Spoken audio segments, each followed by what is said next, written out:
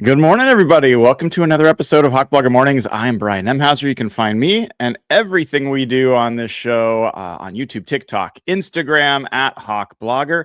If you like the audio versions, you can get them on Apple Podcasts, Spotify, or if you like ad-free, you can get them at patreon.com/hawkblogger, which also gets you access to the Discord server.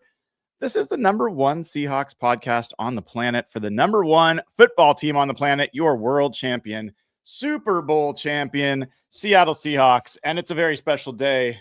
And we're going to give Finn an opportunity to participate because he loves seeing you guys. And I know you guys love seeing Finn.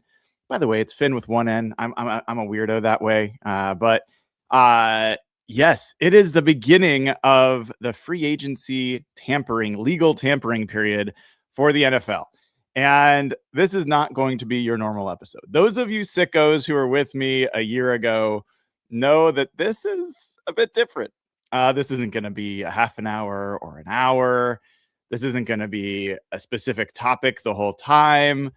This last year went for nearly 8 hours. I don't expect or plan to do another 8-hour show, but we will find out together. Over 35,000 people tuned in last year for this show. I don't know if we're going to get 35,000 people tuning in for this one. As you know, we had a year ago, as you recall, we were just days removed from the Seahawks having traded Geno Smith and DK Metcalf and moving on from Tyler Lockett. And today was a day I distinctly remember how many people were so energized. You know, there's a lot of people who, excuse me, I just like threw down a bowl of Greek yogurt and it's coming back a little bit. So I remember how many people were really excited to move on from Geno Smith and how many people were pretty excited to move on from DK Metcalf, although fewer people than the ones who were excited to move on from Geno Smith.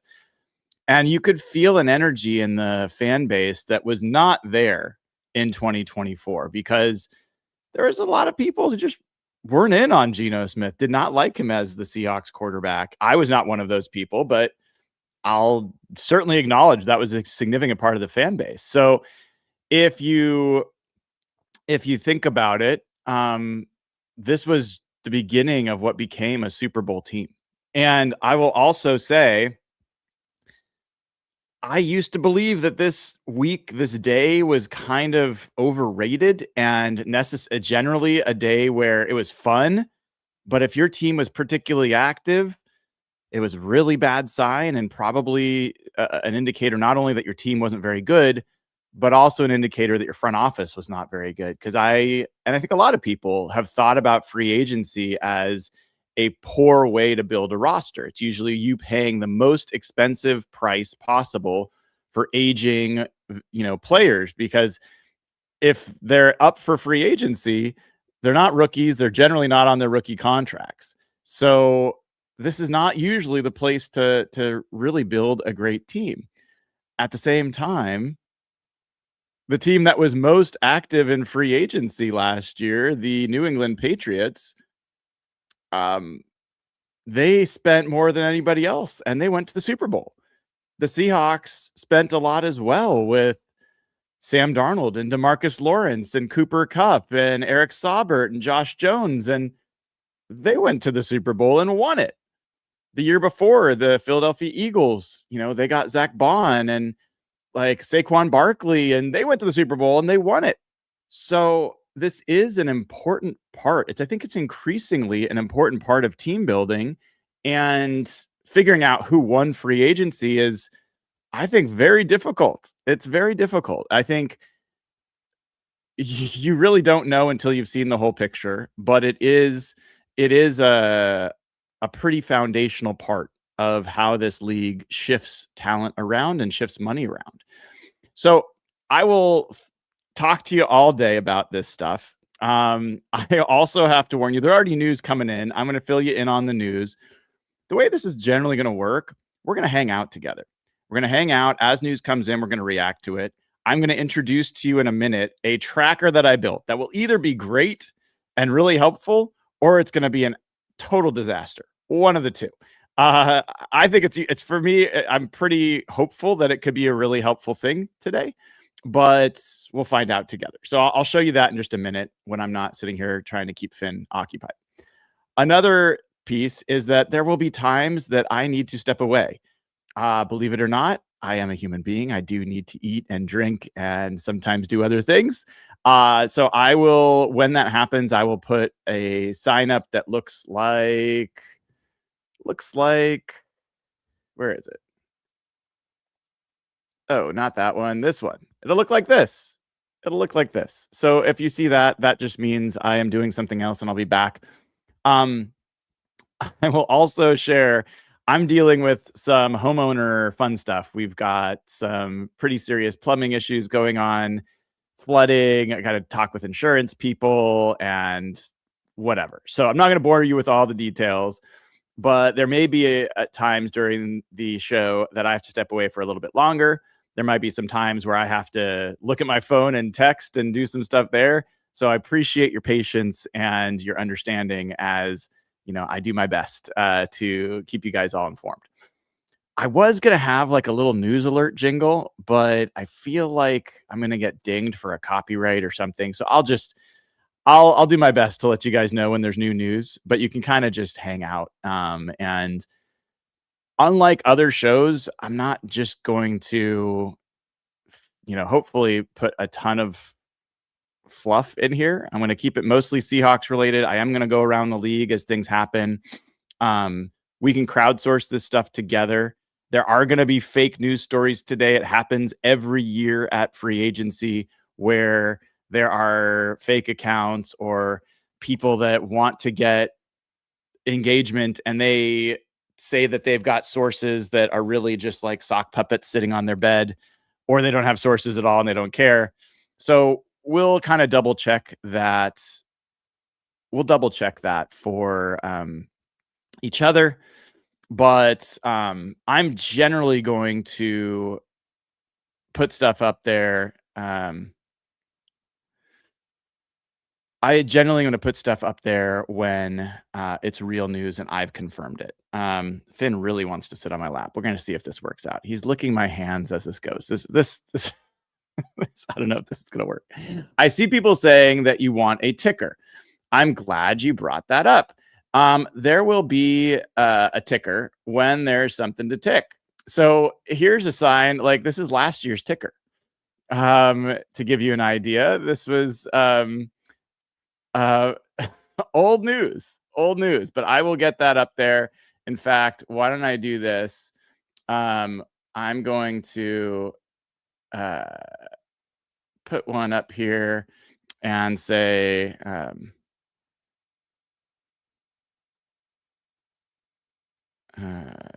I'll put news here and no Seahawks news yet. This is not going to work well, Finn. I'm not going to be able to type with you on my lap, buddy. Let's see if this works. Yeah. Okay. There we go.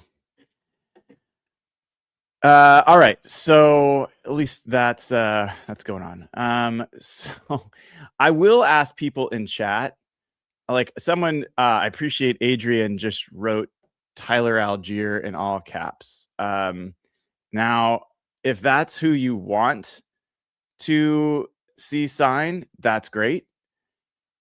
If you're actually reporting that something's happened, I'd really ask folks to say somebody signed. Don't just scream out names because that then spends me looking around to see if there's news.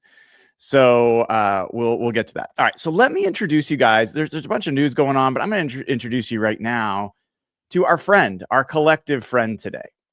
This is my tracker, our tracker.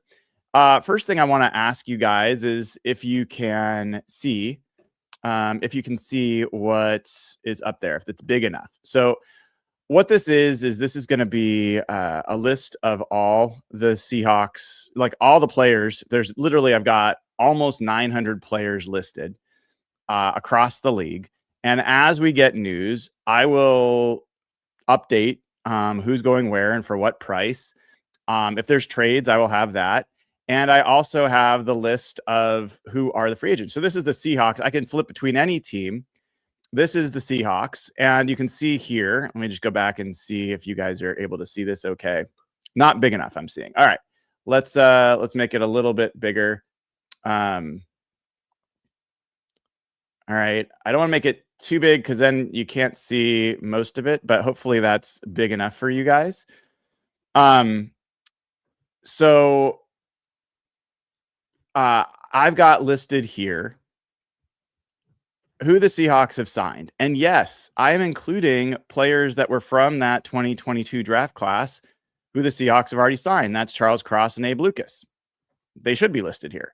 Drake Thomas, who signed a 2-year deal to avoid the restricted free agent tender. He's on this list. Ty Okada and George Halani, who were given exclusive rights free agent deals. They are on this list. I also have in this here the total spent on free agency so far, and you can see that across. I will also, if there are trades, they will show up here. And then finally, you've got, now it's a little bit off screen, but you've got all the teams' current free agents that and where they potentially go. So as this unfolds throughout the day and the days to come, we will be able to update this and show you where people go. To give you an idea of, like, for example, another team that's done some things, let's look at the Los Angeles Chargers. They've made a number of moves. They have a bunch of free agents. If we look at the Dallas Cowboys, they have franchised George Pickens. That shows up here. They have also made a trade this morning for Rashawn Gary from the Green Bay Packers for a remarkable deal, 2027 4th-round pick for a player that the Packers were going to release. Absolutely crazy that the Packers were able to get a 4th-round pick for a player they're going to release in 2 days, but the Cowboys did it. So you'll kind of see this list of how where players are from, where their free agency status is, all that kind of stuff. Now, Buffalo Bills, they re-signed Connor McGovern, their center. They also made a trade for DJ Moore from the Bears. They also traded away Teron Johnson to the Raiders. So you kind of get a feel for how this tracker will work for us. I've also got it from a position standpoint. So we can look at different positions. Who are the running backs who are available and who are the running backs who have already signed? So you could see the long list. So as players start getting knocked off the list, we can see for any position who are some guys that we might want to keep an eye on. There's Rasheed Shaheed, obviously, and a bunch of other guys that are available. I do not claim that this is without error. There's probably data errors somewhere in here, but we'll find those out together. And hopefully this will help us collectively kind of keep an eye on what's going. So let me go back to showing me here. We are at 8:50 a.m. Pacific time. In 10 minutes, officially, the legal tampering period will open. That is when some news will start to break. We'll get some of these tier 1 free agents off the board immediately. I would expect to get news on, like, I expect to get news on Ken Walker relatively early. I would expect potentially Alec Pierce, guys like that could be news pretty early. We'll find out. Some of these guys that have already been signed, you're thinking, well, why have they been signed? Well, that's because some of these guys have been released. So they are what's called street free agents. They are not restricted to when they can sign. They can sign whenever. Other guys, if you're re-signing a player to your own team, you can do that at any time. And so some teams have already done that. That's why Drake Thomas has re-signed already, right? But the other thing that'll happen to legal tampering period is that's when some of these names we'll get the deals. They don't become official till Wednesday. There is some minor chance that something happens between today and Wednesday where the deal falls apart, but I don't know that happens almost ever. And then I will say one thing I'm not really tracking as much so far is when teams restructure their deals with their players to get under the cap. I'm not going to track everything. There's no way. I will probably fall behind. Fall behind when all this news starts to flow. So we'll partner on this together and go on. If you haven't already given the show a like and click subscribe, great time to do it. Let me share some news that just came out from Ian Rappaport not very long ago, about 20 minutes ago. Travis Kelce is returning to the Chiefs. So I don't know what the deal is, but he is returning to the Chiefs. The Patriots have released linebacker Jelani Tavai, who is a starter for them. So he's a free agent now as well. There is also, if you didn't already hear, Tua Tagovailoa.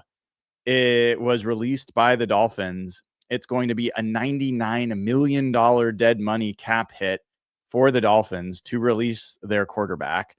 And there's already rumors that the Atlanta Falcons are early favorites to potentially sign Tua. And that would give them two left-handed quarterbacks with Penix and Tua. Michael Penix Jr. is recovering from an ACL injury, and so he may not be ready to start the season. Maybe there's some benefit in having two lefties in terms of how you set up your protections and whatever. So that's kind of moving along. None of that is stuff that I need to really add. If I had data on what the contract was for Mr. Kelce, I would do that. But I don't have that, so I'm not going to add it. Stephen Holder is reporting that the Colts are expecting to re-sign Daniel Jones. They also, they tagged him. So the point is not whether he's going to stay. The point is whether they can reach a deal to avoid the tag. And then Alec Pierce, Stephen Holder is reporting, is 50-50 in his mind about whether he stays with the Colts or leaves. So those are some pieces. And one thing I will do, you guys don't need to sit there and watch it, but I'm going to go ahead and find Mr. Kelce on my list. And I'm at least going to make it clear he is back with the Chiefs. So he's no longer going to show up as an available tight end. So let's talk about the Seahawks for a second. Let's talk about the Seahawks in the few minutes before this gets going. The Seahawks are not in the position they were in last year. They are not desperate for – desperate's even the wrong word. They are not in a significant transition.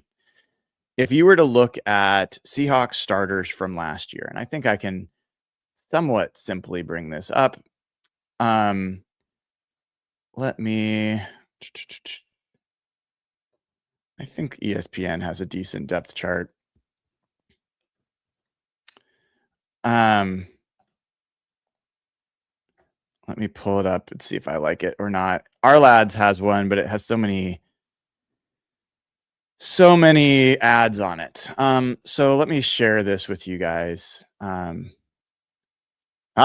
New news coming out. The 49ers are said to be open to trading Pro Bowl left tackle Trent Williams if the situation doesn't get resolved.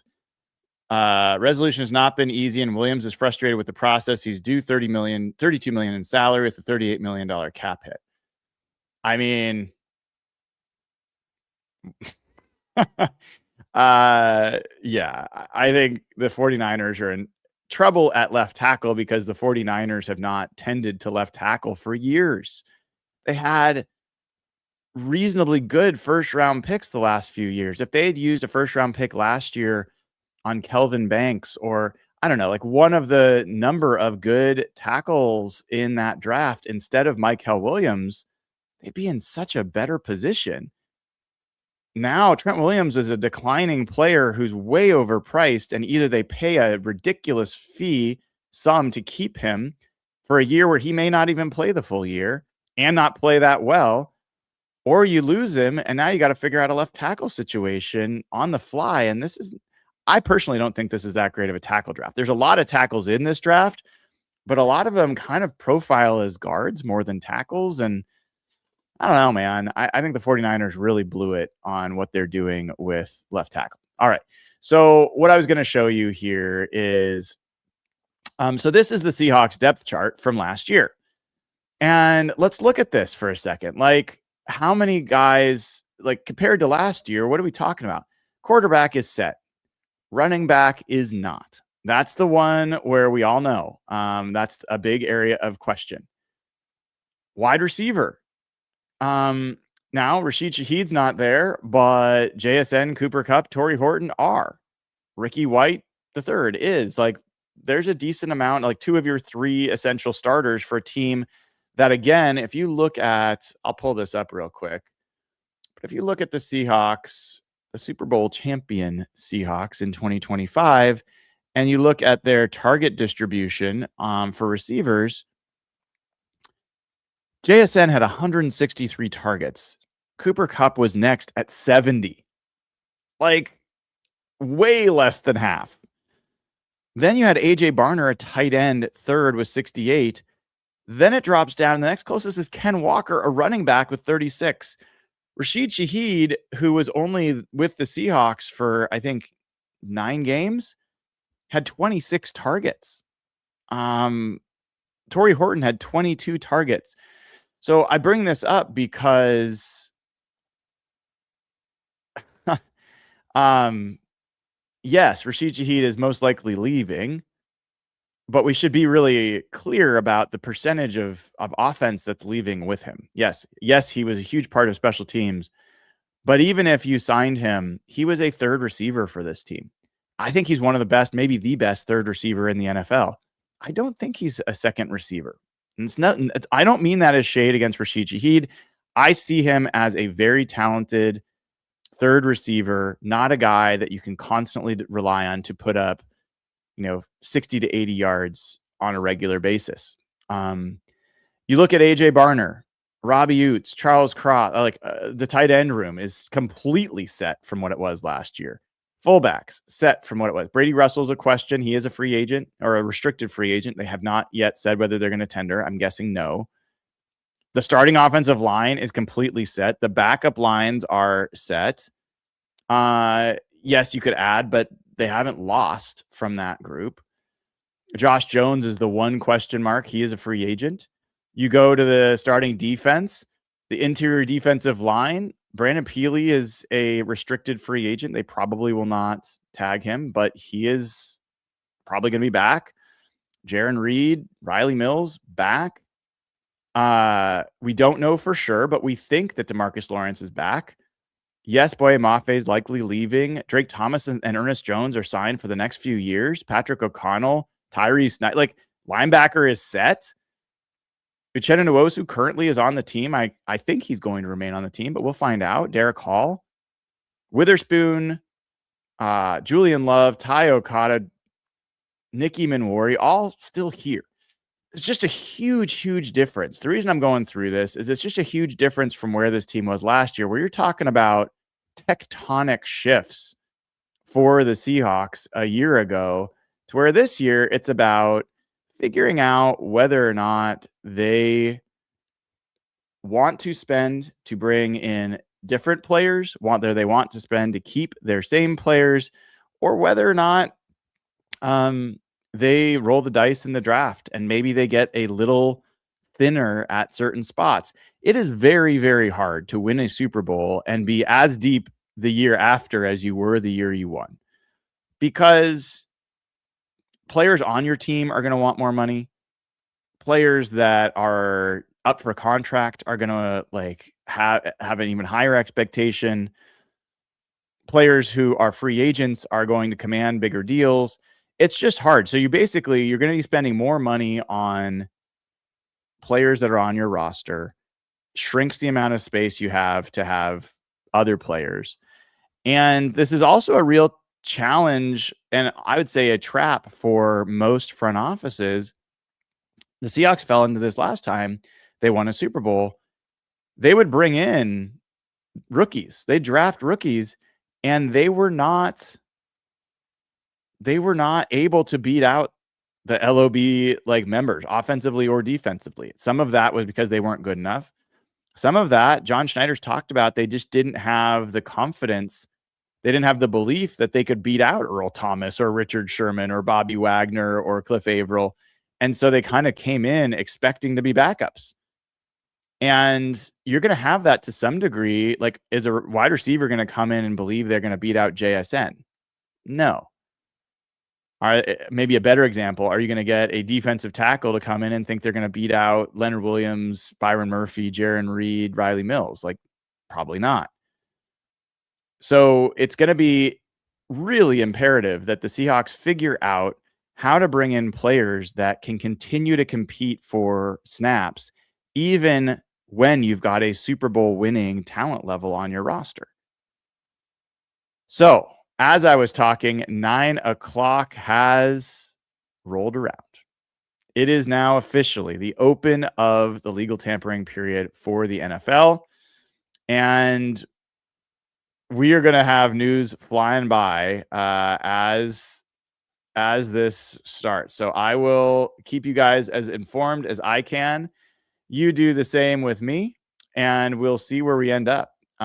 So let me pull open. There's one thing I wanted to pull open. Right now, what I will do, I'm going to pull open Twitter. Wow.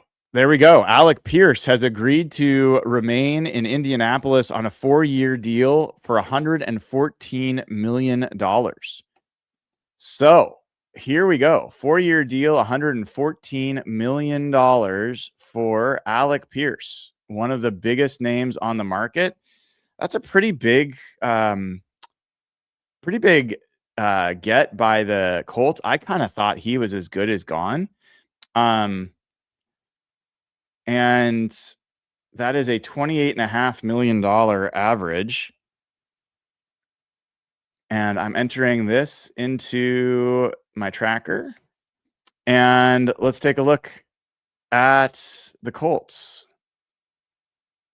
So I'll bring this up for you guys so you can see it with me. So here we go. I can make the chat a little narrower if that helps. I don't know how you guys want it. I can go wide. I can go regular. I think having chat up there is good, but you guys let me know if you prefer me not to do it. So if you look at the Colts, they have signed Alec Pierce. They also tagged Daniel Jones. That's not actually showing. So let me pull open the Daniel Jones.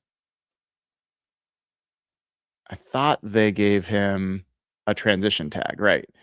So Daniel Jones has a transition tag that is $37.8 million. Okay, so let me update. You guys can watch the sausage get made here. That is 37.8 million. And let me go back here. So, okay.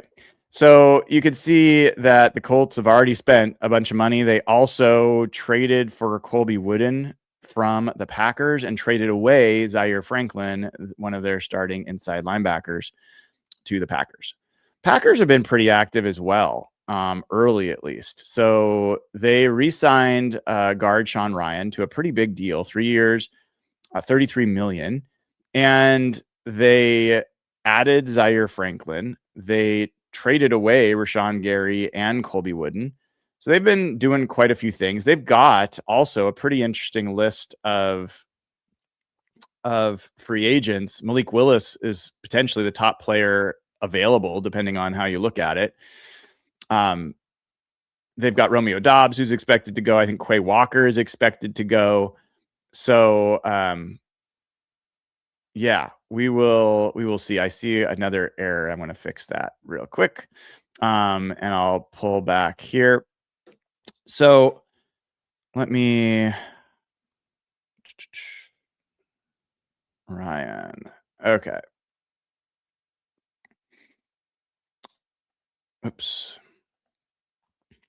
There was 2 Sean Ryans in the list. As you can imagine, there's going to be some mistakes when you have almost 900 players listed. So we'll see. All right, that is a big piece of news to start off. Wide receiver Olamide Zacchaeus is expected to sign with the Falcons. I don't have money information, but okay. It sounds like, according to Diamond Rossini, Alec Pierce had interest from the Patriots, Raiders, Chargers, and 49ers. So I just find that fascinating that he's coming back. I mean, good for the Colts. I think Alec Pierce is a very good player. That's a huge number for him. It's just gonna raise the market for wide receivers in general. We'll see what Rasheed Shaheed gets at the end of all this. So let's reset the stage here. So funny. I mean, Twitter is just full of the same people, different people reporting the same news.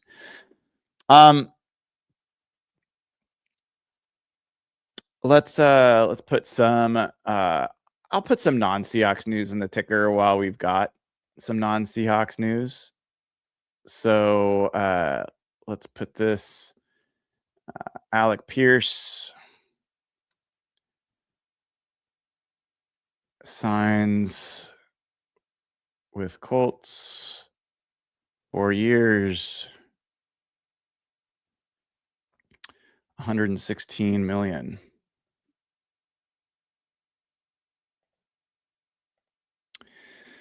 All right. So I will bring back up. Let's look at. I think we already have some super chats. Let's go ahead and hit those, and then I'll share a little bit about kind of what I'm expecting for today. Maybe a little bit about what I'm hoping for today, and we'll go through the other teams in the NFC West as well, just where they sit and what to look forward to there. First off, thank you to Christian Klein for gifting 5 free Hawk Blogger memberships. Very kind of you, Christian. I appreciate it. You can get one of these free memberships by turning gifting on for your YouTube account. All you got to do is search Google for how to do that. It'll tell you how to do it. And then just like, subscribe, follow, comment, chat, all those things. Google decides who gets these free memberships. So it's all based on how engaged you are with the channel. And consider paying it forward. If you get one of these free memberships, consider giving one. Also, think about upgrading to the club level where you get access to the Discord server to hang out with people and talk all day long, like we're doing today. Rob Frederick says, who are big names legitimately considered for the Seahawks? Well, let's go ahead and look through this list. Let's do that. I am going to let me share my screen, and we're going to move the super chat out of the way, and we're going to go to position tracker. So let's go to positions of potential need. Ken Walker, if he's gone, you could be talking about Travis Etienne, Kenneth Gainwell, Rashad White, Rico Dowdle. Tyler Algier is probably the biggest name that they might consider there. I've got a guy all the way down this list, Sean Tucker, excuse me. I don't know why I want to call him Sean Parker. Sean Tucker, who I've got my eye on, who would not cost anything in a comp pick formula because he was released. I think, there's Isaiah Pacheco, who's an interesting one. Keaton Mitchell. I didn't honestly realize Keaton Mitchell was. I wonder if he is a restricted free agent.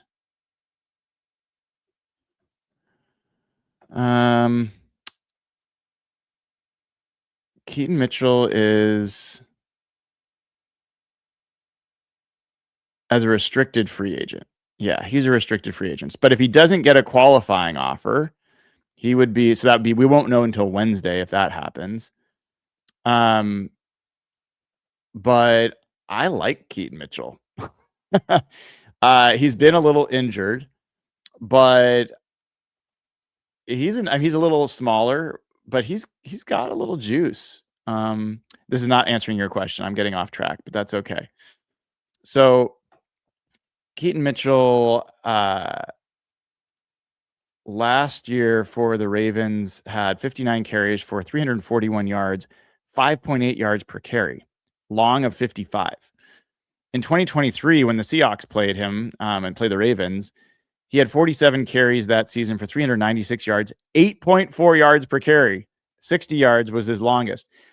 He's 5'8", 190. He's a little dude, but I like Keaton Mitchell. His issue has been staying healthy.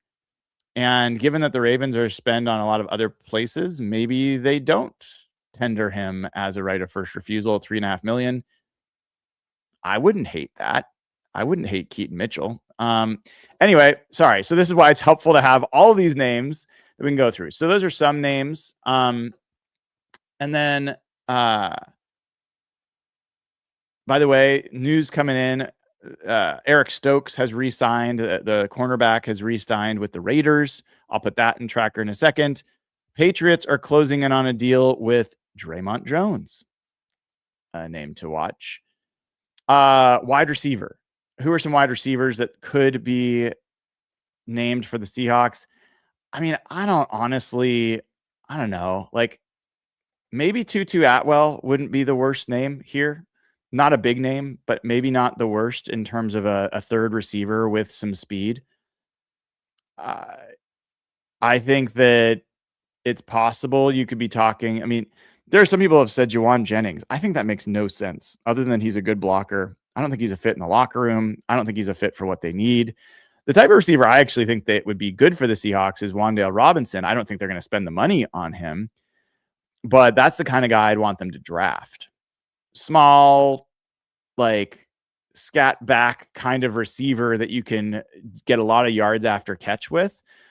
I think that would be a really nice addition for the Seahawks and someone who could be utilized all the time. So I think that wide receiver, we'll kind of look there. At the guard position, Jeff was mentioning Elijah Vera Tucker. I don't know if that's a pretty big name. I don't see the Seahawks spending that much. James Daniels is a name I'm kind of curious about because he was released by the Dolphins. He's been a starter for the Steelers, has dealt with some injuries, but could be gotten on a pretty cheap deal. John Simpson, older veteran guy, but steady. I'm not sure he's a great fit for his own scheme. Some of those guys could potentially be, targets for the Seahawks. You go to the edge position, Boye's here. I don't expect Boye to be back. It's possible Bradley Chubb is a name to keep an eye on. AJ Epinesa, I think, could be an interesting name for the Seahawks. Some people like Malcolm Kuntz. He's been a little down since his injury. There's not a lot of other great edge options in my book. I see someone asking about Linderbaum. I think there is 0.0% chance of that. Cornerback. I expect them to get Josh Jobe, but we'll find out. There was news yesterday, a little bit of news. Kobe Bryant put a couple of things in his Instagram story that showed him wearing a Seahawks uniform and a picture of John Schneider pointing at the screen. Maybe it means that he's coming back. There was a report that they have been back and making some progress. So maybe Kobe Bryant comes back. Maybe that's because the Josh Jobe conversation hasn't been as good. But one of the things that happened there is Monteric Brown right here. He signed with the Jags, re-signed with the Jags.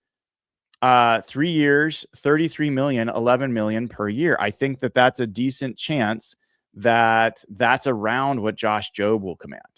And if he does, I think he could be back with the Seahawks.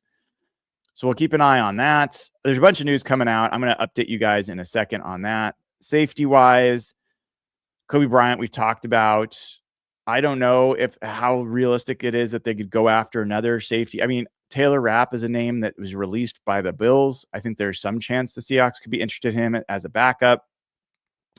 Jalen Hawkins. I didn't realize Jalen Hawkins was a free agent. He was a dang good player for the Patriots. Is that really true? Let me take a look here at this list, because that surprises me. He's an unrestricted free agent. Wow. 29 years old. He was very good for the Patriots last year. I think he's going to get paid handsomely by somebody. All right. So let me update you guys on a few different bits of news. All right. And I'm going to add this to the tracker. So you're going to see me typing as I do this, or you're going to watch me type as I do this. So first things first, I talked about Eric Stokes, cornerback. Eric Stokes, he is back with the Raiders. Contract length 3 years, and it's $10 million per,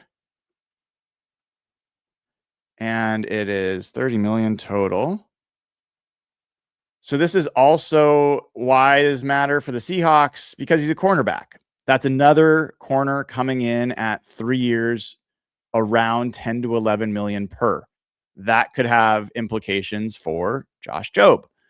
The next name, Draymond Jones. Draymond Jones goes from the Baltimore Ravens to the New England Patriots, and he signs a 3-year deal for $39.5 million. Divided by 3, 13.17. Let's just call it let's just call it 13.2 million per year for Draymond Jones. And that's a big number. The Patriots big in free agency again. Interesting that they go for Draymond Jones. I mean, Draymond's been good at creating pressure, but that's another big number for Draymond Jones, who got a big contract from the Seahawks a few years ago, and that didn't work out. The Steelers have re-signed linebacker Cole Holcomb. And these are the kind of deals where I'm going to lose probably interest in after a while, but I'm going to keep with them at least for now. So that's a 2-year, $5 million deal. And again, it's helpful in these regards just to at least keep this updated so that we can keep track of who's still available and who's not. Let's see if there's any new news, and then I'll get back to super chat stuff. All right. Reading from Brady Henderson here. Here are 5 things I think with the Seahawks as the negotiating window opens. And he says these have a chance to look silly over the next few days, so feel free to throw them back in my face. Love that. 1, he says, of the Seahawks' top 6 free agents, I think Josh Jobe has the best chance of re-signing. He has some of the best coverage numbers of any corner last season. Self-made guy who seems to have a mindset approach they want. My guess, he's back for around $10 million a year. That's what we've been saying. 10 to 11 million has been what I think is a reasonable price for Josh Jobe. Second thing Brady writes, of the 6, Josh Jobe, Ken Walker, Rasheed Shaheed, Kobe Bryant, Reek Will, and Boye Mafe, I think there's a chance only Jobe is back. Seattle has a good amount of cap space, but I don't think they'll make undisciplined, short-sighted moves to keep their Super Bowl roster intact. I agree. And I'll be a little surprised is the wrong word. It will be interesting if Kobe Bryant resigns. I know that they love Kobe Bryant. I know the players love Kobe Bryant. He's a great player. It's nothing like that. It's just a little bit of a luxury, to be honest. So I don't mind. Like, if you can make it happen, I certainly wouldn't mind having Kobe Bryant back on this team. But that one's, I guess I would say, if you can't get Josh Jobe, then the Kobe Bryant thing makes more sense. But you need the corner position far more than you need the safety position, because I think you've got Ty Okada that you did bring back. All right. I will get back to Brady's list in a second. We're going to be jumping all over the place wherever there's news to discuss.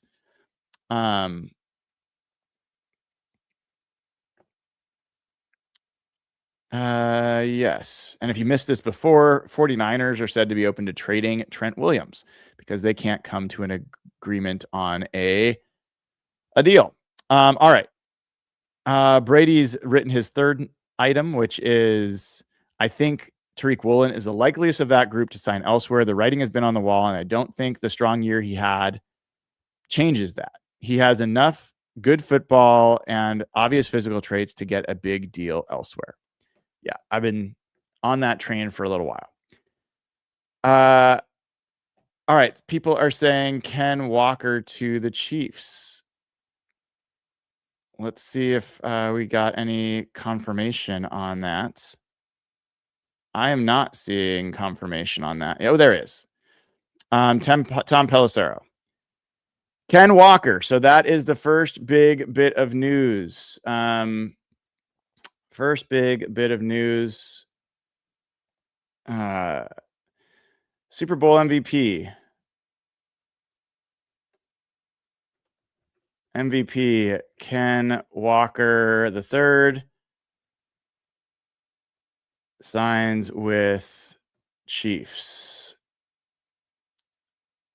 And the thing I'm interested in here is what the number is going to be. What is that number going to be? Because I'll tell you, if this is 12 million per, I'm not going to be happy. I mean, I'm not happy regardless. If it's 14 million per, I'm going to be like, I personally probably would have done that, but I could start to understand.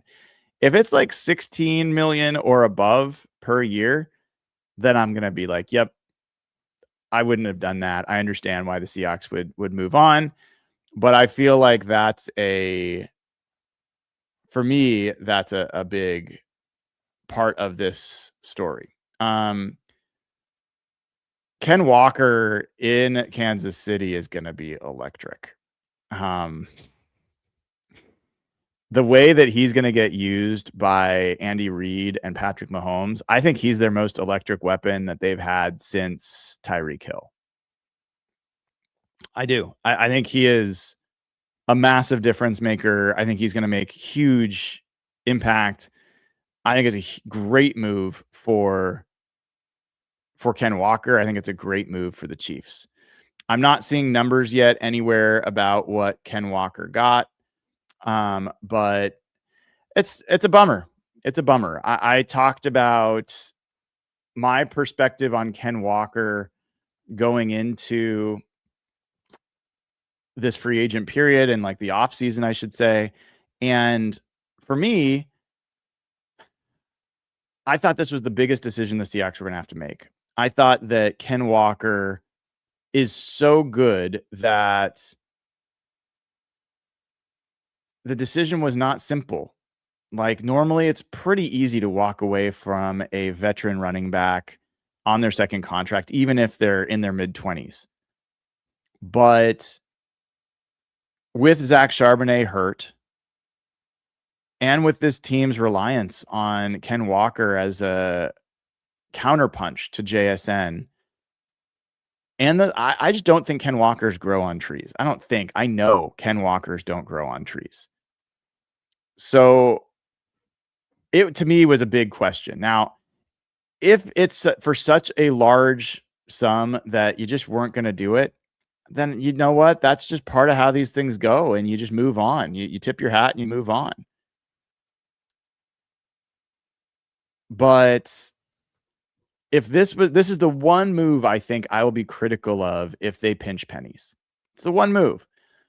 Again, if it's like 12 million APY, it's going to be really tough for me to understand why the Seahawks did not pony up the money. He's worth that. But I'm really, really curious to see the number. So what I've seen so far, it has not shown up. Well, Ken Walker, he's already posted a picture of him on Twitter in a Chiefs uniform. So this was clearly something that was already in the works. One thing I'll let you guys know, maybe you don't care, but there is a slight change to free agency for the tampering period this year. They made a rule change where teams are allowed to do up to a 1 hour Zoom call with a player. And this allows the player to actually meet and talk to the team he's about to make a life-changing decision to sign with. I think that's cool.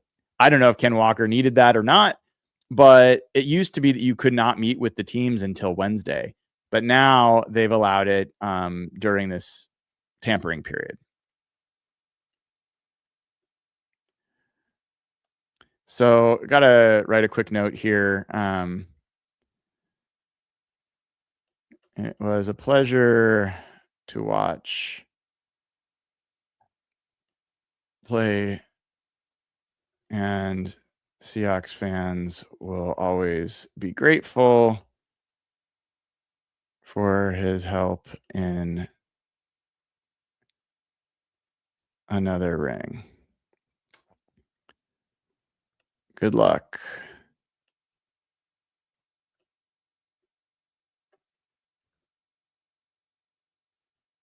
Make sure I got the right one here. Kenneth.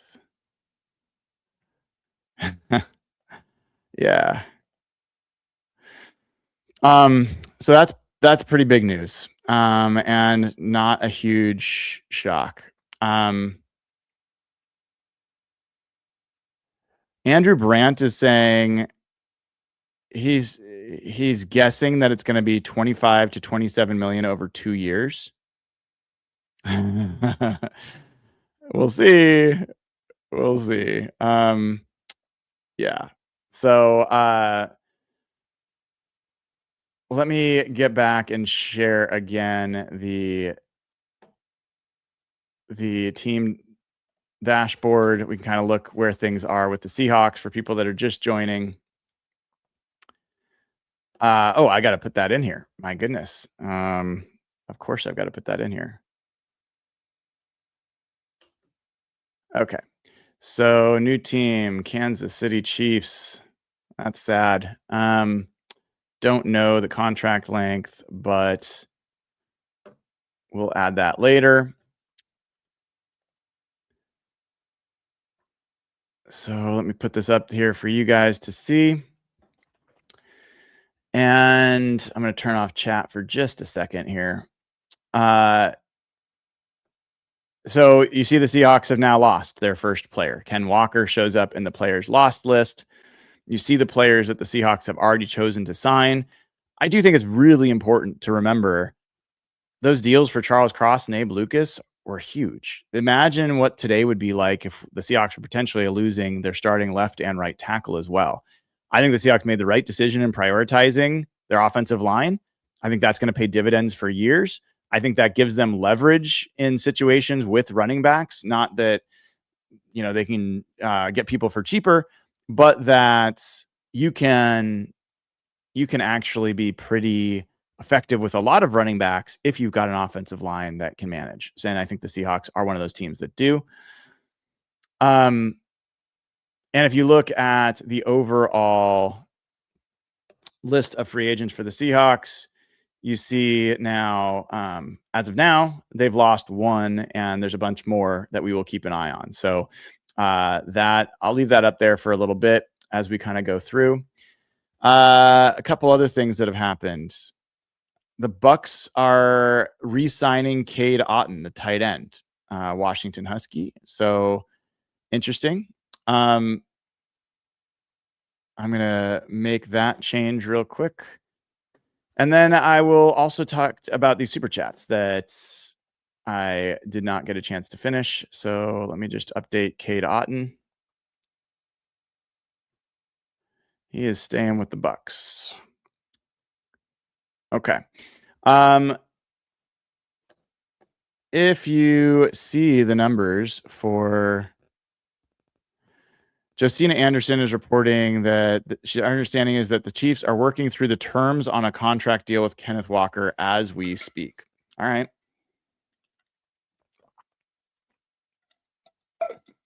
A little weird.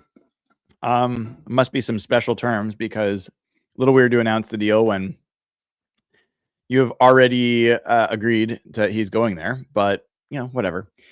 All right. So let me get back to these super chats. All right.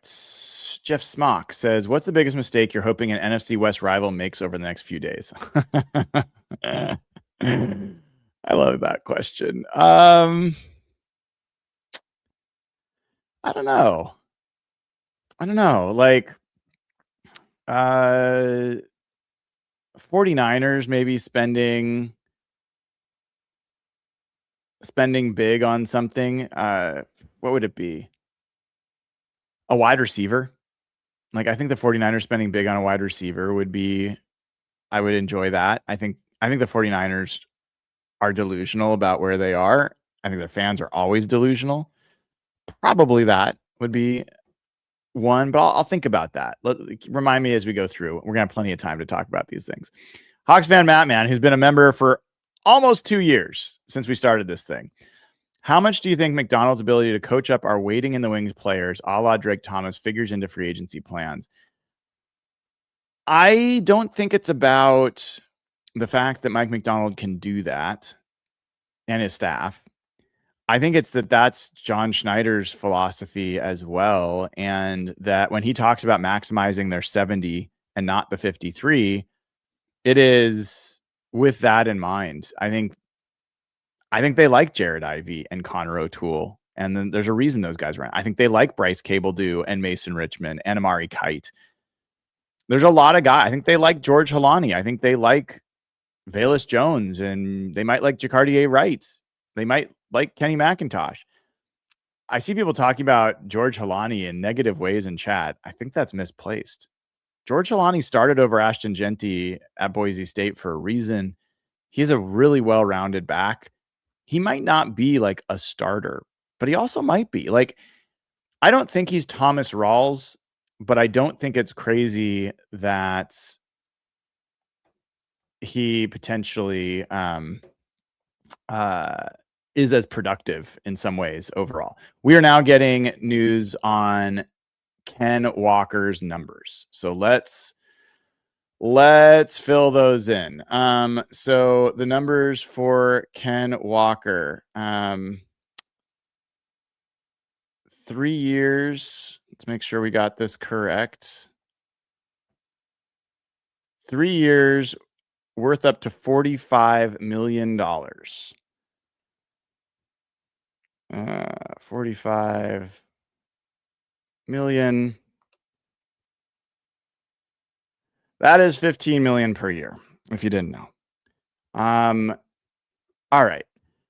I can breathe a little bit easier with that number. That's over the franchise tag number. That puts Ken Walker, to give you an idea, top. Well, let me just pull it up. It's easier to do that. Positions, running back, over 15 million a year. That makes Ken Walker the 4th highest paid running back in the NFL. Keep in mind, Breece Hall was just franchise tagged by the Jets at 14.3 million. So this is above that. It is the same price per year as Derrick Henry. Saquon Barkley's tops at 21 million, 20.6 to be exact. Then Christian McCaffrey at 19 million. Then Ken Walker and Derrick Henry at 15 million a year. Look, I know it's not fun, but when you've got a player that is incredibly talented and they're young and there are people that are willing to spend, it's really hard. I don't think that would have been probably the right move.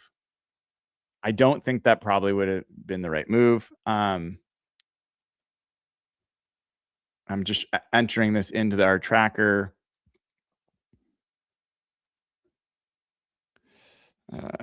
15 million APY. Okay, let's see how this looks on the. Nope, don't like the way that looks. Let's do this and click save and put this back up there. All right. News continues to flow in.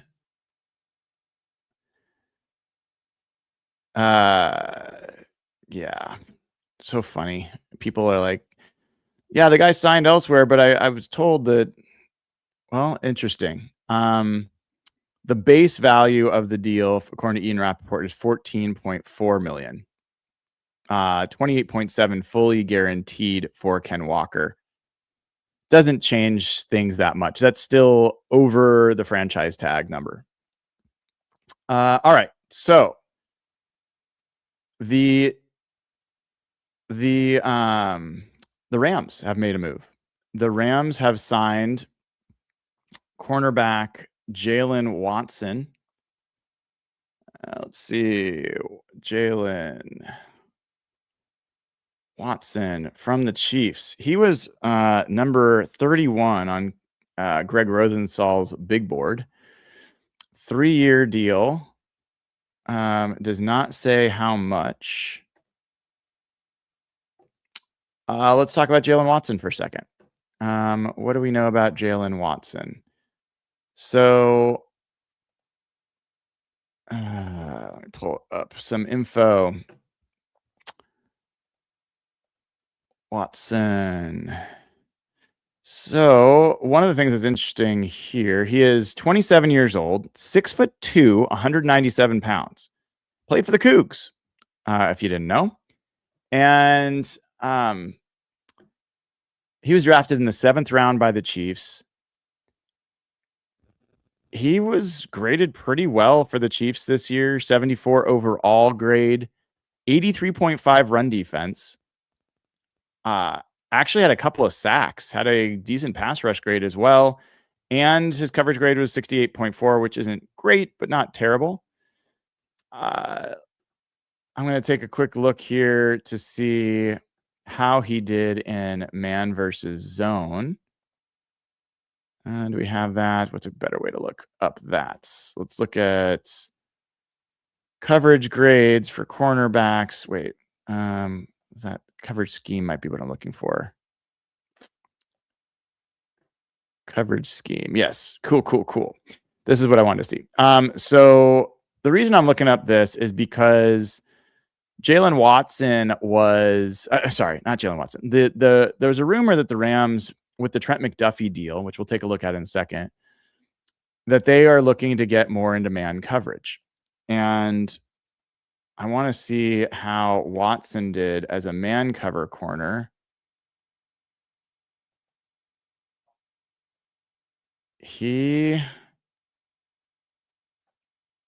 Oops, that's not what I wanted to do. He was the 39th ranked man cover corner in football last year at a 58 grade. He was a much better zone cover corner, 71.3. Take that for what it's worth. Might not be worth anything, but that's news there. So let's see if we've got any numbers on that deal.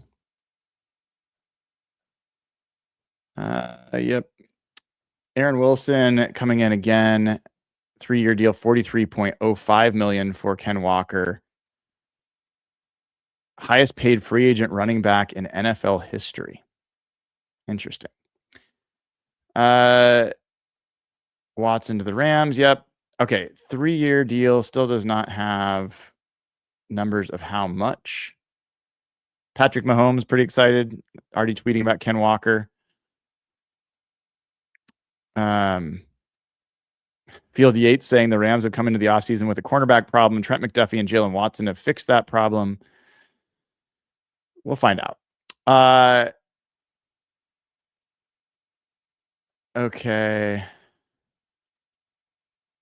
Okay. Wow. Jalen Watson, 3-year, $51 million deal. Whew.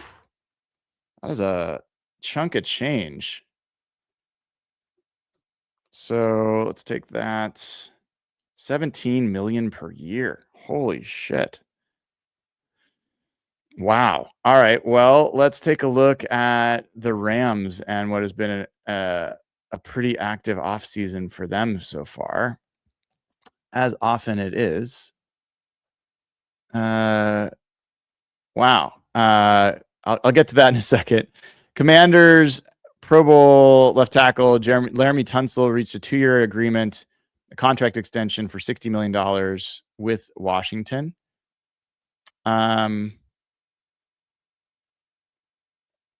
Let's see. Just double checking a couple of these things here before I go. Jalen Phillips, interesting. Jalen Phillips has agreed to a 4-year, $120 million deal with the Carolina Panthers. So Carolina adds one of the premier pass rushers on the edge to their team. 4 years. That's a big number. 120 million. 30 million per year. Woo. Some big numbers in these first few days of free agency. All right. So that's one of the top edge rushers off the market and also moving away from the Eagles. Looking through to make sure before I start trying to talk about anybody. There was some word that the Eagles might be close to re-signing Jalen Phillips. Now we've got a trade. The Colts are sending wide receiver Michael Pittman to the Steelers. Interesting. Don't know for what yet. Looking to see if we've got any news on that. Late round pick swap. All right. So let me add that to my trades list. It's already the third trade today. Rashawn Gary was traded to the Cowboys for a 4th-round pick. Minkah Fitzpatrick, the safety for the Dolphins, was traded to the Jets for a 7th-round pick. All right. So Michael Pittman, wide receiver, was traded to the Pittsburgh Steelers. Traded from the Indianapolis Colts. Don't know what for what yet. Late round pick swap.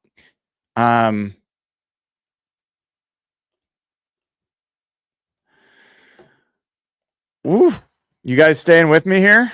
We're just getting started. We're like an hour in. So much going on. And there's somebody saying John Schneider being cheap as usual. I don't think it's being cheap. I think it is John Schneider being disciplined about where to spend the money.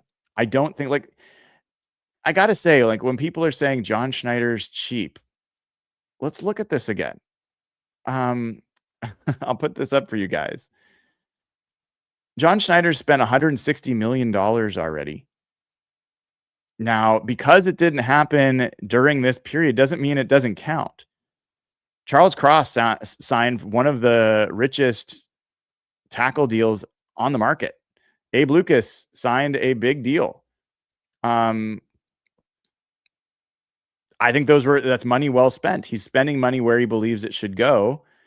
And I guarantee you, John Schneider will spend 40 million plus on JSN, and he will spend 30 million plus on Devin Witherspoon.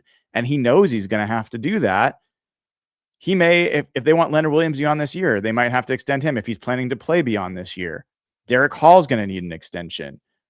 So I think John Schneider, I know John Schneider is not trying to be cheap. John Schneider is trying to maximize how much talent they can have across their roster. And a $15 million a year running back is generally something a lot of teams choose not to do. You can decide that you think that's where you should spend that percentage of cap, but then guess what? You're going to have less money elsewhere. And maybe you have a worse offensive line. Are you okay with that? I don't know.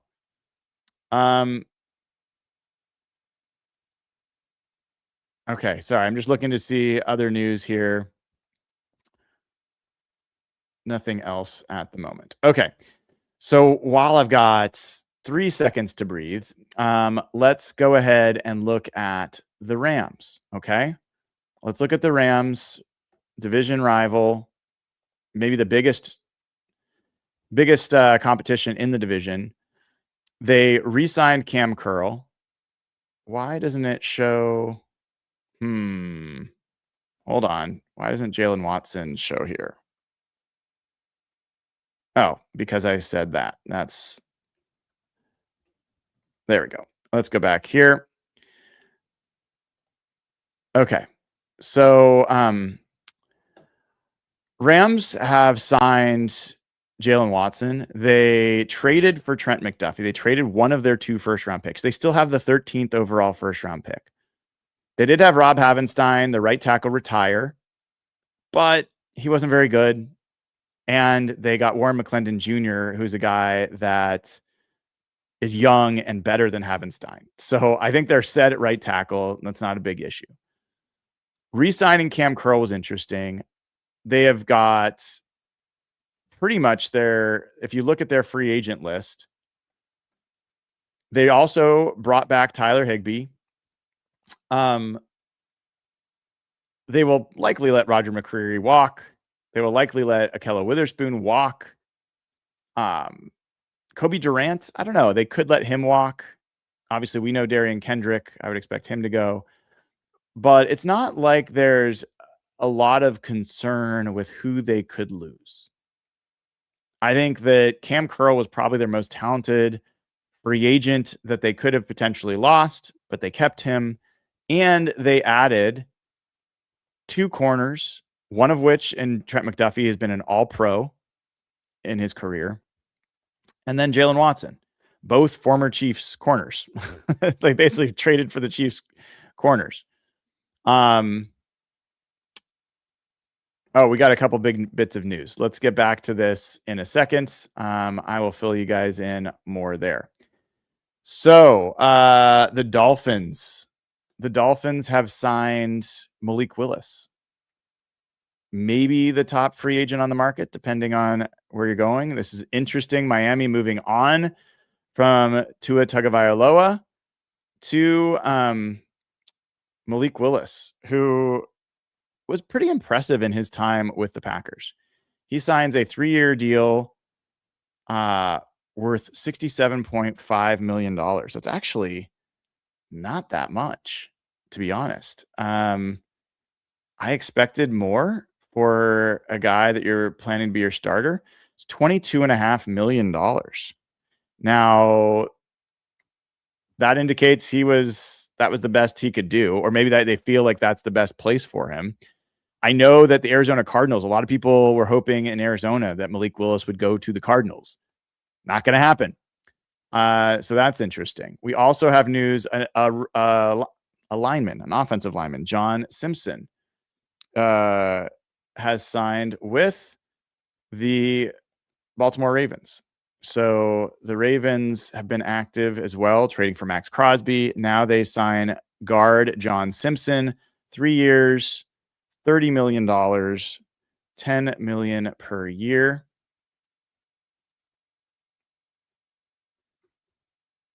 Okay. So yeah, the action is fast and furious, guys. Let me get back. I haven't had a chance to be watching what you guys are saying. But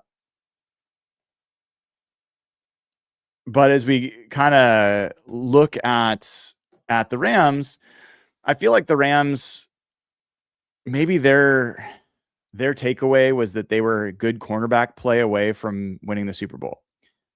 Maybe. I think some of what I saw last year from them was their scheme started to get exposed. it wasn't just the Seahawks who beat them down the stretch. The Panthers beat them. The Falcons beat them. The run defense started to erode. I don't think it was just about cornerbacks. And at the same time, they are, no question, they are an improved team. They have improved from where they were. And now you got to wonder, like, honestly, for the Rams, it's going to be, if Matt Stafford is the same player he was last year, next year, Rams are going to be good. Like, they just are. Like, they're going to be very, very good. If Matt Stafford is not the same player he was for whatever reason, then I don't care about them adding cornerbacks. I honestly don't. I don't think it makes a difference if Matt Stafford is not playing at an MVP level. And I really like their offensive line. I really like, obviously, they've got a lot of talent at receiver. I think that running back is in good shape for them, but I love the pass rush, although the pass rush was not quite as dominant as I think anybody, like, I certainly not as good as I expected it to be. So, sorry, I'm having to do two things at once. So I don't believe this. I don't believe that this, sorry, I'm having to respond to something. As I mentioned at the beginning, I'm going to have to take some moments where I'm a little distracted. So apologies as I answer this really quickly. And let me finish doing what I got to do here. And then I will get back to talking to you guys. Gosh darn it. Okay. Here we go. I understand. Yes. Okay. Rams fans should be excited. They should be excited. It's a really, really good team. Seahawks are also a really, really good team that beat them 2 out of 3 times, and realistically should have beat them 3 out of 3 times, or could have. And if you want my perspective, you might not, but about the Seahawks, I think there's every reason to think the Seahawks are going to be better with the players that they already have. Not about necessarily adding, but about improvement from guys that are on the team. I think Sam Darnold can be a lot better next year than he was last year. I don't think he's going to lead the league in turnovers next year. I think the offensive line can be much better next year than it was last year. I think that the tight end group can be much better next year than it was last year. And then I think the pass rush has the potential to really improve as well, depending on what happens with Riley Mills and Byron Murphy's continued growth and all those things. So there's going to be a lot of woe is me for people in chat. I'm sure it's already happening. I'm not seeing it all, but I can already guess that people are like, oh man, we're screwed. The Rams are great. And guys, do not forget who's wearing the championship belt right now, and who's the coach that got them there, and who's the GM that helped build it. So patience is my counsel. You can ignore that if you choose, but it worked out pretty well last year. So it looks like Isaiah Likely, the tight end from the Ravens, is moving on to the Giants. I don't have the numbers on that deal, but let me update my tracker real quick.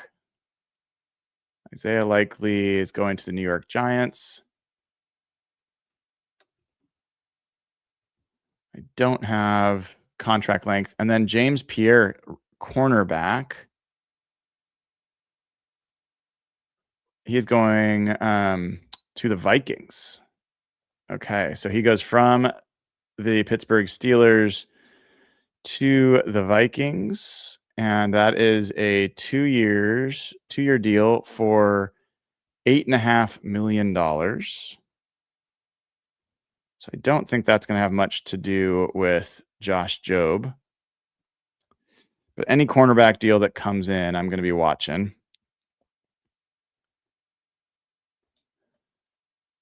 4.25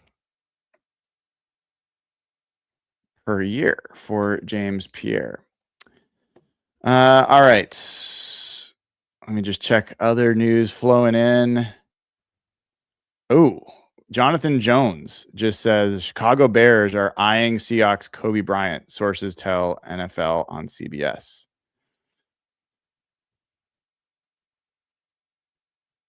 So I would not be surprised if most of the news today is about people leaving the Seahawks. Just to be aware, which is not the most fun, but that might be the thing.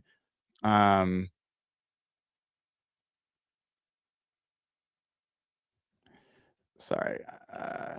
So Kobe Bryant might be, at least the Bears are interested. We'll see if the Seahawks, that might be an agent dropping that to help get the Seahawks over the finish line. Who knows? All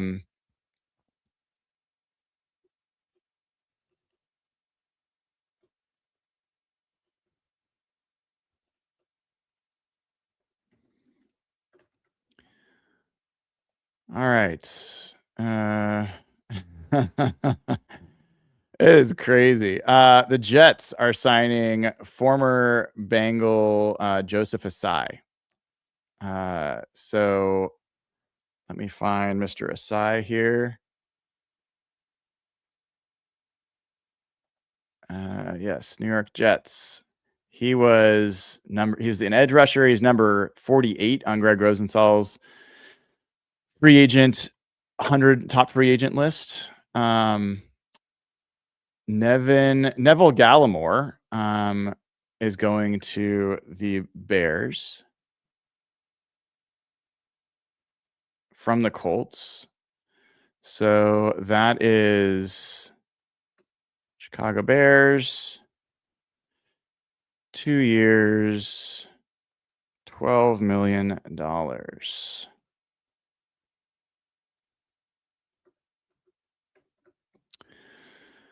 Wow. I could tell everyone is struggling keeping up with all the news. Even Mike Garafolo is like, this is the frenzies of frenzies right now, trying to keep it all straight. Okay. Glad it's not just me. So the Isaiah Likely deal, by the way, is a 3-year deal for 47.5 million. I don't know which number to use. Let's call it 40 million. And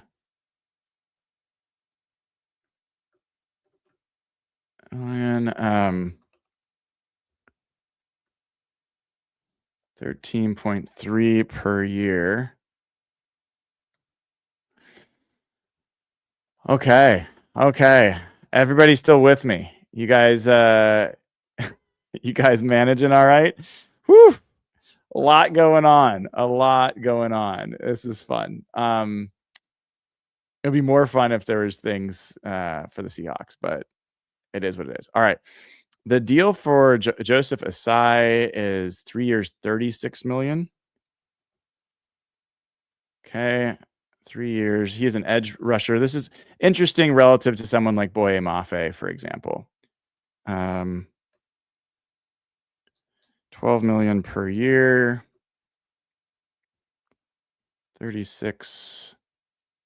We will check out like positions, groups, and who's left in a little bit. It's still a little bit crazy right now. So I'm just going to keep trying to keep up and keep you guys. John Ridgeway. Okay. John Ridgeway signs with the Saints. So he was already with the Saints. He stays with the Saints 2 years, $6.2 million.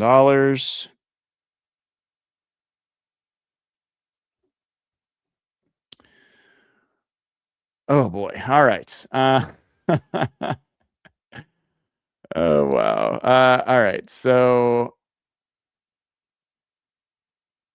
Panthers have agreed to deal with a Caleb Evans. It's kind of funny sometimes which guys get signed on the first day. I admit I don't know a Caleb Evans, but okay. They re-signing him. 1-year deal.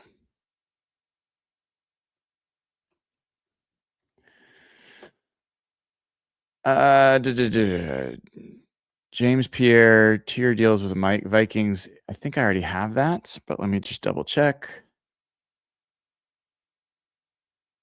Yeah, gosh, Josina Anderson's so late. Come on.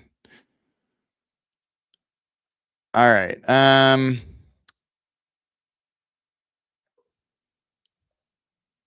Let's see. Oh, here we go. Kingsley and Gabare headed to the Jets for 1 year, $10 million. Another edge rusher off the market. Kingsley, where is he on my list? There he is. Number 75 on Greg Rosenthal's big board. So he goes to the New York Jets. And it's a 1-year deal for $10 million. I wonder if Boye Mafe will do a 1-year deal.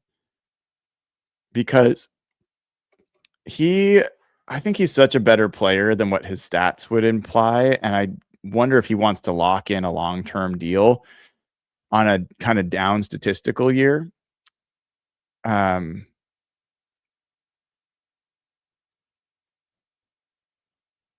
It would make sense if he signs a 1-year deal somewhere. I could see him getting maybe 15 million on a 1-year deal. Maybe he pushes 18 million. Like I don't know. Like I think he might be able to get that, but teams are going to want to have more years because they can spread out the cap hit. I don't know, man. If I was him, I'd be trying to seek out a 1-year deal.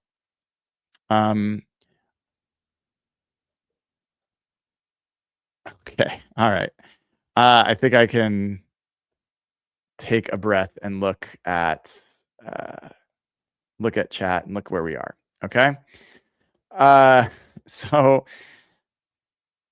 let me update a couple things here in the tracker. So cornerback Jalen Watson signs with Rams for what was that deal? 3 years, $51 million.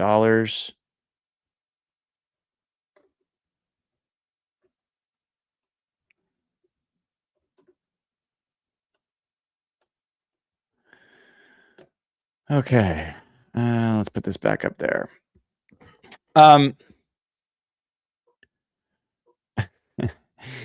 We've already got 7,000 people hanging out, which is great. We'll see if we get back to our 35,000 from last year. Over the course of the day, we'll probably hit that number. People coming in and coming out. If you are just joining us, it is just over an hour that we've been in legal tampering period. A lot has been going on. For the Seahawks, specifically, Ken Walker has signed with the Kansas City Chiefs for what is the largest free agent deal in history for a running back. He will make close to $15 million per year. That's more than the franchise tag. So good for Ken Walker, not so great for the Seahawks. And the Rams, meanwhile, not only did they trade for Trent McDuffie, the corner from the Chiefs, they signed Jalen Watson, corner from the Chiefs, 3 years, $51 million.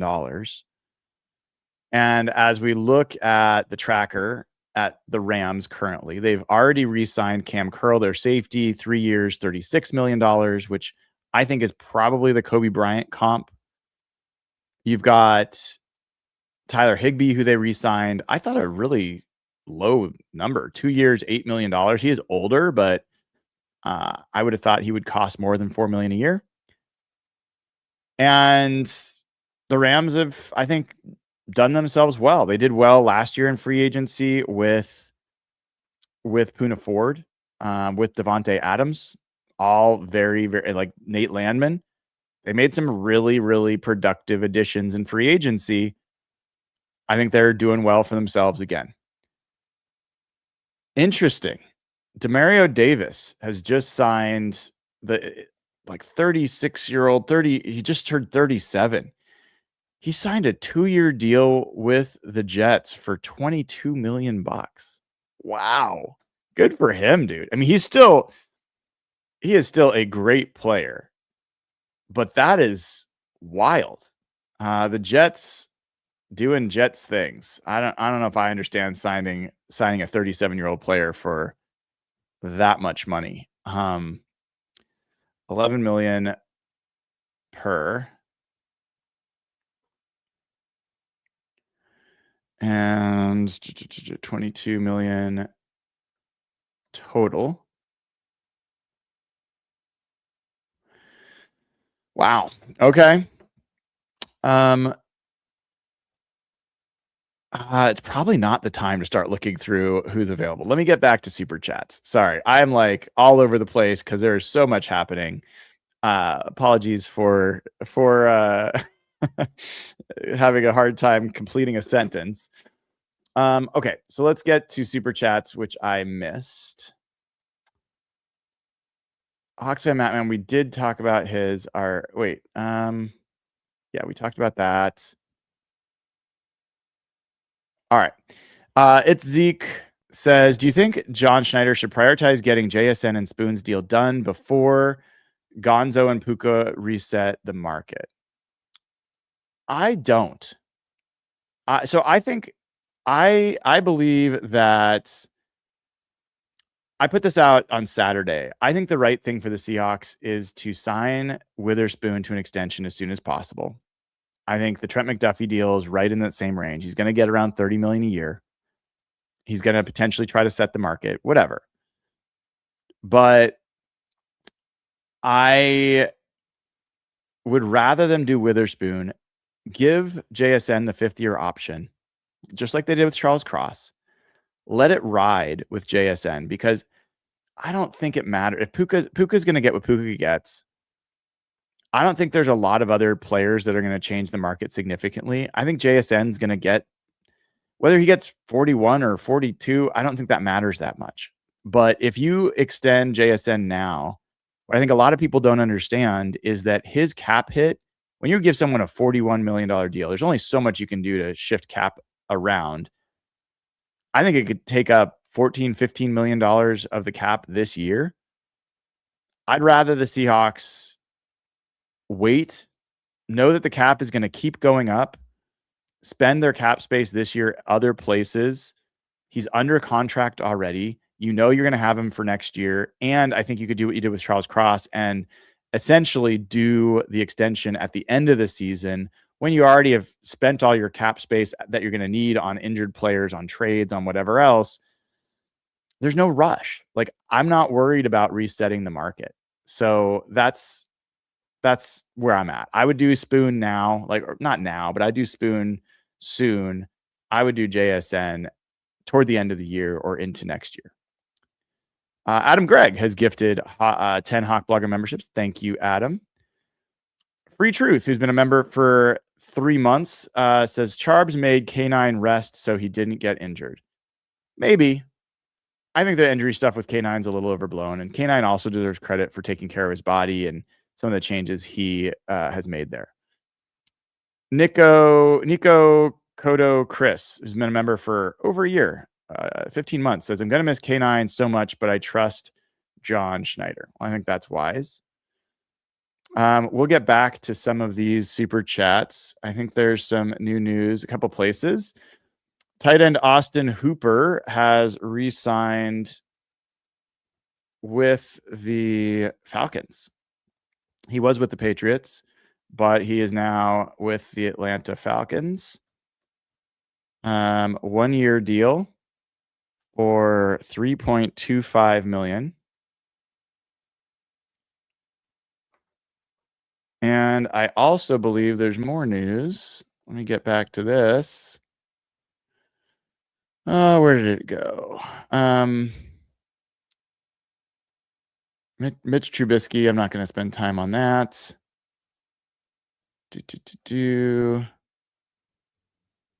Where did it go? I could have sworn I saw news on Gainwell. Do we have news on Gainwell? Yes, there it is. The Bucks, Tampa Bay Bucks, are signing running back Kenneth Gainwell. He was number 65 on the Greg Rosenthal big board. So he goes from the Steelers to the Tampa Bay Bucks. 2 years, $14 million. So that gives you an idea of the kind of mid-market running back. And I got to say, I'm not sad I'm not as big of a Kenneth Gainwell guy as some people. I know a lot of people are pretty high on him. I personally be way more excited about Keaton Mitchell, but that's just me. I think Tyler Algier, given the numbers we're seeing, let's actually do this real quick. Let me go to Position Tracker, and I'll share this with you guys so you guys can see this with me. We'll look at it together. Let's look at running back. So here's the running back market so far. You've got Ken Walker, who is setting the market at 15 million APY, 45 million total. You've got Breece Hall, who is franchised. He's at 14.3. Kenneth Gainwell comes in at 7 million per. So that's half, right? Half, like less than half what those other guys are. I think you're going to see Etienne, Tyler Algier right in between. 10 to 12 million. Somewhere around there is what those guys are going to be. We know that, or we have an idea that the Seahawks were willing to bring Ken Walker back at around 10 million. With him getting up at the $15 million range, that became not an option. Does Tyler Algier show up around 10 million? And if he does, do the Seahawks value him the same way that they value Ken Walker? Would they pay him 10 million? Because not only would that have meant, they see him as a comparable player value-wise, but Ken Walker would not have hurt them from a compensatory pick formula perspective. You can re-sign your own player and have it not hurt that formula. Signing Algier would go against it. So you basically, if you sign a $10 million a year player, you have the potential you're going to cancel out some of the players that you've lost. Etienne's on that list. He's not my favorite. I could talk about it more, but I'm not as into that option.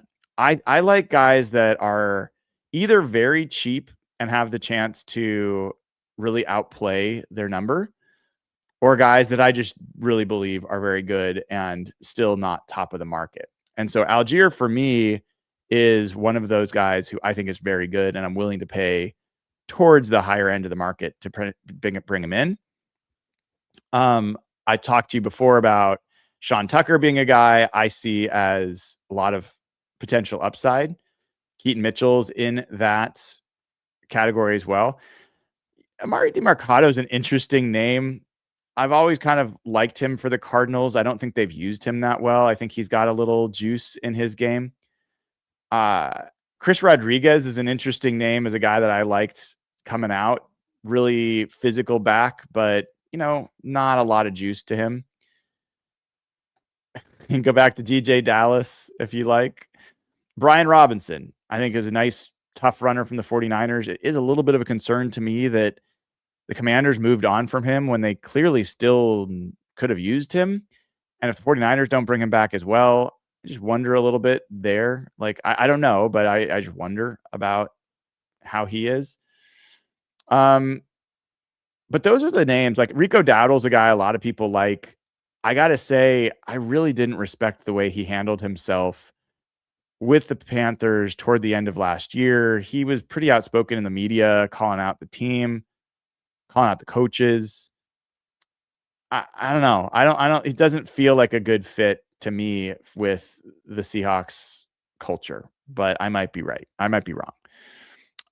We just got some new news. Here we go. Alex Anzalone, the linebacker. He goes from the Detroit Lions to the Tampa Bay Bucks. 2 years, $17 million, 8.5 per year. Interesting. I think the deal that the Seahawks signed with Drake Thomas is going to look really, really good. 2 years, $8 million, $4 million per year for what I think is going to be a Pro Bowl level linebacker. So it's interesting seeing some of these other secondary linebackers go off the market. We've got fullback news. Reggie Gilliam. He has gone from the Bills to the New England Patriots. I don't know. Like, the Patriots had used Jack Westover as a fullback last year. He's not really a classic fullback, and this kind of indicates that the Patriots want a little bit more of a physical fullback. 3-year deal, worth up to $12 million. So I'm just going to go fast and loose and stick with the up to number, even though that's probably not the real number. But that's a big number for a fullback, to be honest. Let's see. I'm going to look back if there's other news coming out that I've missed. The Bucks. Oh, no, that's not. We've got punter news. You want punter news? Ryan Wright was with the Vikings. He signs with the Saints.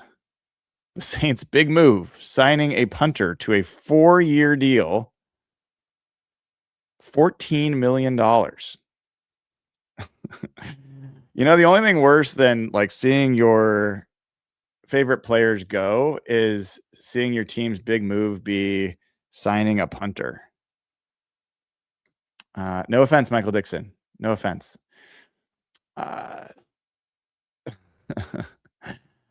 So much movement.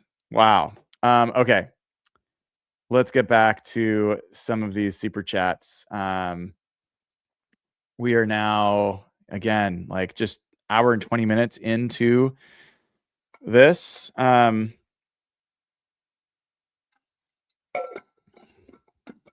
will update you if you're curious, like where things are with the Seahawks. I will leave this up here for right now, so you guys can see where things are with the Seahawks. That's probably what most people here are most interested in, and I will show you the list of Seahawks free agents. It's not the best view, but it's a view. All right. So that's currently where things stand with the Seahawks.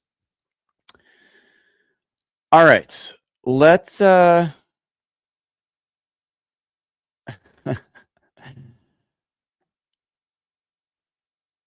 see this question here. Isn't Bryant an employee of the team? I thought he was salary. No. No. I am not an employee of the team. I am a credentialed media member. I own my own business covering the team. I pay all my own expenses. It is not pretty, I'll tell you that. Doing my taxes and coming up with my travel expenses for following the team around. Yikes. Not necessarily the business I would advise people to get into, but at least if it like money is part of your goal, but it is, especially because we also do charity work. But no, I am not a salaried member of the Seahawks. Honestly, nor would I want to be.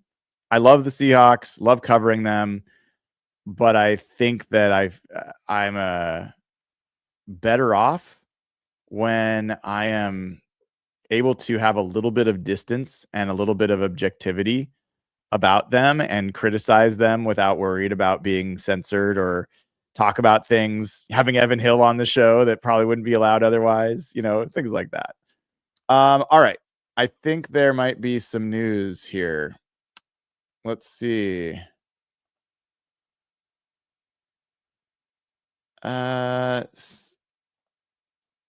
Somebody, I want to check this.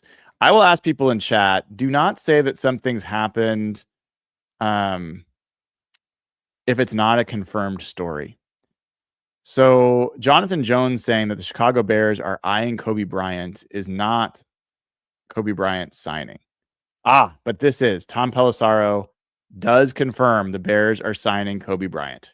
Okay. All right. I take it all back. Let's get that updated. The Seahawks have lost another player. It's going to happen, folks. It's going to happen. Chicago Bears are signing Kobe Bryant. That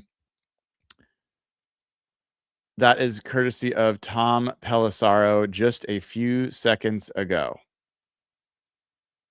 So sometimes wearing the crown is costly. We'll find out what the numbers are for Kobe Bryant here in a bit. I'm guessing about $12 million per year, but let's find out if I'm right. We also had some more news come in. Amik Robertson goes from the Lions to the Washington Commanders. He signs a 2-year deal worth $16 million. Again, this might have some implications for Kobe Bryant, but we'll find. It's not Kobe Bryant, Josh Jobe. So let's see if we can find what the Kobe Bryant numbers are. Well, I'll say this. Let's talk about Kobe Bryant for a second. Let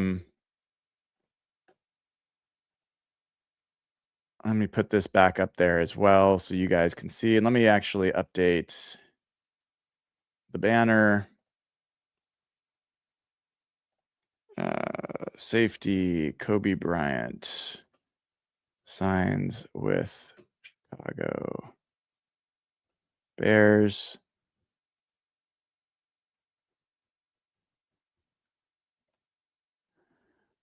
Okay.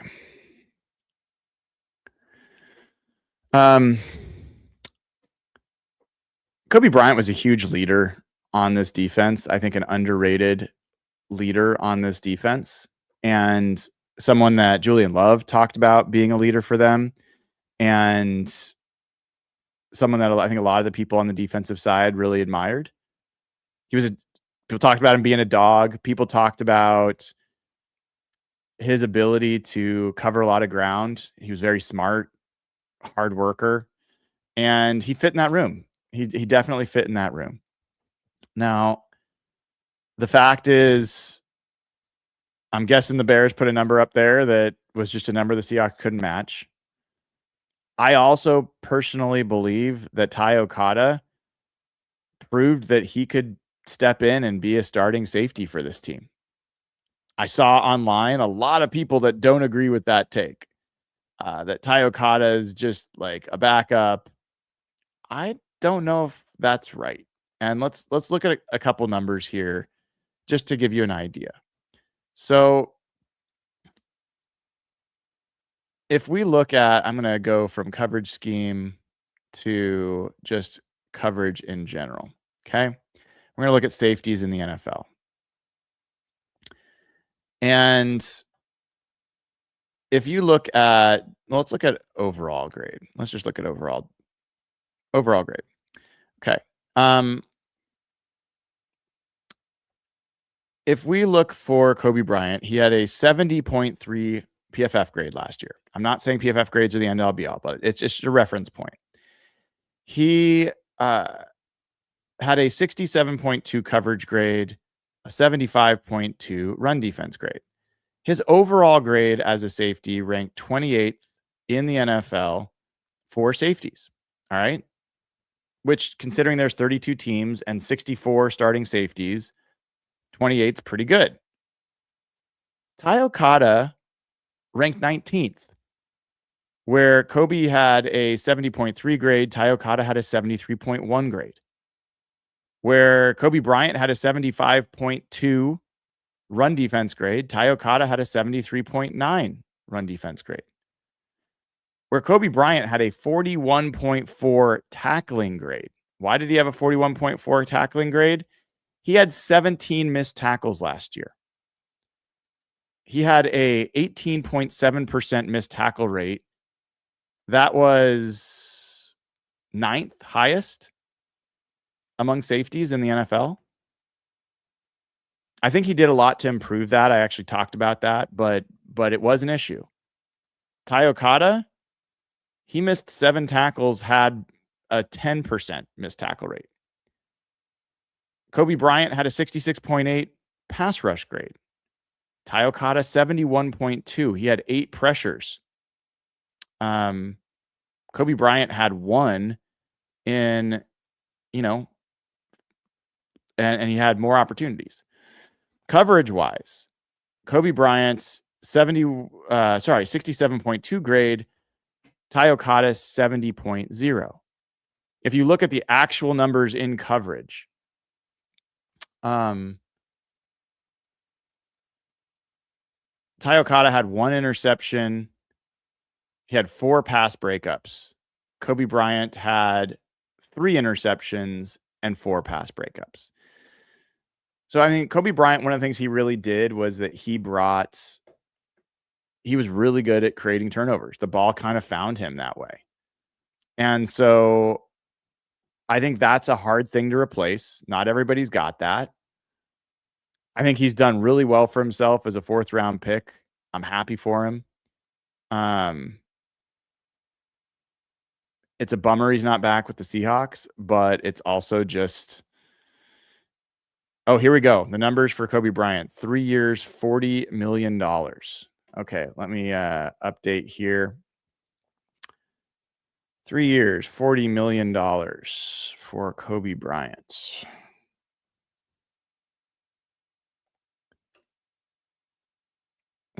$40 million. 13.3. So I had him at 12. And I'm guessing that's probably right where the Seahawks. So he got more. Where did Cam Curl come? Let's look at the safety market for a second together. All right, let me pull this up. How are you guys liking the tracker? Is this helpful to have this stuff to be able to see this? I don't know. It's helpful for me. So Kobe Bryant, yeah, he gets the most money of any safety so far. That's saying something. Over $1 million more than Cam Curl, $4 million more total contract value.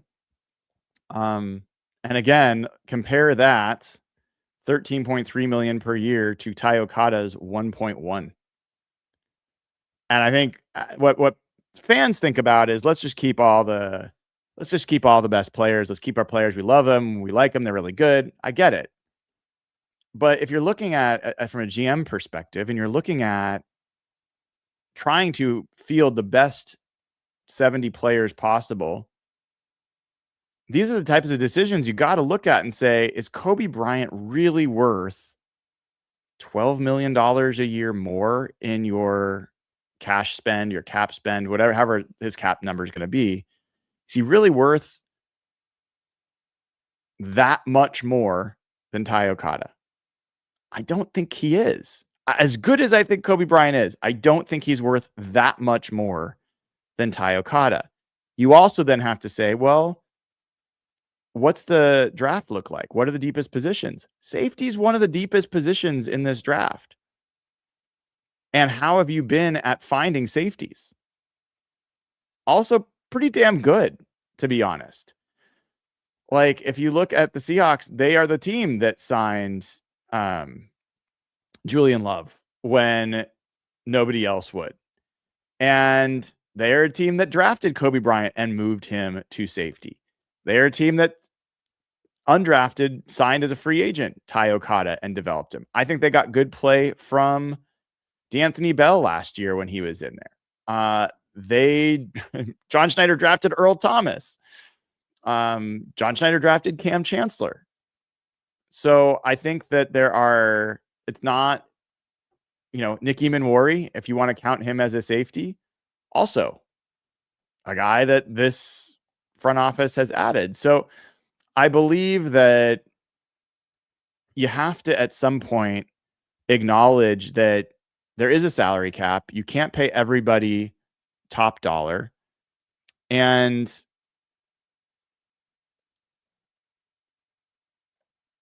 you can't pay everybody top dollar.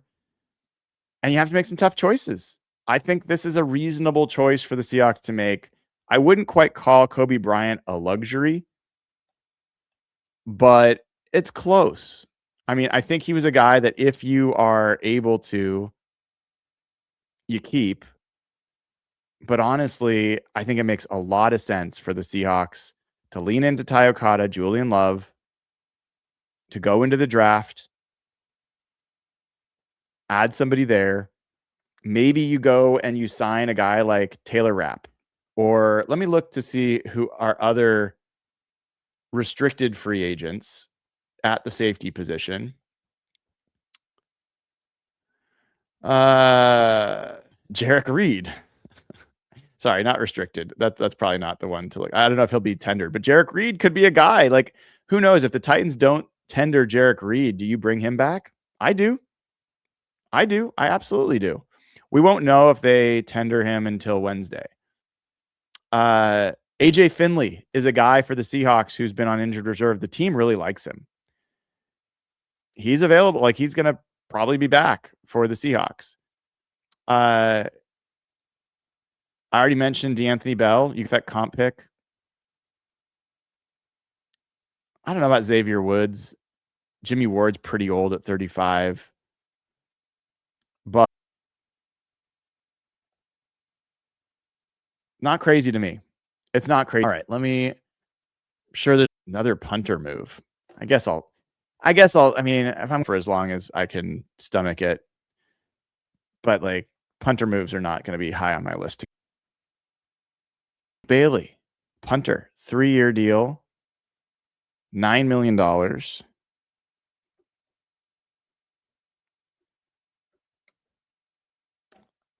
Good for Jake Bailey. All right, let's see what else we got going on here.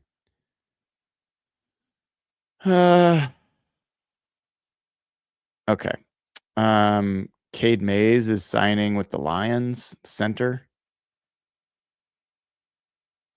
Nick Folk signs a 2-year deal with the Falcons.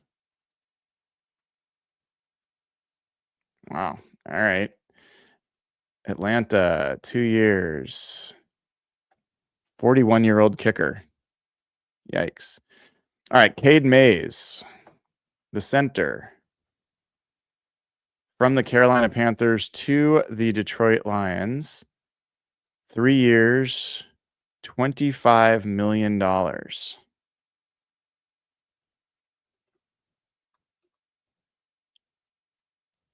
think this is the longest Finn has ever managed to stay behaved and in the office during the show. So good for you, Finn. You're rocking it down at my feet, keeping my feet warm. All right. Let me just do a quick refresh here. Okay. Brady Henderson says Kobe Bryant has agreed to deal with Bears. A source tells me, right. Super Bowl champion Seahawks suffered a second loss free agency as one of the key players. McDonald's top ranked scoring defense moves on. All right, nothing news there. He's just telling you what we already know. All right, let's get back to. Oh, someone says audio is not working. Audio is working fine for me, I think, and other people are saying stuff. I don't know where you guys are that you're having audio issues, but generally, if you refresh, that can fix it. Okay, people are saying audio's fine. Someone else is saying no audio. So if you're having audio issues, I recommend refresh. Yeah, I recommend refreshing, but it should be It should be fine. I'm not muted. I'm not muted. Okay. I'm going to keep going. Let's go to super chats.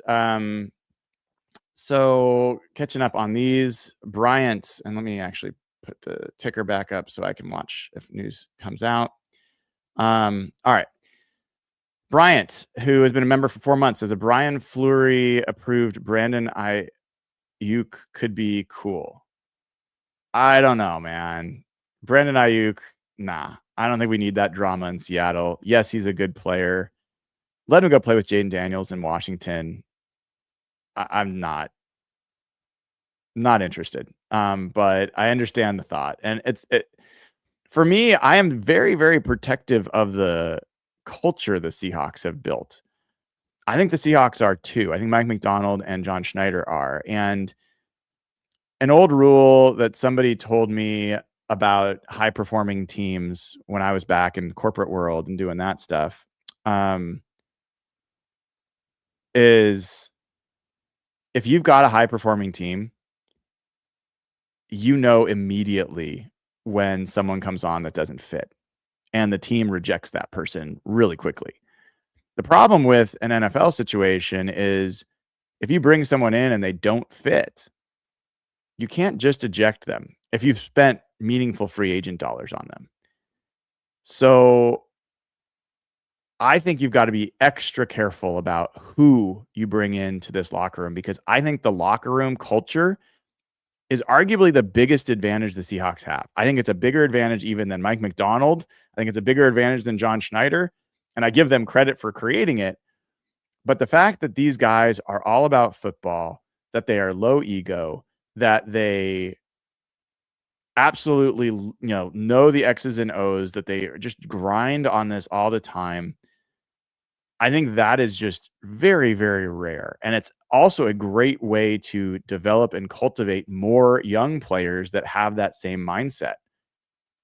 So valuable. So when you talk about a guy like Brandon Ayuk, who seems like maybe like on the verge of a mental breakdown or having mental health issues, and I don't think that means you're a bad person. Like, all sorts of people have mental health issues. I think you got to be really sure that it's not a personality issue as opposed to a guy that just needs a change of scenery. So I'm really hesitant about a Brandon Ayuk. Moshi Moss says,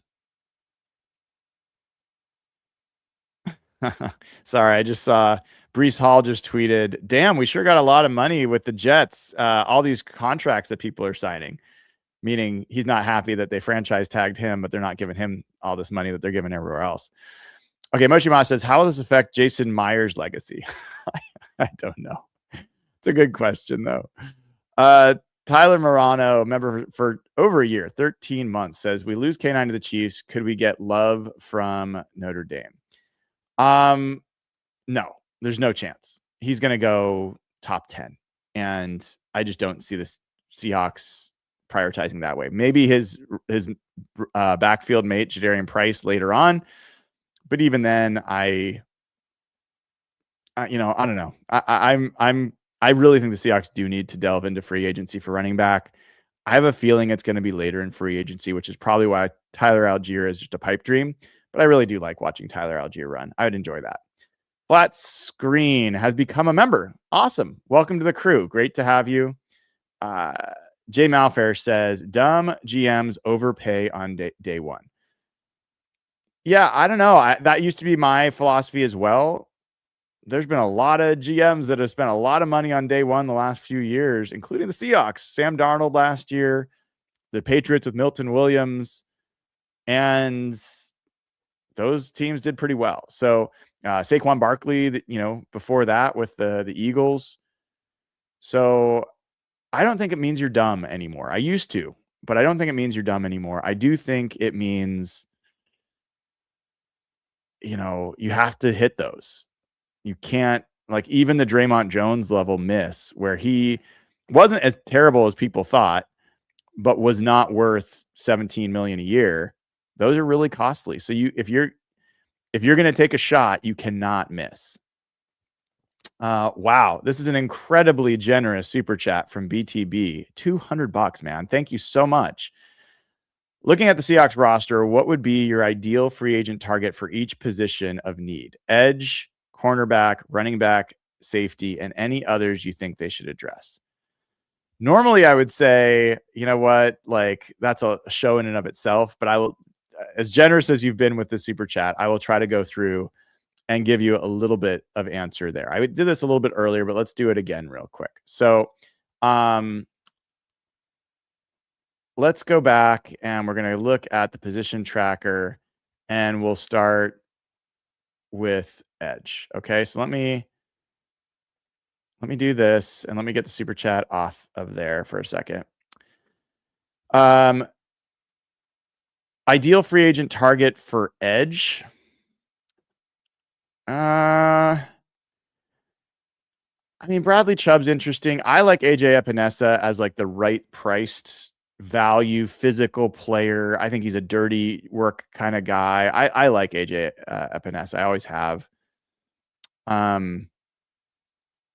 As I go down this list, it's definitely not LJ Collier. I do like Jacob Martin.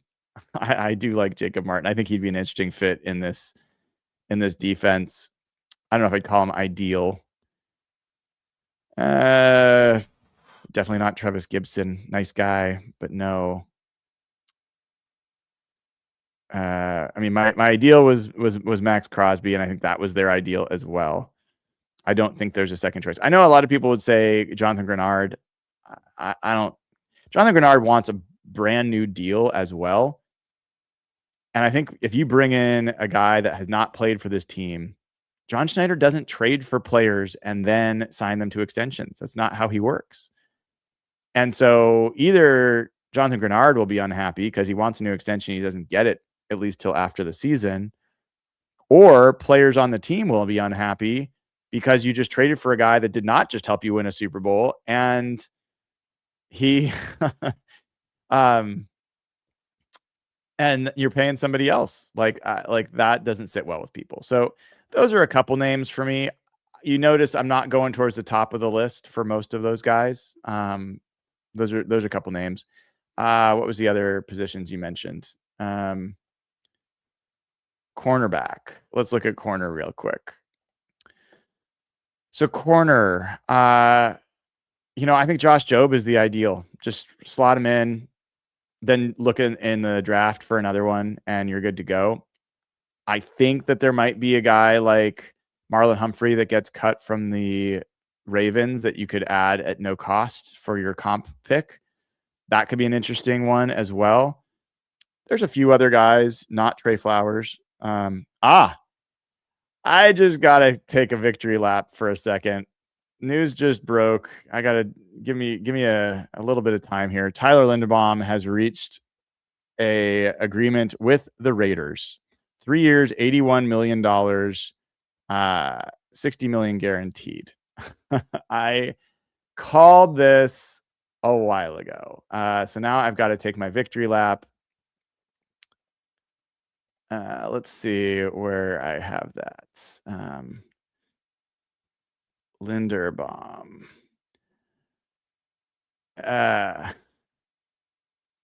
There we go.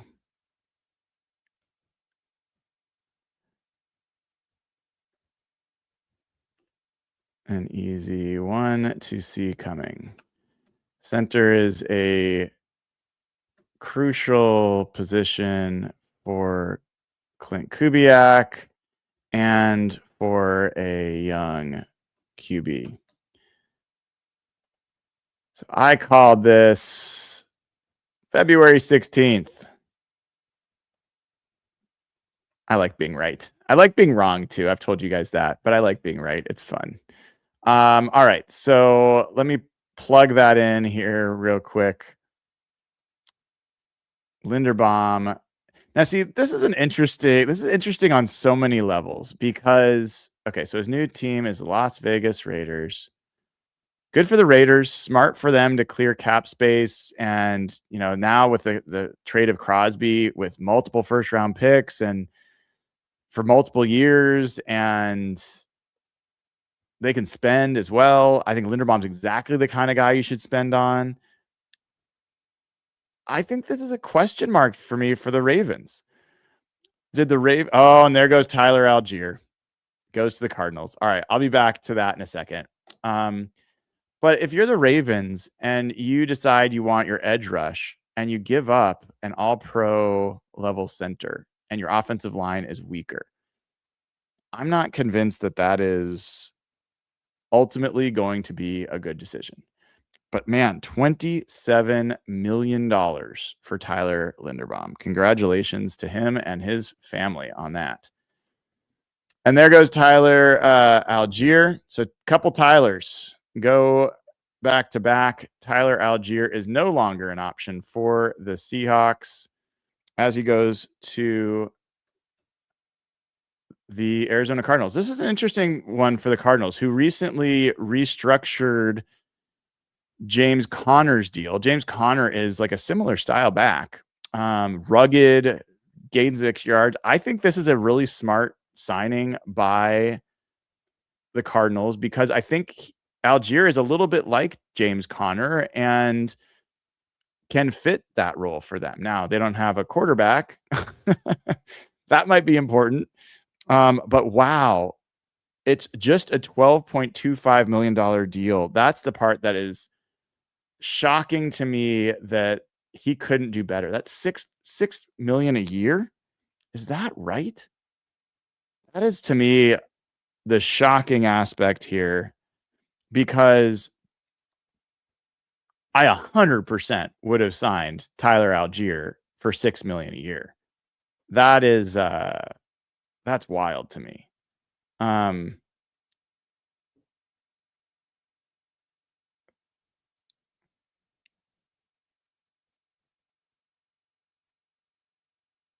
Sorry, I'm texting with friends.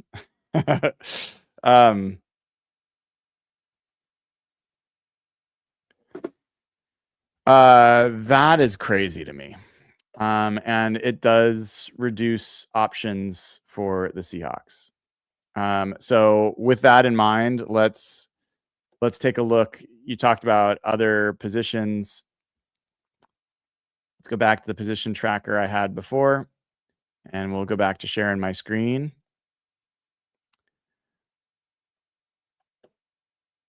So if we go to running back, I mean, I can't believe Algier got less than Kenneth Gainwell.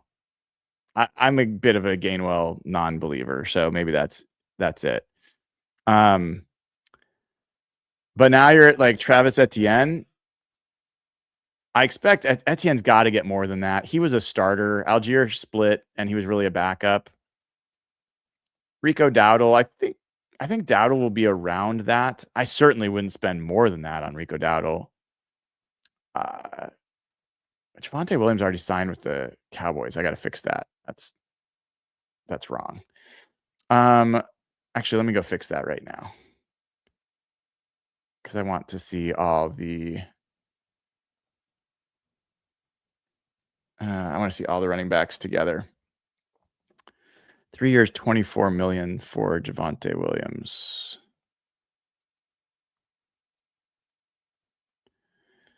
All right, Dallas. He had 3 years, $24 million.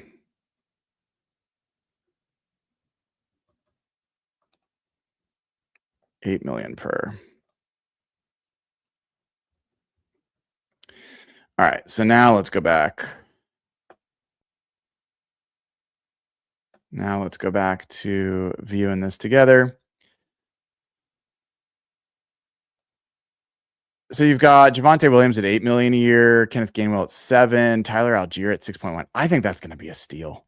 I think that's a great signing for the Cardinals. I wish I didn't feel that way, but it is.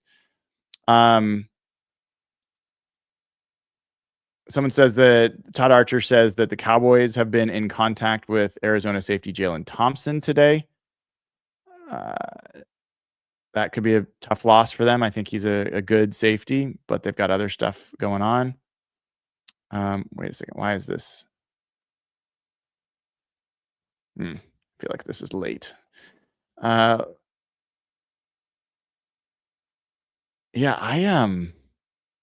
I just am back to this. I mean, I saw it coming, but Linderbaum for Crosby, I just I think that's a I think the Raiders got better longer term. I really do wonder, as much as someone who's been a big supporter of Crosby, I just don't think the Ravens were a Crosby away from being a Super Bowl team. I think they've got bigger problems. And some of them are in the locker room from what I've heard. So we'll see. All right. Let's get back to the super chats. That was wait. Something happened with Mr. Mafe?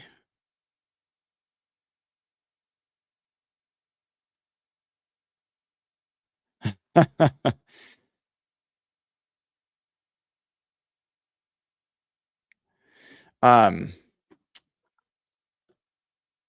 all right, let me get back to what we were doing before. Running back. I mean, I'm still like basically I'm in the mode of fine value. I would not sign any of the top of the market guys. Guys that I could see being interesting, Brian Robinson. I think Sean Tucker's interesting. I told you Keaton Mitchell's a guy I like. Isaiah Pacheco could be interesting.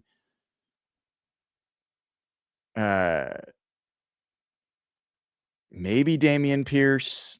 Like these are guys that are not starters. They're just additional people. I think the Seahawks, it wouldn't shock me if they just like their guys better than other people. And if they're going to be like George Halani, Velus Jones, Cam Akers, Jacartier Wright, and a draft pick. All right. So that's running back. I think there's not like Sean Tucker might be my number one option there. And then safety was the other one that you mentioned. $200 super chats get a little extra treatment. So I appreciate that. Safety wise, as I said, I'm personally would not go deep into the safety market. I would sign maybe like a Taylor Rapp or somebody who can be a backup that has the potential to be a starter. I mean, Jalen Hawkins is really good. I don't know what his price will be, probably too much, but he'd be an awesome ad. I really like him. Down the list, I honestly, I feel like it's just a matter of looking at the draft. There are so many good safeties. I also think AJ Finley is a guy that they like that they could just turn to and develop. I mean, I don't know that there's going to be a guy that they go hard after in the safety market in free agency.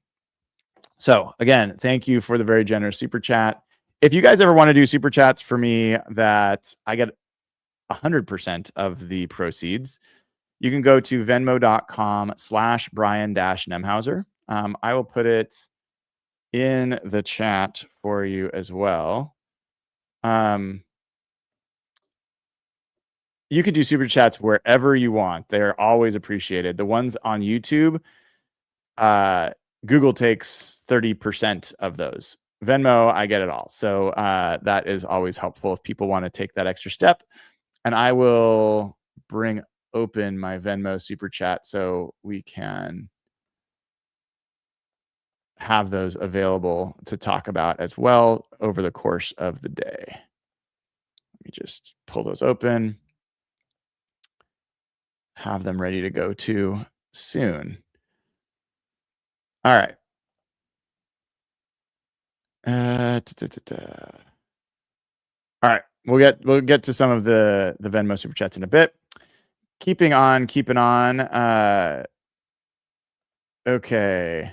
Super Sauce XL, Mr. Stan Darnold. Folks should consider Baltimore's free agents after 2023 with Mike McDonald. Patrick Queen, Geno Stone, Jadeveon Clowney most ended up as bad contracts. Mike elevates his players. I think that's a great point. Geno Stone's back on the market. You didn't see the Seahawks go after him that year. I thought they might. They didn't. He went to the Bengals and was like, meh, he's a mid player. So yeah, we'll see. Oh, we're almost to 10,000 people watching. Let's see let's try to set some new record. I don't know what that would be, but let's try to do that. Vincente Ochoa, who's been a member for a year and a half, 18 months. As it stands, what do our comp picks look like? I don't have that in front of me. It's like a pretty complicated formula. And honestly, what I will say is this. So I'll put this up for you guys to look at with me. So let's go to the team dashboard. The Seahawks have lost Ken Walker and Kobe Bryant. And Ken Walker was at roughly 14 to 15 million per year. Kobe Bryant was at 13 million per year. I'm guessing those are like 4th round, maybe 5th round comp pick level contracts. Don't quote me on that, but it's definitely not 3rd round comp pick level contracts. So, and keep in mind, comp picks are at the end of the round that you get them for. So, a 4th round comp pick is at the end after all of the 32 teams have picked. So it's basically a 5th round, if that makes sense. But yeah, I do think that they're going to be looking at comp picks that way. Travis Etienne has signed. All right, let's take a look at that.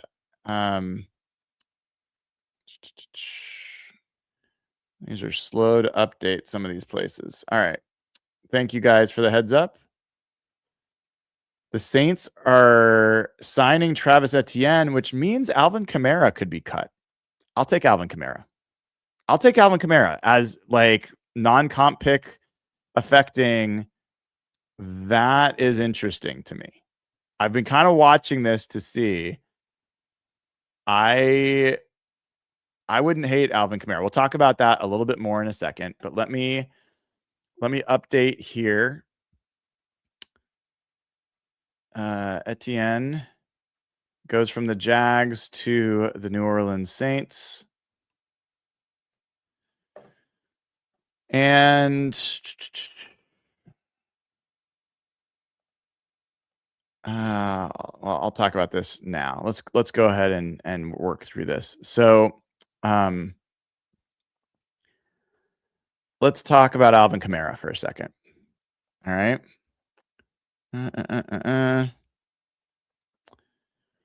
Alvin Kamara.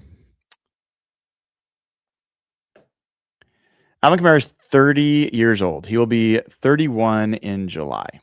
All right. And he only played 457 snaps last year. He played 641 the year before. So he's still he's a guy that they're kind of managing. But his grade overall dropped precipitously last year to 51.5. Like everything dropped. He is not a good pass blocker, but neither was Ken Walker. You definitely see guys drop in that role. I would say that part of it was that he was behind a offensive line that was also taking a step back. I would gamble. Like last year when he was with Clint Kubiak in that offense, 2 years ago, in 2024, he had a 73.7 grade overall. He had a 76.6 running grade. Let's take a look at his production. It's kind of the perfect addition for the Seahawks. And it might be perfect for him too. First of all, he's played really well in Seattle. If you don't know this, he's set some crazy record for the most average total yards against an opponent. But with Clint Kubiak in this offense that the Seahawks run in 2024, he had 950 yards on the ground, averaged 4.2 yards per carry, had a 51% success rate, which is very good. He's not going to be the home run hitter like that maybe he once was. His long runs are in the 20-yard range. You're not going to get 50-yard runs from him anymore. But then as a receiver, he's also just a very good receiver. He had 68 catches for 543 yards with Clint Kubiak 2 years ago, 8 total touchdowns. So his total scrimmage yards was 1493 in 2024. It was only 657 last year. Doesn't affect your comp pick. This is a guy that I was really wondering if, from a cap casualty standpoint, whether or not he would be a guy that has is a cap casualty consideration, because if the Saints, let me look at this from a Saints perspective, the Saints will, man, they do such weird cap stuff. I mean, they wouldn't save much in cap space by cutting him. But I don't know. This is an interesting one. That's an interesting one. I certainly would look at that. Okay. The Titans have signed Wan'Dale Robinson. Let's get that updated. Wan'Dale. He goes from the Giants to the Tennessee Titans to play with former WSU quarterback. So a weapon there for their top pick. Does not say. Obviously, Brian Dable, who's the new OC, knows him well. Raiders are going to play Jackson Powers Johnson at guard. No shit. Thanks. Let's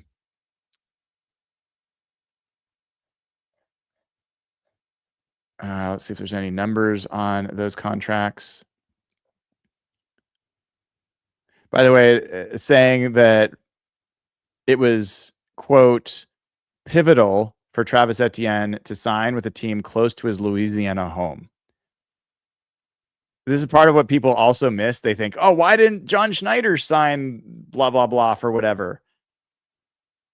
It takes two to tango. The player has to actually want to go there. And I'm telling you, it's not easy to convince people to come to Seattle. Those of us who live here might love it, but a lot of people are not interested in coming to rainy Seattle, up in the total corner of the country.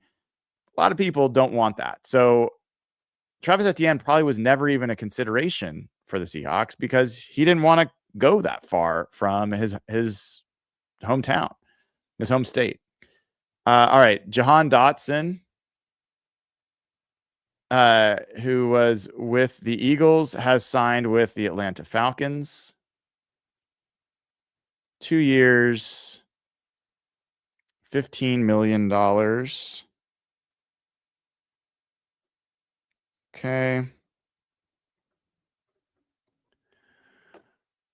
All right.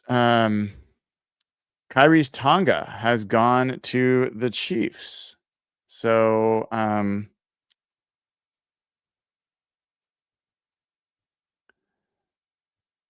he was with the Patriots last year. He goes to the Kansas City Chiefs. So the Chiefs don't make the Super Bowl and they start stealing from people that were on the Super Bowl teams. Big deal for Kyrie's Tonga, actually.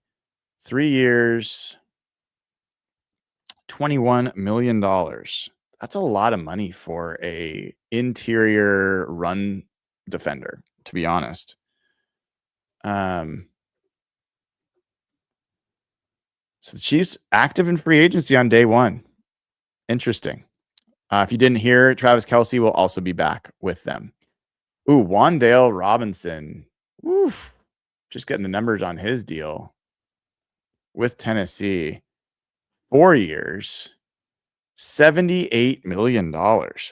Whew. That is a lot of cheddar. $19.5 million per year. I wonder if that's around what Rasheed Shaheed will be getting in APY. That is a lot of money. But I do like him as a player. I think he's a useful player. I think he's a style of player that would benefit the Seahawks. Folks, I don't think the Seahawks are going to be active today. And I should be telling you, oh, just wait, something big's going to happen. It wouldn't surprise me if if there's no news for Seattle today other than people leaving. I do believe they're going to be trying to get Josh Jobe done. That's probably their biggest, likeliest move that they could make today. But who knows? That might not happen. He might be testing the waters and he might get signed elsewhere as well. There's no guarantee he's coming back.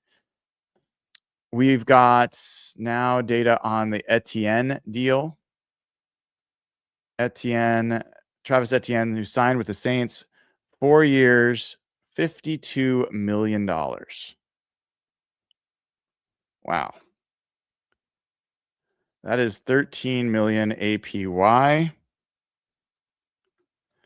Let's take a look at the running back position again in free agency together. You can kind of see how that market's been working out. You've got Walker setting the market, 15 million a year. Breece Hall with the franchise tag, 14 million. Etienne at 13 million. It is wild to me that Etienne is valued that much more highly than Algier. I think that deal for Algier is going to be one of the best values in free agency. That's a crazy number to me. Of all those numbers, the one that really jumps out is Tyler Algier at 6.1. He's getting less over 2 years than Etienne's getting per year. Does not compute. At least for me, does not compute. All right. I'm looking through to see if I missed anything else. My goodness, man. It is fast and furious. More people wondering about Alvin Kamara. Yeah, I really do think that's an option for Seattle if he's made available. Seahawks maybe the Seahawks trade a 2027 conditional pick as a possibility. I see someone saying Devin Achane could be available for the Seahawks from the Dolphins. The problem is you're going to trade. They want like a first round pick and he's going to want a new deal. You're going to pay Devin Achane as much or more money than Ken Walker just got and trade a pick for him instead of just signing Ken Walker? Nah. No, it does not make any sense. I don't see that happening.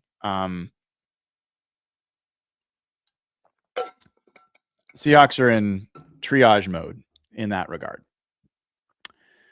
Let's get back to some of the super chats here. Sovereign. Let me put this up here so I'm seeing new news as it comes out. Yeah. Okay. Sovereign J Magic. This year, Jalen Ramsey played safety for the Steelers. Functionally, could you see Mike McDonald finding an older cornerback to move to safety and replace Kobe? Possibly. Yeah, possibly. I don't know if like they're gonna like specifically go out looking for that move. I think they're gonna. To me, it makes just much more sense. Tyler Cotta is there. I think they like AJ Finley. I think they like. I mean, Maxon Hook was on their 70. I don't know anything about Maxon as a player. I didn't get to watch him because it was during the season that they acquired him, but they did keep him around on the practice squad all that time. And then you got Nicky Manwari. They could decide to utilize him differently. They got the draft. I think all those things are more likely to me than going out and getting some guy to convert. Who knows? Who knows? Colin Lundstrom said, "I'm sad, but I get it. I understand. It's not fun. Like I'm bummed that Ken Walker's not going to be a Seahawk anymore. I really enjoyed watching him play." Tony says, "We won't lose you to free agency. Just a thank you donation." No, you're not going to lose me to free agency. You may lose me at some point to go deal with plumbing issues and insurance companies and stuff like that for a little bit, but so far so good. And thank you for the super chat. Peter Gohawk says, "If we can get Etienne for less than Walker, I'd be happy." Well, you could have gotten him for less, but not a lot less. I would not have spent $13 million a year on Travis Etienne. No way. Sheed says, does Coach Hammock being a highly paid running back coach play into how we draft, how we're going to attack the position room, especially in the draft? It could. It could. But I don't know. I don't know enough about him. I haven't met him yet. I'm curious how Brian Fleury utilizes the fullback position. I have a lot of questions about the running back room, but at this point, maybe Brian Fleury, if they get Brian Robinson, I think it would be because Brian Fleury is like, yeah, he's a good player. You should go get him, or he's a good guy. That's the only way I think Brian Robinson shows up. But there is some change in that room, and we will find out how that unfolds coming up. All right. Saints active again. Saints have signed David Edwards, who was number 15 on Greg Rosenthal's top list of free agents. He goes to the New Orleans Saints, 4 years, $61 million. Woo-wee. Big numbers getting thrown around today. Good for these guys. 15.25 per year. Let's take a second and look at offensive line and what's going on there in free agency. Let's look at that together real quick. Back to my position tracker. So if you let's look at the guard market. You've got David Edwards, who just came in at the highest number, 15.25 million, 61 million total. Connor McGovern re-signed with the Bills for 13 million. Ed Ingram re-signed with the Texans for 12.5. Sean Ryan re-signed with the Packers for 11. John Simpson signed with the Ravens today for 10. So, not market resetting deals. I'm looking right now. I want to look at this for positions. You can look at.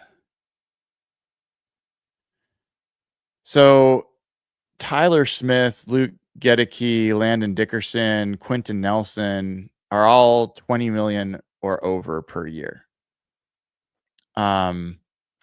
Trey Smith, Chris Lindstrom, Robert Hunt are also over 20 million per year. So you don't have anyone resetting the market. In fact, a lot of these contracts are coming in second, third tier level. So that's interesting to see where those deals are so far. If we look at center, now center's 27 million per year for Mr. Linderbaum resets the market. Creed Humphrey had been the highest paid center going into this, and he averaged 18 million per year. So you go from 18 million to the highest to 27 million, which is wacky. And now I got to make a quick change. Hold on one second. I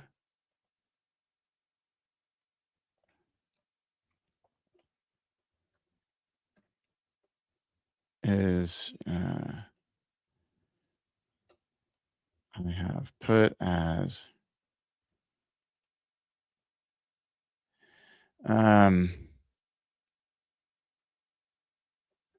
sorry guys, give me 1 second to update something on my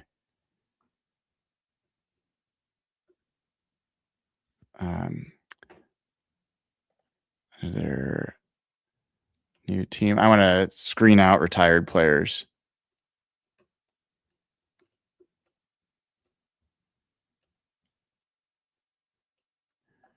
For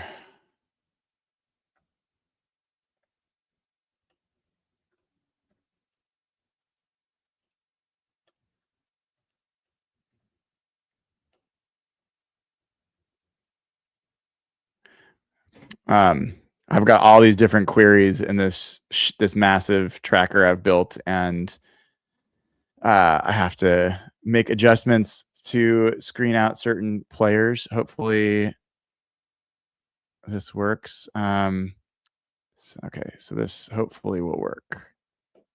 54.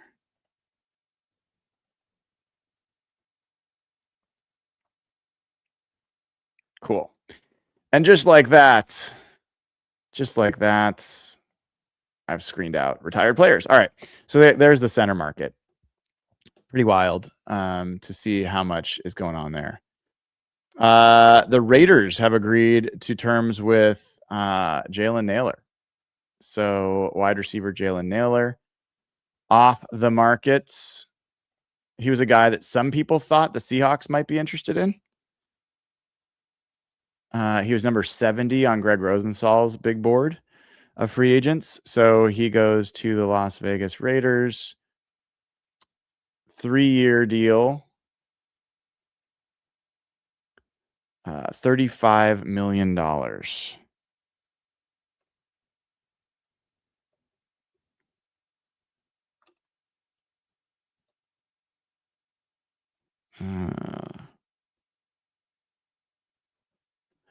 $11.7 million per year.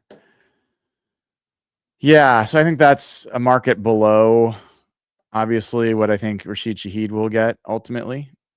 The Jets have signed defensive tackle David Onyemata. I always liked him. I think he's a productive player.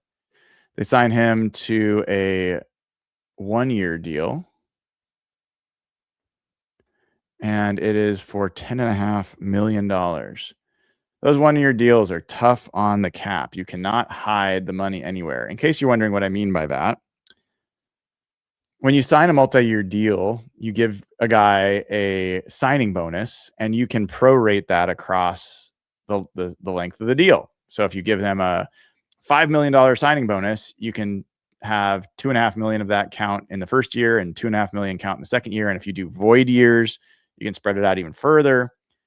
And so the actual salary can be lower and the cap hit can be lower. When you sign a 1-year deal, there's no additional years to prorate anything over. All of it comes and hits your cap that year. That's why a lot of people are not too keen on doing 1-year deals, but sometimes it's the right thing to do. Let's see. I'm just double checking to see if there's anything else. All right. Let me keep going through super chats, and then I'm going to take a little bit of a break. Gosh, have I already been live for 3 hours? Time flies. Time flies when there's this much news. No wonder I'm starting to get a little bit hungry and, need to stretch. But let's keep going for a little bit longer before I take a break. All right, where are we? Super chats. Jason Wolf, we are world champs because in John we trust. It will all come together. Go Hawks. I think that's a great attitude. I'll be totally honest. I don't believe in people become infallible once they do something well. I've seen people birth billion-dollar businesses who are then given an opportunity to go do it again in the same industry and fail and fail and fail and fail. Succeeding once, succeeding twice, succeeding 3 times does not mean you're going to succeed in the next time. Each individual decision, there's so much randomness. There's so many variables at play. You can't guarantee, it's not like the process will always work. It won't. It won't always work. There'll be an injury sometimes. There'll be there's not the supply you need at the position you need. There's not a good fit for your culture. There's not a player that wants to come to the Northwest. There's a million things that can cause you to make maybe a bad decision or have a decision that doesn't work out. So as much as I have been pounding the table that John Schneider should have been executive of the year, which he was, pounding the table that Mike McDonald was the right guy to hire, which he has been, I don't believe that either of those guys are now above reproach and cannot be questioned. That I don't believe that at all.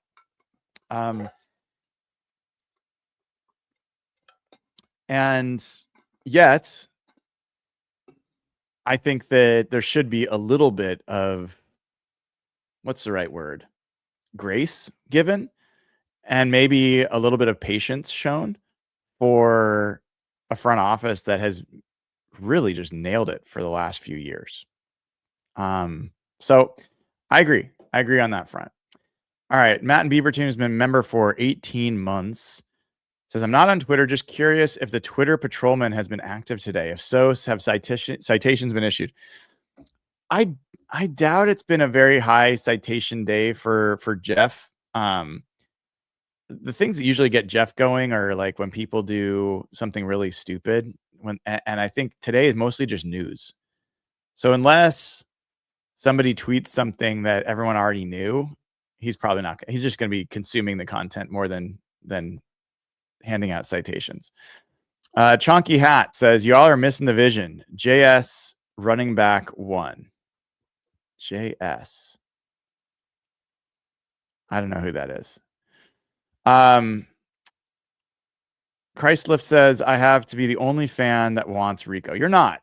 I know Evan Hill wants Rico Dowdle, mainly because he did good for his fantasy team. But he turned me off with complaining about not getting the ball enough after the 49ers game. And then I'd have to look it up, but he said something along the lines after the playoff game that they lost of like, yeah, you got to basically said, you know, I'm only going to come back if they use me the way I want to be used. And while that might be true, the fact that he has kind of talked through the press a couple of times is not a great signal to me of like how he would fit in a locker room and whether he's coachable long term. Coachable is the wrong word. I just think I don't think you see a lot of people in the Mike McDonald locker room disagreeing or communicating through the media. And that's why I just don't think Rico Dowdle is a good fit. All right, next one here. Ivan says, for a team that wants to be run first and relying on a running back who will be coming off a big injury midseason is extremely risky. I don't know. I'm getting worried. I don't think they're relying on Zach Charbonnet at all. So I don't know why you'd think that's the case. I don't believe that that's what they're assuming. I just believe they're not going to spend $15 million a year on a running back. And Tyler Algier, like if that was something I liked, no reason to know that they liked him. And also, he might have wanted to go to Arizona for all we know. It's sunny and warm, and you know he knows he's going to get a certain amount of carries. Like who knows? Like maybe it's just a good fit. We'll see. I don't feel like the Seahawks believe the running back situation is solved. I'll also admit that the running back situation now is kind of like the linebacker situation was last year, where it was like a lot of guys. I knew Tyrese Knight. I knew Ernest Jones. I didn't really know if Drake Thomas could be the player he has become. I didn't know whether, Patrick O'Connell could come in and be a starting caliber player. Jamie Sheriff had moved to inside linebacker. I hadn't seen that yet. Anyway, like that became one of the strongest position groups on the team, and it was highly questionable all the way into the season. I feel like the running back room could be similar, where it's like, man, it would be better if you had a little bit more of the pile there. Velus Jones, I think, is a really dynamic runner. Now he's had a fumbling problem. There's Bears fans do not like him. I thought Jacardier Wright showed a lot last year. I don't think he showed Ken Walker level stuff, but he showed a lot. As I mentioned, Alvin Kamara could be an option if that becomes a possibility. I think he'd be kind of an ideal, bridge running back. So yeah, we'll see. Jonathan Smith says, if Paul Allen, rest in peace, know how good his sister was going to be running the Seahawks, I think he would have passed the team to her. I don't think it was about doubting Jody. He just wanted things to go to charity, which is really noble. I do wish that, part of the reason he bought the team was for civic stewardship and keeping the team in Seattle and competitive. I wish he would have given some opportunity for there to be an option for it to stay with Jody and Bert, but it is what it is. All right. A Browns 47, a really generous super chat, $50 says, do you see Trey Hendrickson as a guy who waits a month or two or someone signed this week? Thanks for your coverage as always. Well, thank you for the super chat. I think Trey Hendrickson will sign. I'm guessing he'll sign tomorrow. He might sign today, but I think tomorrow or even Wednesday. I think he's a guy in the situation where he's going to see where the market goes. Someone's going to give him a good deal. He doesn't have to jump at the first thing sent to him, and we'll just kind of see how things fall. But I don't think he's in the conversation for the Seahawks at all. I would be very surprised if that was the case. Chonky Hat says John Schneider running back 1. I gotcha. John Schneider back in pads. That's funny. He was a running back for people that don't know. I'm laughing because Ben Solak just put out there that his favorite deal so far is Kobe Bryant to the Bears. After he just dragged the Seahawks offseason last year. Anyway, whatever. I'll let it go. All right, last super chat here. Aiden Gilmet says, how do you feel about Ken McIntosh as an option? I like Ken. I mean, Kenny's been really good when he's been on the field. He's just been injured pretty seriously 2 out of the 3 years. So I don't think that you can assume that he's going to be available. Like, that's just the reality. Past injury history is a best predictor of future injury history. And I don't know. I would love to say that let's just assume that he's going to be a great solution. But I think that's being a little bit optimistic. All right. I'm looking at a couple other things. We got through super chats. I'm going to do this, guys. Give me a second. I'm going to take a quick break, give my voice a little bit of a rest. We're closing in here on 3 hours. I really appreciate all the super chats and everybody hanging in. We're out over 10,000 viewers here. What I'm going to do, instead of leaving the I will be right back, I'm going to leave the team dashboard for the Seahawks up for you guys to see. And let's do that. I think that's the best view. You guys tell me if there's something else you'd rather have up there. But I'm going to put this up there for you guys so you can see it. Let me do this. There might be a way. I'm going to pull this in a little bit. There, you can get a little bit of a view of, and I'm going to pull this in a little bit. There we go. Now you can see it all, hopefully. That's kind of the state of things for the Seahawks. And I'll be back with you guys in a little bit. Gonna take a quick break and we'll talk more when I get back. So see you soon.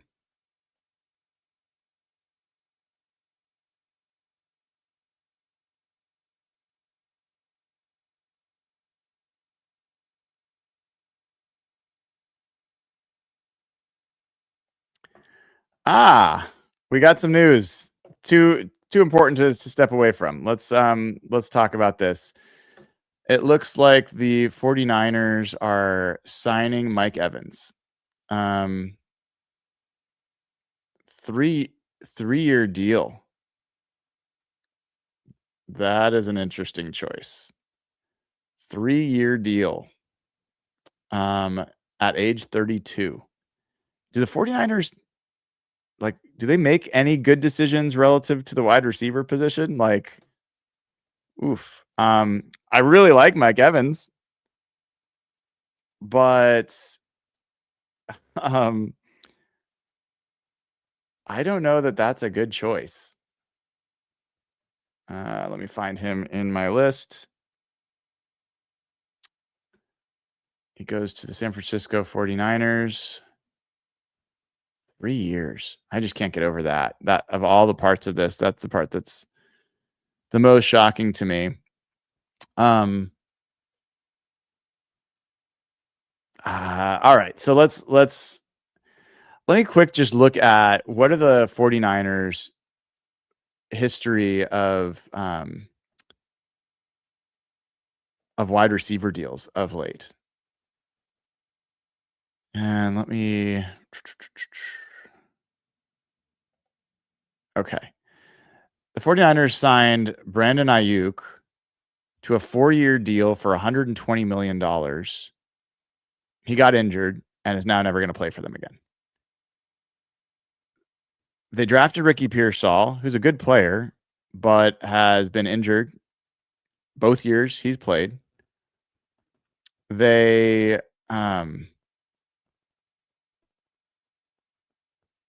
I mean, I'm looking at this. They signed Sky Moore, Demarcus Robinson, Kendrick Bourne, Malik Turner.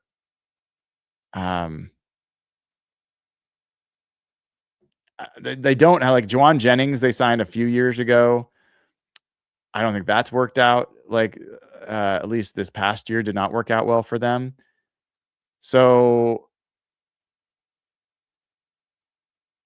there's some response here, or like at least spinning going on with Mike Garafolo saying the 49ers were originally slated to pay $27 million for Brandon Ayuk this upcoming season, but they voided the guarantees last summer. The money is now reallocated for Evans as a big target for Brock Purdy.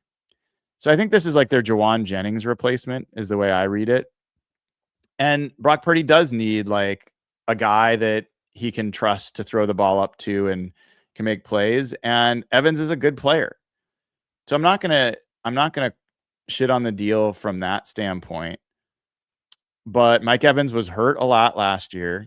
Ooh, the Steelers have agreed to a deal on cornerback Jamel Dean. This is another one we got to keep an eye on. I'll come back to Mike Evans in a second. Pittsburgh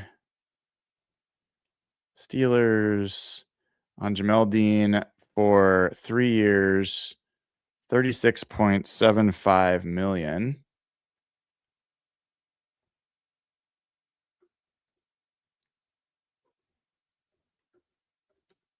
Come on. 36.75 million, 12.25 per year. That's interesting as we go back to the cornerback market. So Jamel Dean, he gets 12.25. I think that's probably the top level of what maybe Josh Jobe gets, but we'll find out. I think 11 to 12 is around where I'm expecting Josh Jobe to. Everyone's getting about $1 million or $2 million more, so maybe that's around what he'll get. We'll see. I'm not seeing the numbers yet on the Mike Evans deal in terms of how much. 3 years is all I'm seeing so far.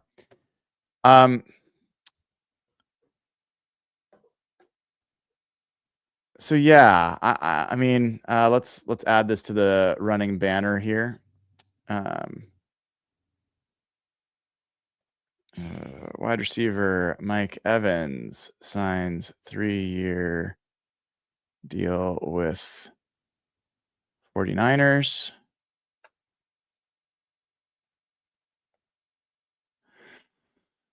The 49ers just aren't the team that scares me. I know that other people will feel differently. I think what the 49ers need to be able to do to beat the Seahawks is run the football. I don't think Mike Evans necessarily changes the math in how they can run the ball against the Seahawks front. And I think he's better than Juwan Jennings. I think he's more helpful. He's certainly in the red zone is going to be a helpful target. He's a guy that can take over a game still when he's healthy. But I'll tell you what, if you want to make jokes about it, a 32-year-old with injuries this past year, multiple injuries, going to the team that's had the most injury problems and that has all these concerns about this substation, the jokes write themselves. Like, Mike Evans is probably going to get injured anyway because he's 32-year-old and coming off injuries this past year. People are going to freak out and they're going to say, "Oh, we have the worst luck. It's got to be the substation." I'm like, you just signed a 32-year-old player to a 3-year deal. Like, that's why he's injured. But you know what? I'm sure 49ers fans are like, "Oh, we're going to the Super Bowl now." Because that's how their minds work. A little bit generous to talk about them having minds, but that's kind of the reality. All right. I'm just looking to see if we can get any more numbers on the Evans thing. Statement from Mike Evans' agent. After 12 remarkable seasons in Tampa Bay, Mike Evans felt a desire to challenge himself with a new chapter in the final stage of his career. Throughout his entire career, he's pushed himself to grow. Oh my God. I can't believe Mike Garafolo just like put this out there. Gross. On it. This is super long. In the end, this decision simply came down to Mike wanting a new challenge and fresh opportunity while he still feels he has a great deal left to give the game. Blah, blah, blah.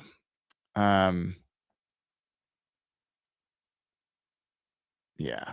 Okay. Whatever. Fluff, and nothing interesting. Yeah, I'm still trying to see if there's any numbers on that deal. Bucks were aggressive in their pursuit and presented what was said to be a very strong offer. It came down to a desire for a new challenge. Yeah, okay.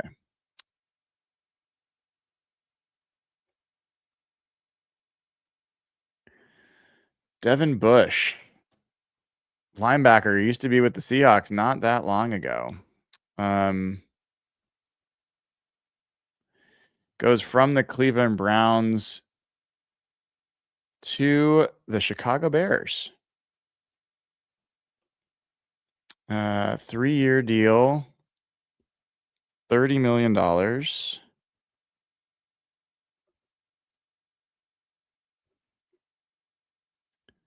Okay. All right. I'm just checking a couple of things. All right.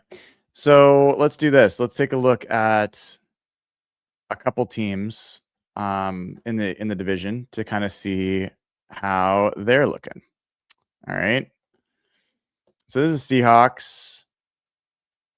Let's take a look at the 49ers, who we just talked about. They signed Mike Evans. We don't know for how much yet. They re-signed their kicker, Eddie Pinheiro, 4-year deal. That's really all they've done. They've got Juwan Jennings, who they're likely going to lose. I'm curious what's going to happen with Spencer Burford. He's played a number of games for them. Bryant, like, I'm curious I think they feel good about running back because they have Jordan James, who they drafted last year. I mean, look at that roster. Like, it's just gross. Like, there's not a lot of those guys. You're like, oh, you got to get that guy back. I think that's just the state of that 49ers roster is so much thinner than it used to be. All right, so that's the 49ers. The Rams, who we've talked about before. They signed Jalen Watson, cornerback from the Chiefs, $17 million per year, 3-year deal, 51 total. They traded for Trent McDuffie, cornerback, as well. They traded one of their first-round picks, as well as a few other things. And then they signed Cam Curl, re-signed him, 3-year deal, $12 million. They re-signed Tyler Higbee, 2-year deal, $4 million. Rob Havenstein has retired. So that's where they are. I think they have some guys they could lose. The Jimmy Garoppolo one is interesting. If he signs elsewhere, who's going to be their backup because of questions about Matt Stafford and whether he will play as many games and as many snaps as he did last year. They don't care about the corners. They're probably going to let Kobe Durant walk, I'd think, at this point. He becomes an interesting name. I like Kobe Durant. Tutu Atwell probably goes. He's another guy that I could see the Seahawks looking at. And then if you look at the Arizona Cardinals, which we have not looked at yet, I don't know why it says. Let's look at Tyler Algier. Sorry, guys. 2 years. So this is the state of the Cardinals as I know it to be so far. They've added Tyler Algier, which I think is maybe the best signing I like from a value perspective across the NFL to this point. Have not lost players yet, but Jalen Thompson is said to be talking to the Cowboys. The right tackle, they've got a lot of guys that are potentially leaving. I don't know how many of them are massive game changers for a team that's going to pick in the top 5 again. I like Starling Thomas. I didn't know. What is he on this list? Is he? Sorry, I'm trying to. Starling Thomas. He's a restricted free agent. If Starling Thomas becomes available, that's a guy I would be interested in the Seahawks adding. I looked at some of his numbers last year during the offseason. I didn't realize he had a lot of pretty sneaky good numbers. He's only 26 years old, developing player, but has been a starter for them at times, has just had some injury issues. So I do wonder what they're going to do from a whether they'll tender him or not. But that's kind of the state of the Cardinals. And then you've got Seahawks, who, as we talked about, lost Kenneth Walker, lost Kobe Bryant, have signed Charles Cross, signed Abe Lucas, signed Drake Thomas, signed Ty Okada, signed George Halani. So not going to keep everybody. Looking to see. Yep. Yeah. Okay. Nothing else new yet, at least that I'm seeing. So I'm going to try to do what I did before, take a quick break. I'll be back and we'll talk more when I get back. I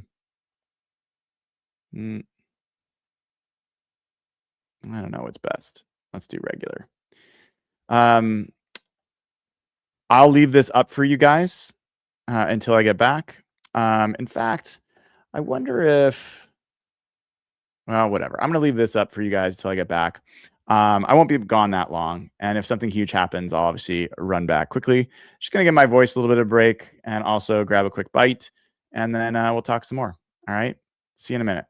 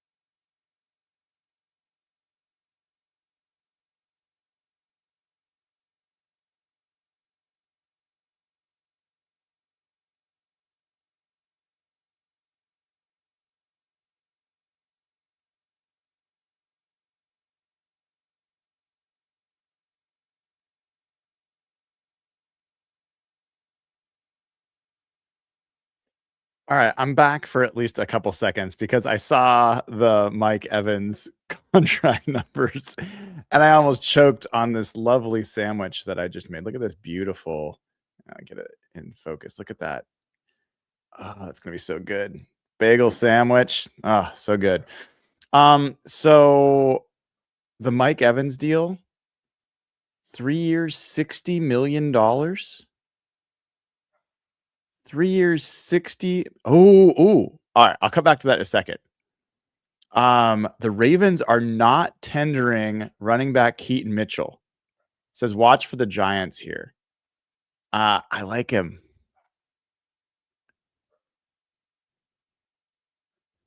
So he becomes so this would count against the comp pick formula, by the way, because he is an unrestricted free agent, not a street free agent.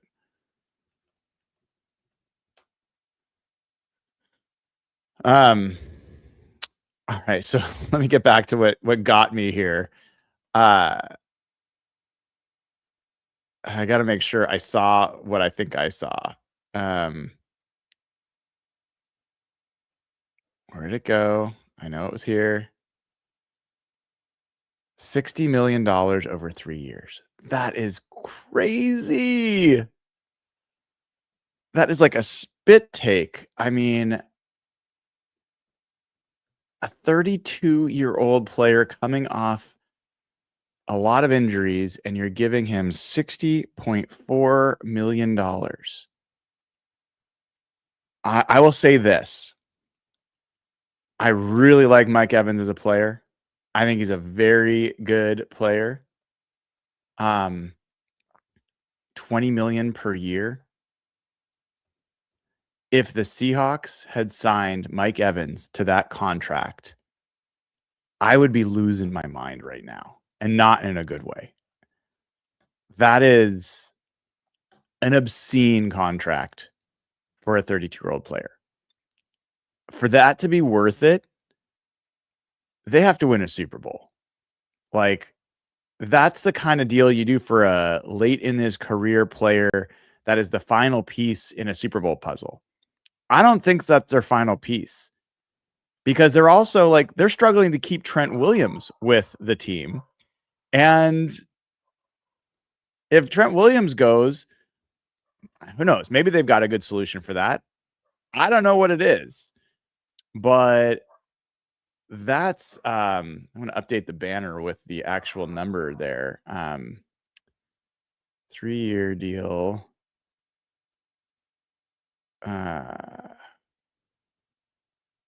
For $60 million.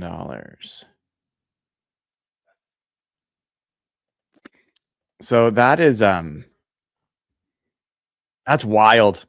That is a wild number to me. All right. Other things that happened while I was out, which I'm about to be out again. I'm going to go eat, but I just felt like I had to come back when I saw the Mike Evans number.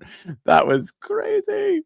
So Zion Johnson, who was number 27 on Greg Rosenthal's top 101 free agents, he goes from the Chargers to the Cleveland Browns, who basically are turning over their entire offensive line. He signs a 3-year deal worth $49.5 million. Okay. 16.5 per year. I think that's the largest guard contract so far. This free agency. Let me pull up the guards. Yes, it is the largest. David Edwards had been the largest at 15.25. Now Zion Johnson takes the lead. Let's just see if there's anything else.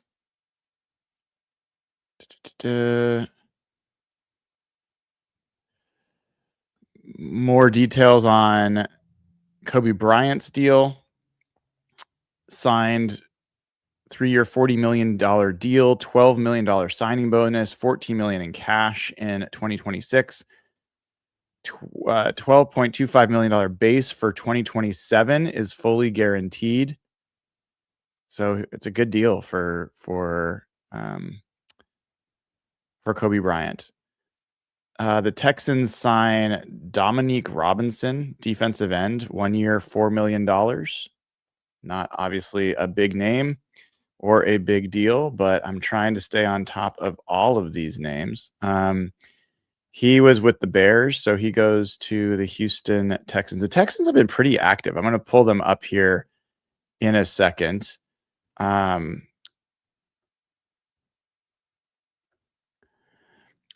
me pull up the Texans real quick.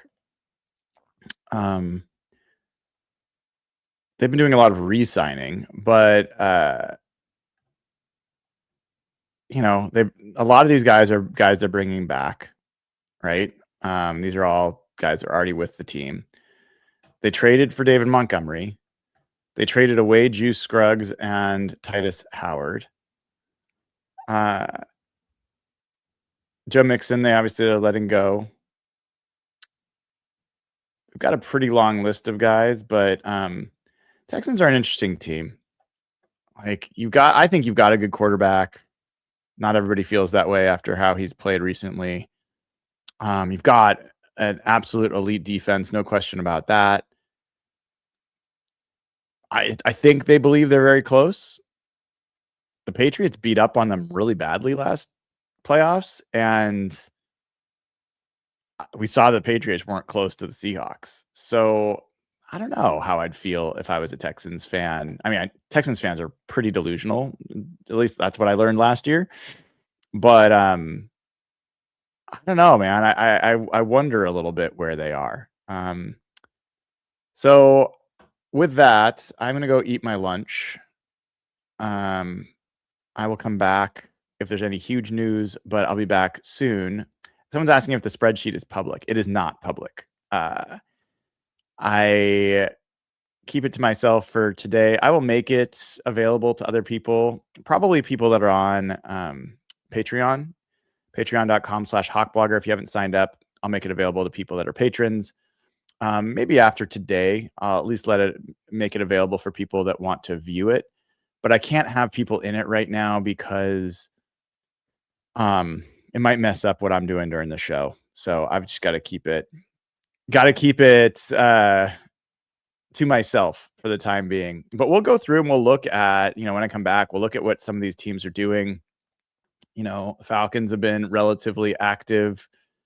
The Patriots, again, have made some relatively big moves in terms of Draymond Jones.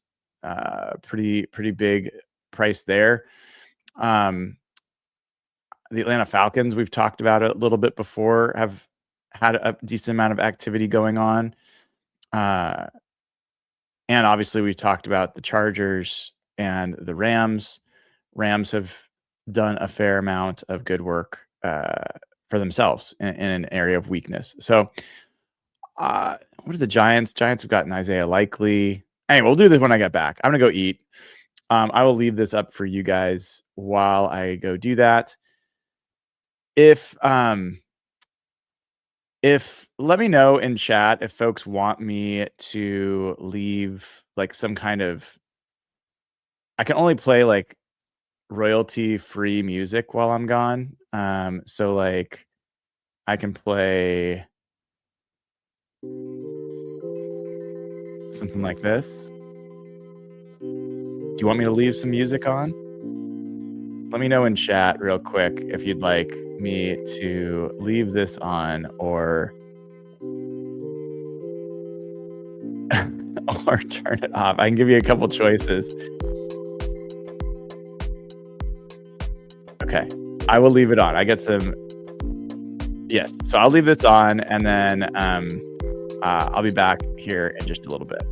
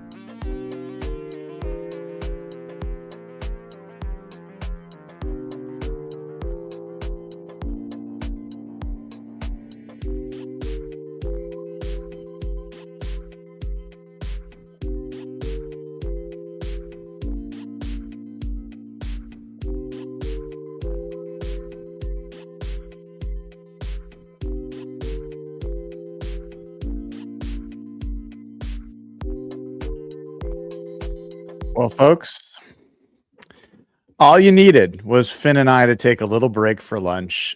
We get the news we've been looking for. The Seattle Seahawks have re-signed Josh Jobe, 3 years, $24 million. He's back. He's back, and so is the best secondary in the entire NFL. Because you know what? Josh Jobe was a starter along with Tariq Woolen last year. And in fact, Josh Jobe beat out Reek Woolen for the starting job. It was only after Reek just really earned back reps that he was able to get any time on the field. So this is honestly was the number one deal that the Seahawks needed to come away with. Everything else is a luxury. And the fact of the matter is that you get Josh Jobe at $8 million per year. I'm going to show you guys in a second, but that is outstanding value at the cornerback position. Let's take a look, excuse me, at the team dashboard together as we look at where things stand with your Seahawks.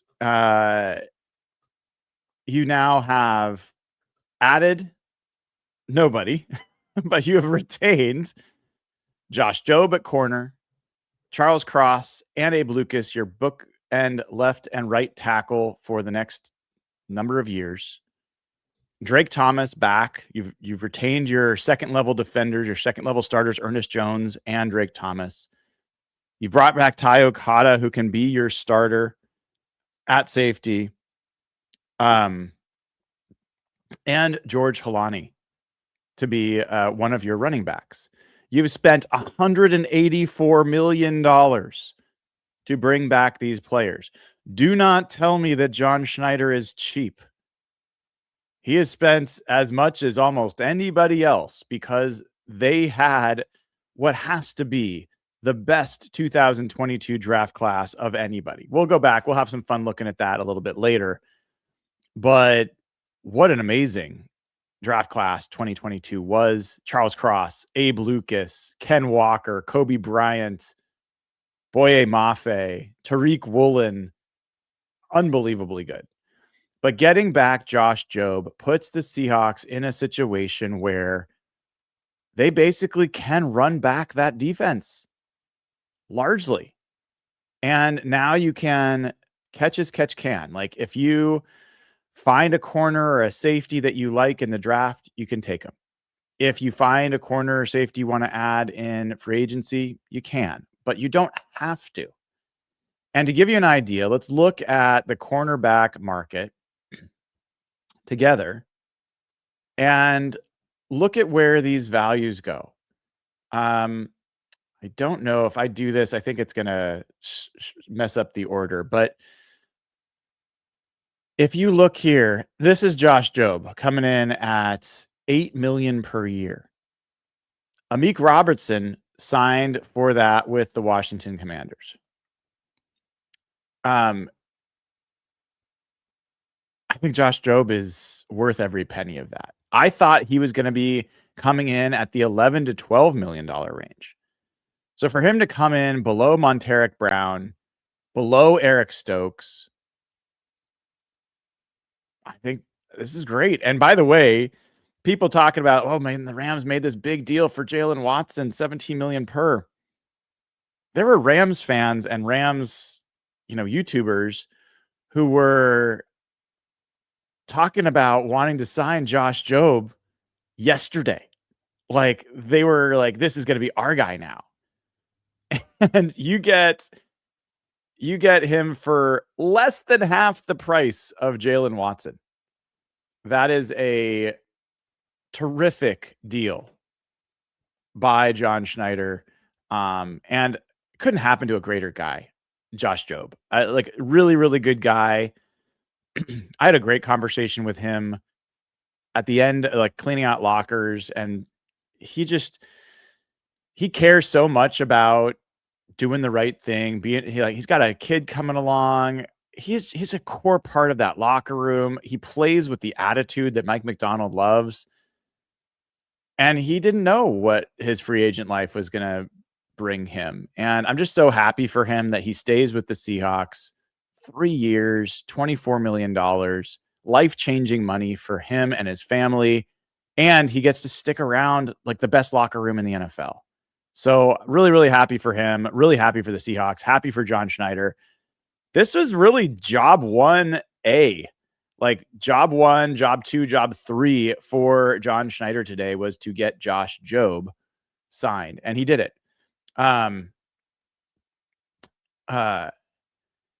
Huge deal by, sorry, I got to tweet something here.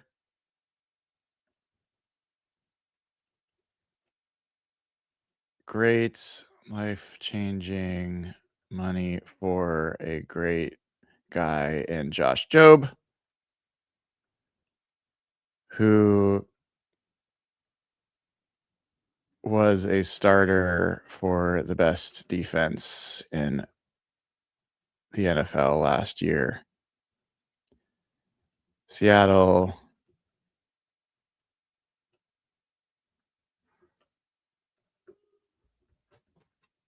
defense back. This move. All right. Huge news. So that's exciting. There's a bunch of other stuff that happened. I am going to get some of those things in there, but like there's another deal that just happened. Titans signed cornerback Alontae Taylor, and I want to see the numbers on Alontae Taylor. I think they were pretty big. 3 years, $60 million. Now, I think Alontae Taylor had a really good year. He was 33 on Greg Rosenthal's big board, but the Titans are spending a lot of money. I think we're going to look at their team and what they've done here in a second, because I think they've done some interesting stuff. But let's look at that. 60 million. That's 20 million a year, right? I mean, go back and look at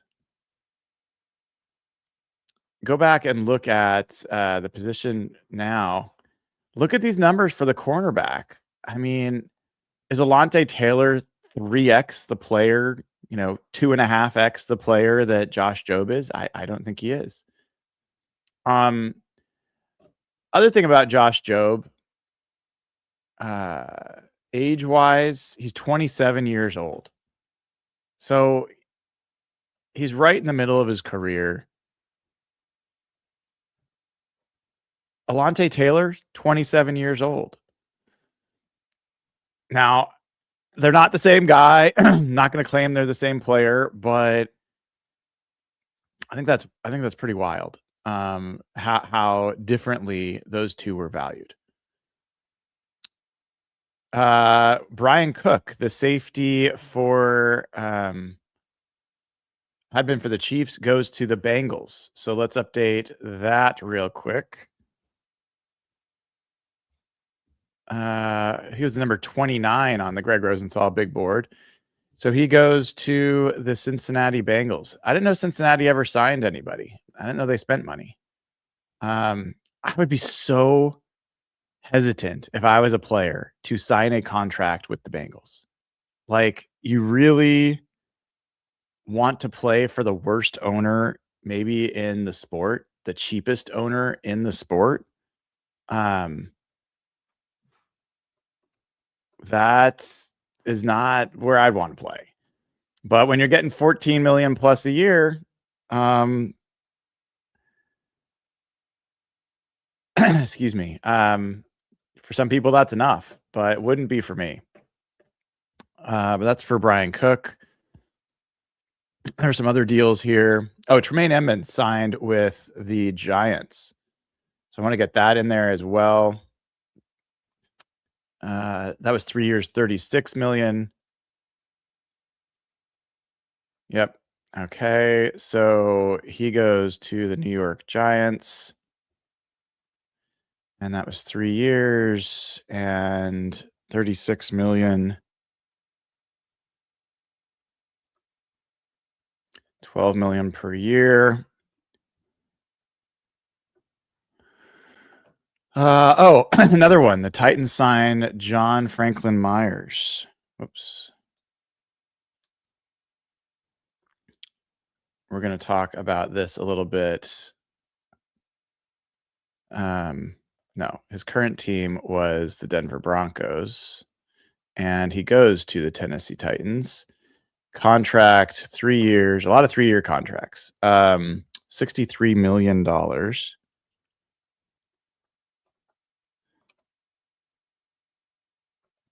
million per year. I really like John Franklin Myers. I think he's a really good player. And I think the combination of him and Jeffrey Simmons is going to do a lot of interesting things in Tennessee. Cordell Flott, another cornerback off the market. He signs with the Tennessee Titans. 3 years, $45 million.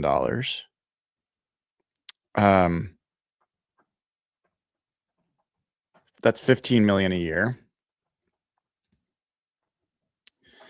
All right, so let's go back to that cornerback position tracker again. You see Tariq Woolen still there, now top of this list. But you've got Cordell Flott making $15 million per year. He played well for the Giants last year, but twice as like I just don't buy that. I don't buy that he is twice the player that Josh Jobe is. And I mean, let's take some of my subjectivity, my bias out of it. I'm going to look at a few different numbers here. So let's look at cornerback grades and numbers last year. And where does Josh Jobe fit? So let's go with guys that maybe played 50% or more of the snaps. I think Jobe is on this list. Yes, he is. So Josh Jobe was not highly rated by PFF, which is fine, whatever. He had a 57.6 grade. He had a 77.2 run defense grade.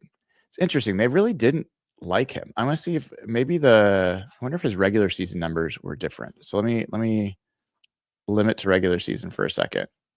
Not much of a difference. So he was the 16th highest graded run defender at corner, which is good. His coverage grades were not that great. They weren't. And Josh Jobe did have some challenges last year. I'm trying to like force myself to be objective and not just a homer about this. Obviously, I'm very partial to him.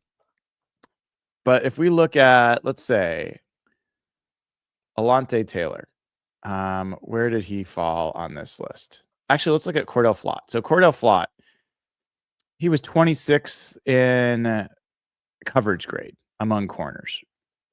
Alontae Taylor was 28th. So they both were much higher in that regard. If we look at their actual, what they gave up on the year, Flott gave up a 72.8 rating, 1 touchdown, 1 interception. Alontae Taylor gave up a 108.7 rating, gave up 8 touchdowns and 2 interceptions. That's crazy. 8 touchdowns. He gave up the second most touchdowns in the NFL among cornerbacks, Alontae Taylor. Now, I'm sure there's some potential other issues going on there, but still, that's wild to me. As I look through Josh Jobe, where's Josh Jobe on this list? So Jobe was, where did he go? Jobe gave up 3 touchdowns, had 1 pick, and gave up a 75.2 passer rating last year. That ranked 15th among all corners in the NFL. A big part of his problem with his grade is he had 10 penalties. So his penalties really affect PFF grades, which fine, like that's an issue, but 9 pass breakups. That ranked 12th in the NFL among corners. And that was the same amount that Pat Surtain had, the same amount that Derek Stingley had, the same amount that Monteric Brown had, who just signed for $11 million. He had more pass breakups than Sauce Gardner did last year. He had more pass breakups than Cordell Flott. I don't know. I mean, I'm looking at this. I'm probably trying to convince myself a little bit, but these are the real numbers. And if I look at these objectively, I don't see the difference in the price as much as what we've seen in the contract values. So I think that's crazy. We have reached our limit, I think, over on Instagram. Instagram only lets us go live for so long, and we're now 4 hours in to the show. Reek Woolen still has not been signed. I'm really curious, or at least last I checked, has not been signed. I'm really curious to see how that goes. I'm looking back at any other news that I might have missed. We talked about Cook, Cordell Flott. We've talked about, Charlie Kolar, the tight end, the blocking tight end, goes from the Ravens to the Chargers. So the Chargers have been very predictable what the Chargers are going to do. Like they're going fullback, they're going blocking tight end. They're trying to they got their center. They want to be a physical team. They want to be a team that is similar to what the Seahawks are. He got a 3-year deal. That's a big deal for a blocking tight end. $24.3 million. So 8.1 per year. APY. It's good for Charlie Kolar. Arden Key went to the Colts. That's an edge player. Arden Key goes from the Titans to the Indianapolis Colts. 2-year deal. $20 million.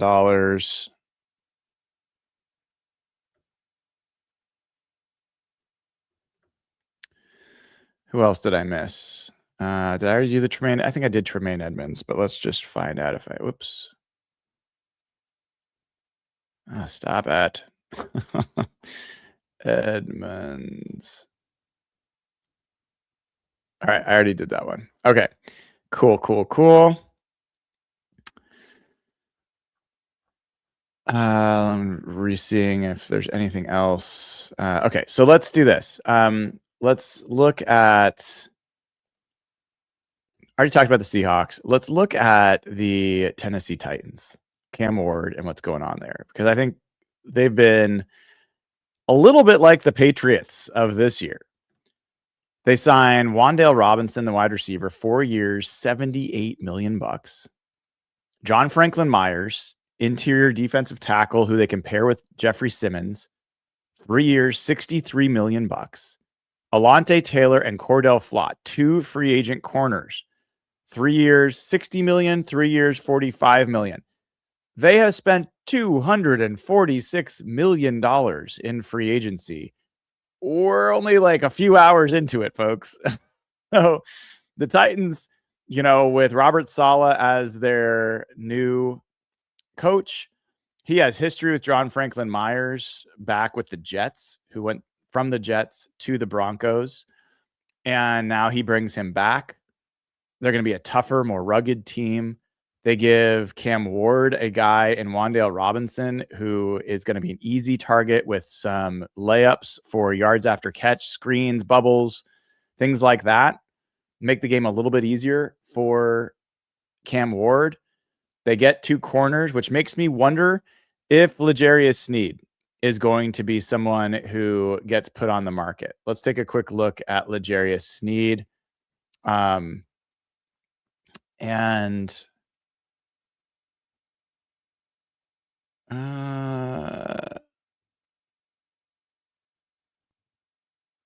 wait a second. All right, let me find it a different way. He's with the Titans.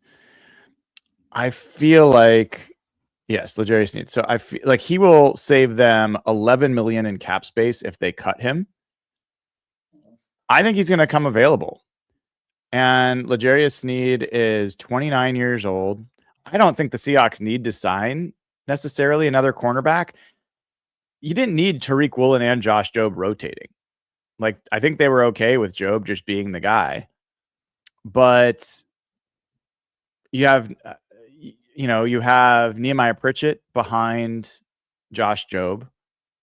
They could look at adding another corner, but I think they'll probably do that via the draft if they choose to. But Sneed's a guy that I would expect now to be a serious candidate for being cut. Was a like all pro level corner for the Chiefs and signed a huge deal with the Titans. That did not work out. Another interesting thing that the Titans did, they traded for Jermaine Johnson, who again played with Robert Saleh in New York. So he's bringing a couple of his guys back. You're adding like Jermaine Johnson's a legit edge rusher. Interesting to trade away T'Vondre Sweat. Now, I think part of this, some people might assume it's Sweat maybe didn't work out from a personality standpoint. He's a big plugger in the middle of the hole, and in the middle of the line, I should say. I don't think that Robert Saleh is going to play a 3-4. I think he's going to play a 4-3. And I don't think T'Vondre Sweat's a great fit for a 4-3. So I think they saw an opportunity to improve their edge rush, move out a player. I think it's a good deal for the Jets as well. And by the way, let's take a look at the Jets. They have also been super active. They have not spent quite as much money. They franchise Breece Hall. They get Joseph Asai, edge player, for 3 years, $36 million. The 37-year-old Demario Davis for a 2-year, $22 million. Kingsley Ngabare, the edge rusher from the Packers, for $10 million. David Onyemata from the Falcons, interior rusher, $10.5 million. They lost John Simpson and their kicker, Nick Folk.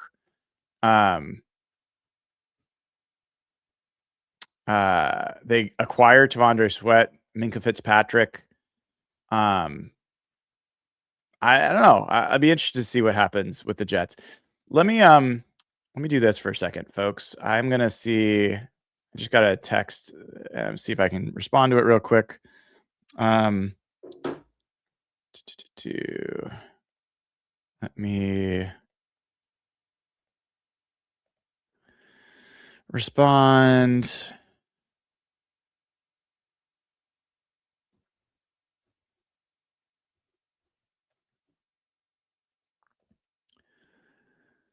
Yeah, so big get for the Seahawks getting Josh Jobe. I think that was the linchpin move. It would have been great to get Ken Walker. I just think it was out of the range. We have not seen Rasheed Shaheed yet. His deal has not come about. Sorry, I think I just noticed I had food in my beard, which is like so gross. It's gone now. But we have not seen Tariq Woolen sign here. Let me bring that back up so you guys can see where the Seahawks are in terms of their free agents, and we can talk through that. I appreciate the nice comments in chat about the spreadsheet. I worked hard on this. Oh, I got to get this phone call that's coming in, guys. I will be back with you in 1 second.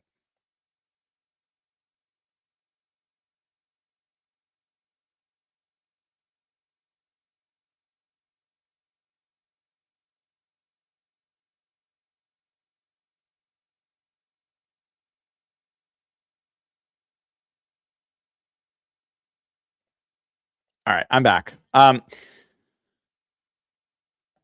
So I appreciate people complimenting the spreadsheet. I worked on it yesterday. Like I said, it's got like basically 900 players in it, and I'm trying to keep all of it updated as we go, so we can just kind of flip through all the teams, all the positions, who's left.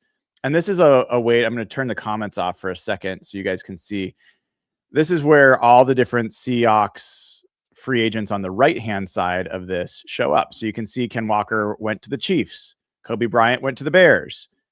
Josh Jobe, Charles Cross, Abe Lucas, Drake Thomas, Ty Okada, George Halani have all come back to the Seahawks. Still don't have news on Boye Mafe, Rasheed Shaheed, Tariq Woolen, Josh Jones, Cody White, Jake Bobo. Like those guys officially, some of those restricted free agents that they're not going to tender can't sign deals until Wednesday. So they don't become unrestricted free agents until the new league year begins on Wednesday.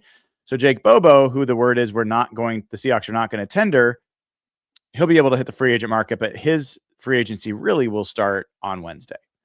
And I appreciate the nice compliments for the mods as well. Amy and D-Roy and other folks that help kind of keep the chat moving. I appreciate it. We've got 12,000 people watching the show, which can be unruly at times. And I really do appreciate all your help in making that possible. I also want to give a quick shout out. Braden, our intern who's helped us for the last year plus and has done a bunch of work. He's the one that puts in the chapters into the YouTube shows. He's created a bunch of shorts along with Will. He's done a lot of really good work and very appreciative of his contributions. And he's done it out of his own passion, which, I certainly respect as I did for many, many, many years. Okay. All right. So, sorry, I was laughing at a text I received. So this is where the Seahawks stand. Let me take a look and see if there's super chats that are relevant to some of this stuff that I have not seen yet.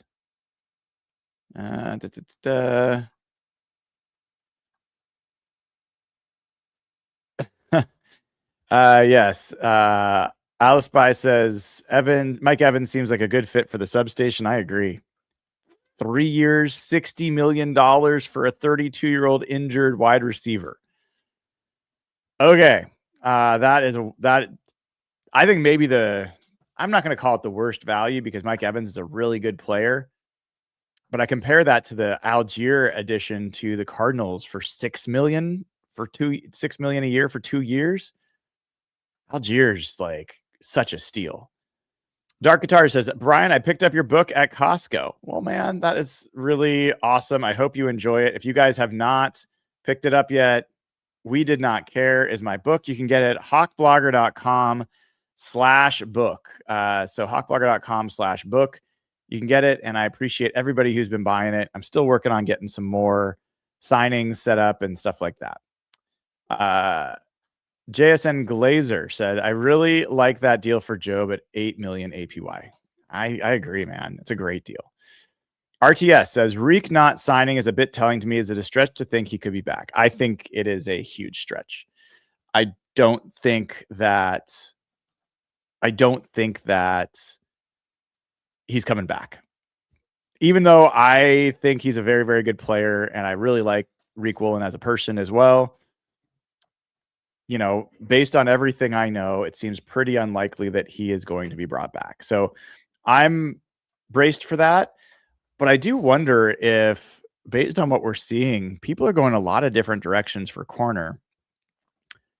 I wonder if his price is going to be lower. Like, I thought he was going to be up pushing 20 million. If we look, let's take a quick look at the corner market again. And let's go to the position tracker here. Cornerback. All right. So who's made 20 million a year? Alontae Taylor is the only guy that's pushed 20 million.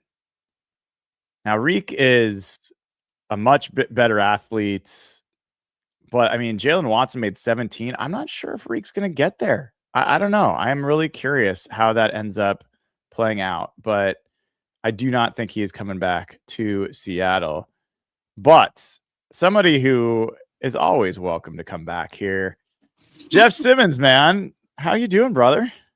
Man, I don't know how you do this. You've been on for what, 5 hours now? 4.5. 4.5. You're a beat, man. I've been listening to your show. I saw the Athletic show has had like 19 guests, and you just do this yourself. So I figure I got to give you some company. Oh, dude, I appreciate it. I appreciate it. I mean, I will joke. I'll say that like when I was eating my sandwich for lunch, I was watching the Athletic football show, their coverage, and I thought about I was going to line up all these guests, but I don't know, man. Part of this is just news. Like I think part of the benefit of this is just when you tune in. I will be honest. When I was listening to the Athletic football show, I thought the guest that they had on was not really adding anything. I was So gonna like, say it just felt like they were doing too much. yeah, like I like guests to kind of like to analyze afterwards. Okay, all this happened. What do we think about it? Having some time to breathe. But when we're sitting here getting news flowing at this pace, I can't even get my own words out, let alone have a logical conversation. But having you aboard is always a bonus. So I got to know, man. What are your thoughts? Like, just give me your general reactions to what's happened today. I've been following free agency for like feels like 20 years, pretty closely. That first hour was the craziest first hour I think I've ever seen following the league. Because usually it takes like till like this point in the day where things start to go off. You had all the top guys just go one after one after one. I couldn't believe how crazy that first hour was, and I was getting a lot of people starting to freak out. It's been mostly what I would expect overall, but like there's been some crazy teams today. Like the Titans have spent like $20 million per year on like 4 guys. That's classic free agent stuff. The Jets have been really weird. I thought they've spent like a lot of older players. When if I'm them, they have 3 first-round picks next year in that amazing draft. I don't really get what they're doing, but the Seahawks pretty much has gone. The number on Jobe shocked me. I thought that was really good. Once Buster Brown signed for $11 million, and the Cordell Flott signed for $15 million a year. Yeah, they got Jobe at 50% of that. I think that's one of the best contracts in the whole league that's been handed out today. I was expecting to be a little more annoyed. I'm usually really annoyed during Seahawks free agency day one.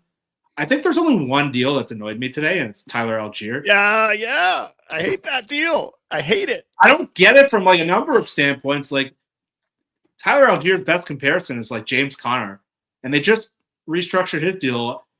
I never put that. I would have guessed that. And Kenneth Gainwell got more money than him. He got $7 million a year. Yeah, I don't understand when Travis Etienne went for $13 million. That's the one deal the whole day so far. And I was just like, I don't understand how that happened from Seattle's standpoint, from any standpoint. I don't get it. I will struggle with that one. I think that what's the comparable deal like where you saw it immediately and you're like, whoa, how did they get him at that price? We were like that with Joe Thuney in the trade last year, but that's that's a good. It's actually a reasonable comparison. That was like a 2026 4th round pick for an all pro guard. Like I was like, what in the world? How did that happen? I don't know. I'll have to go back. I'm going to go back to last year's free agency and can I do that here? Ooh, no, it doesn't go backwards as easily. We'll come back to it another time, but it is just like, there's a couple deals that are just the tip of my tongue that are reminding me of that. That one just jumps out. I kind of like what the Titans are doing. They're spending a lot of money. I don't necessarily love the cornerback decisions, but with Robert Saleh, you now got your namesake, Jeffrey Simmons, next to John Franklin Myers, who I think is going to be a really good pairing inside. You get Jermaine Johnson in a trade, so you've got an edge rusher. I like that. You now have corners that at least they feel better about. I think Alontae Taylor's a good player, and I'm not as big of a Flott guy, but okay. Now you got Cam Ward. You get him Wan'Dale Robinson, who's like an easy button kind of receiver. A lot of like short yardage throws that can turn into longer gains. I don't think they're the Patriots. Like, I don't think they're going to go from worst to, spending a bunch of free agent dollars and being in the Super Bowl. I could see them being a playoff team, though. Look, I love the Franklin Myers signing. I'd say that was the one that makes the most sense because if you've studied Robert Saleh, they need to have players on their defensive line. When they don't, we saw what happened in the playoffs. Mm-hmm. And like you took Nick Bosa in and out of there. Simmons and Franklin Myers is going to be one of the. I like that part of it, but like Wan'Dale Robinson at $19 million. Oh, the price is crazy. I agree with you there. The corner, like Alontae Taylor's been the comparison to Reek.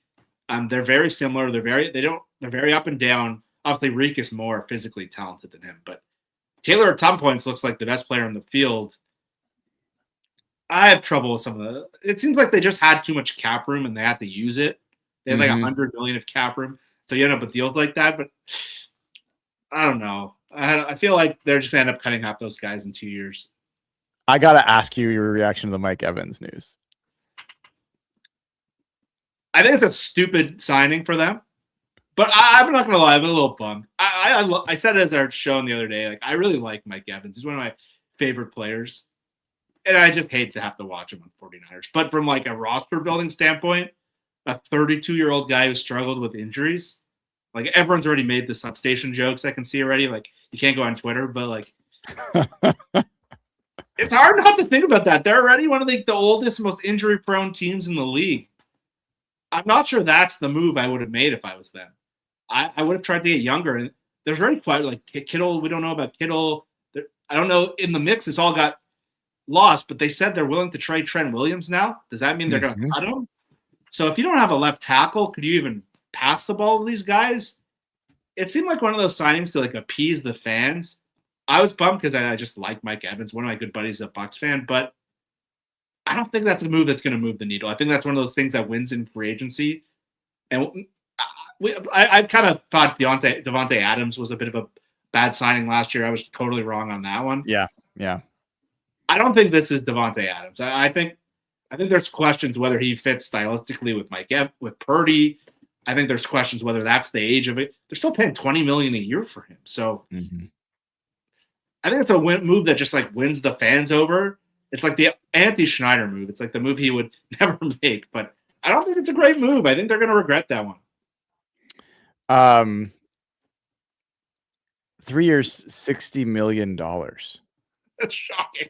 $20 million a year, Jeff, for a 32-year-old guy coming off injury. Like the player I get, but like talk about the cost. Like, doesn't that move strike you as like the type of move you do if he's like the final veteran piece to get you over the hump to a Super Bowl?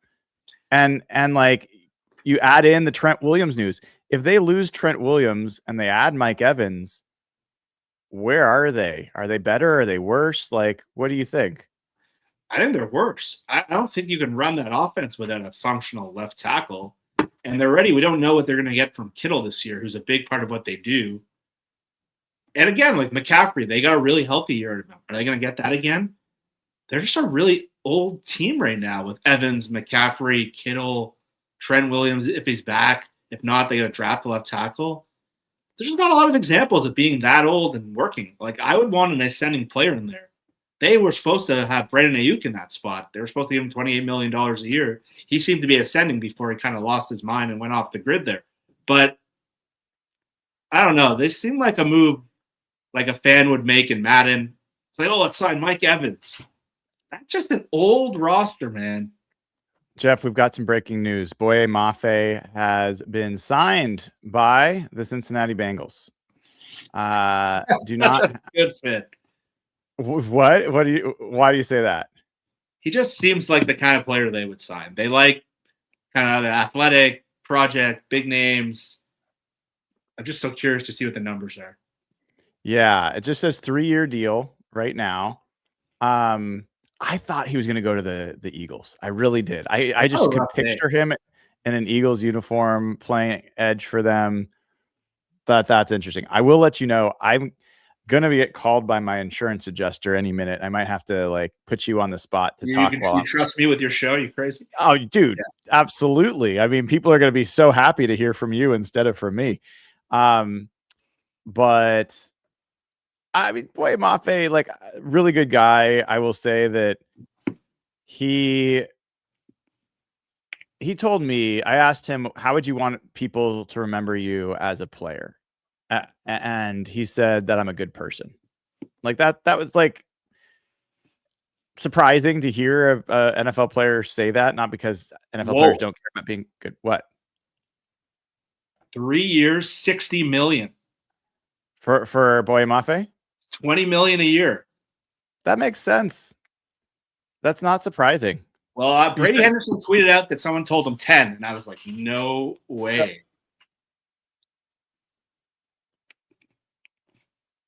Okay. Do you need to take the call? I do need to take it. So I'll be back in a second. Okay.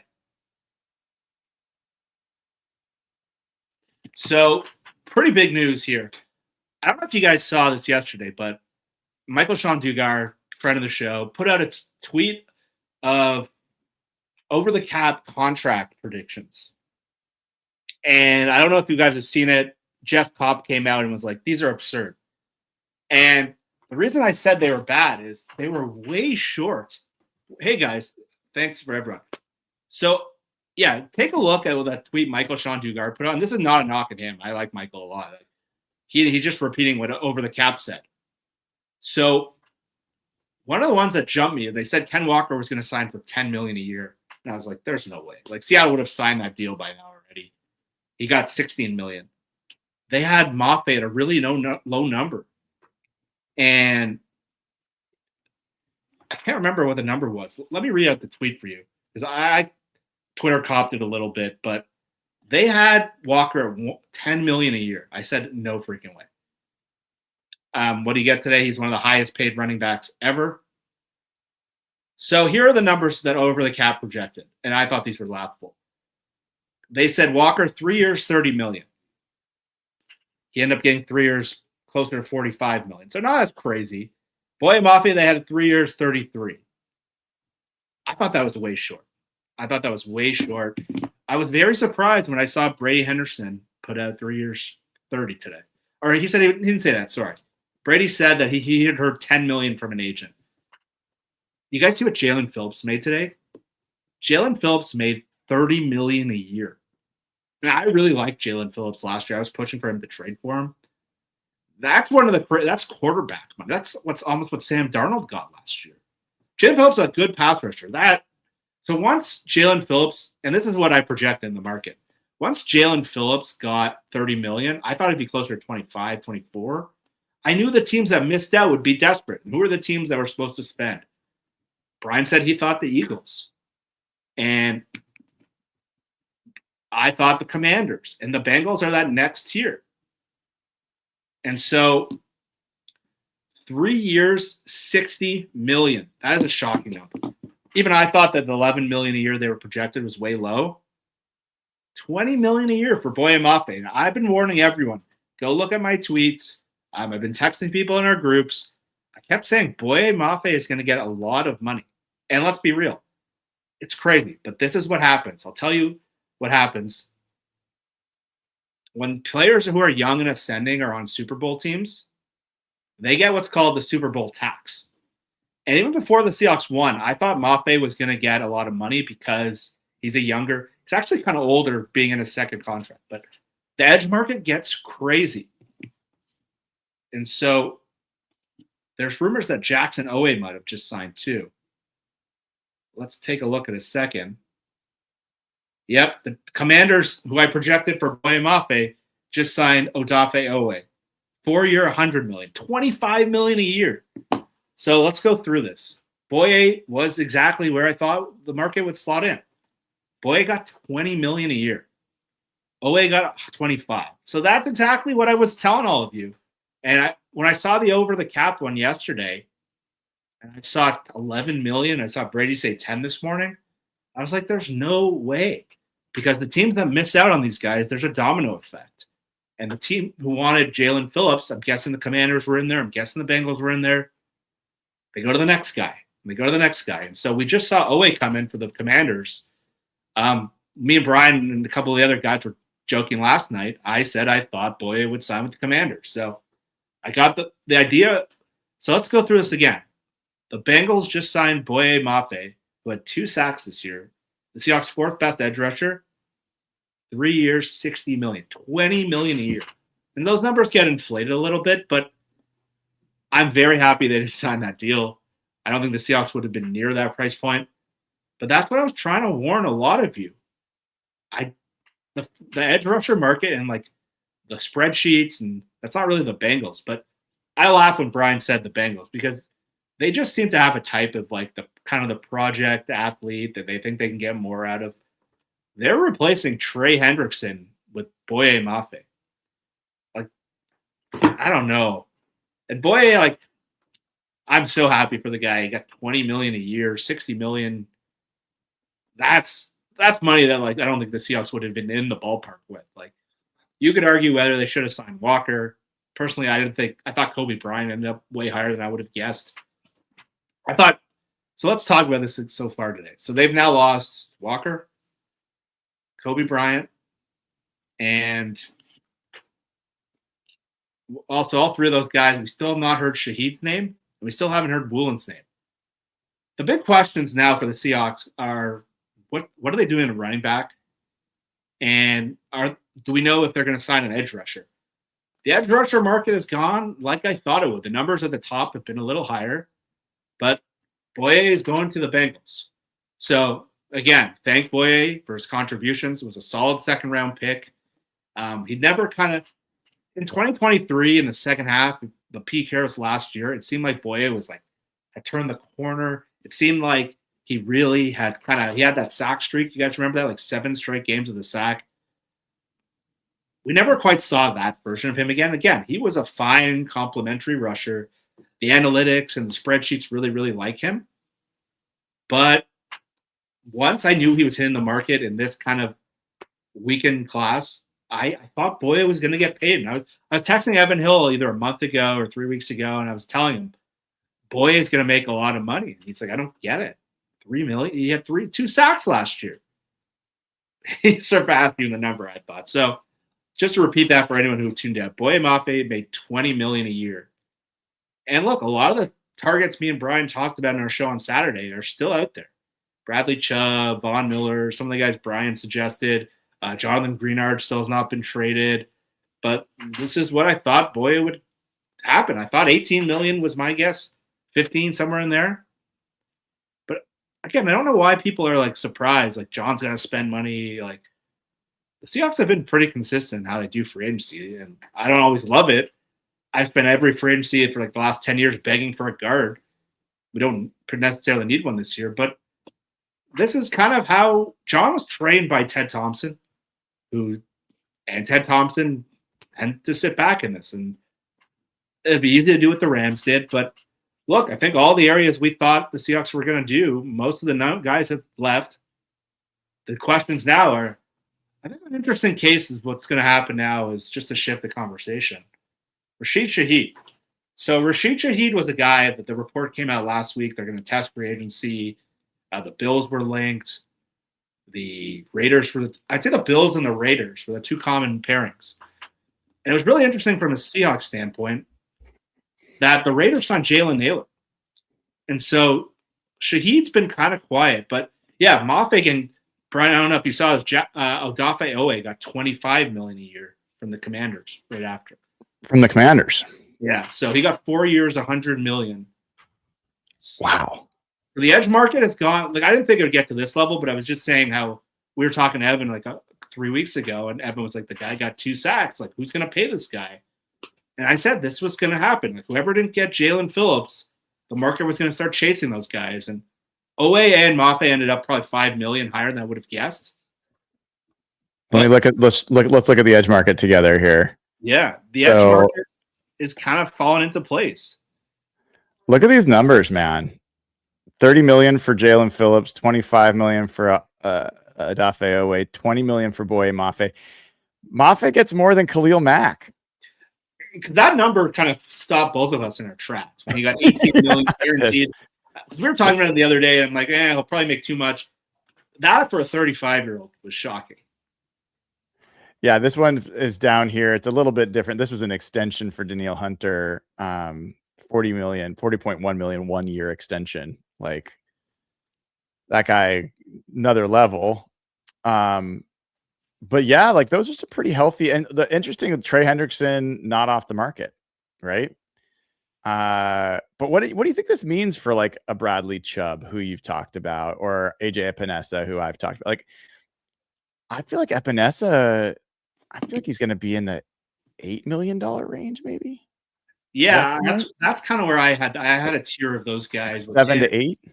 I would guess 6 to 8, somewhere in that range. Yeah, 6 to 8 makes sense. He's more of a run stopper first. He doesn't have the pass rusher background, but I think he'll slot in pretty comfortably.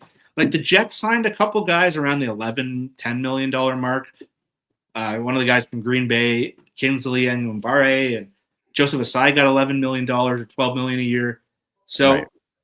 I think those guys might be ahead of him because it's the Jets. But I had a tier of like Kwity Paye, Epinesa, Cam Jordan in like a similar tier of where I think we'll end up in like the $8 million range. The edge market, other than Trey Hendrickson, has been pretty much wiped out at the top now.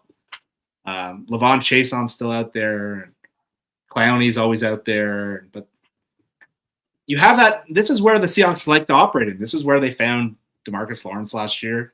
They like to kind of get into this range and find guys in that sweet spot rather than pay at the top of the market. So, dude, I think it's wild. I honestly did not know this. You'd mentioned this. The fact that Von Miller had 9 sacks last year. It's crazy. Was he 35 years old? He's 36. Yeah. He's 36. And that guy wanted, like, he almost played. He was so close to playing for the Seahawks last year, and he watched them go win a Super Bowl. I don't think it's crazy at all. I've told you that I've talked to Derek Hall, and Von Miller is like his idol. If you had Derek Hall learning from Von Miller on pass rush and DeMarcus Lawrence on run defense, could you imagine a better set of mentors for a young edge than those two? No.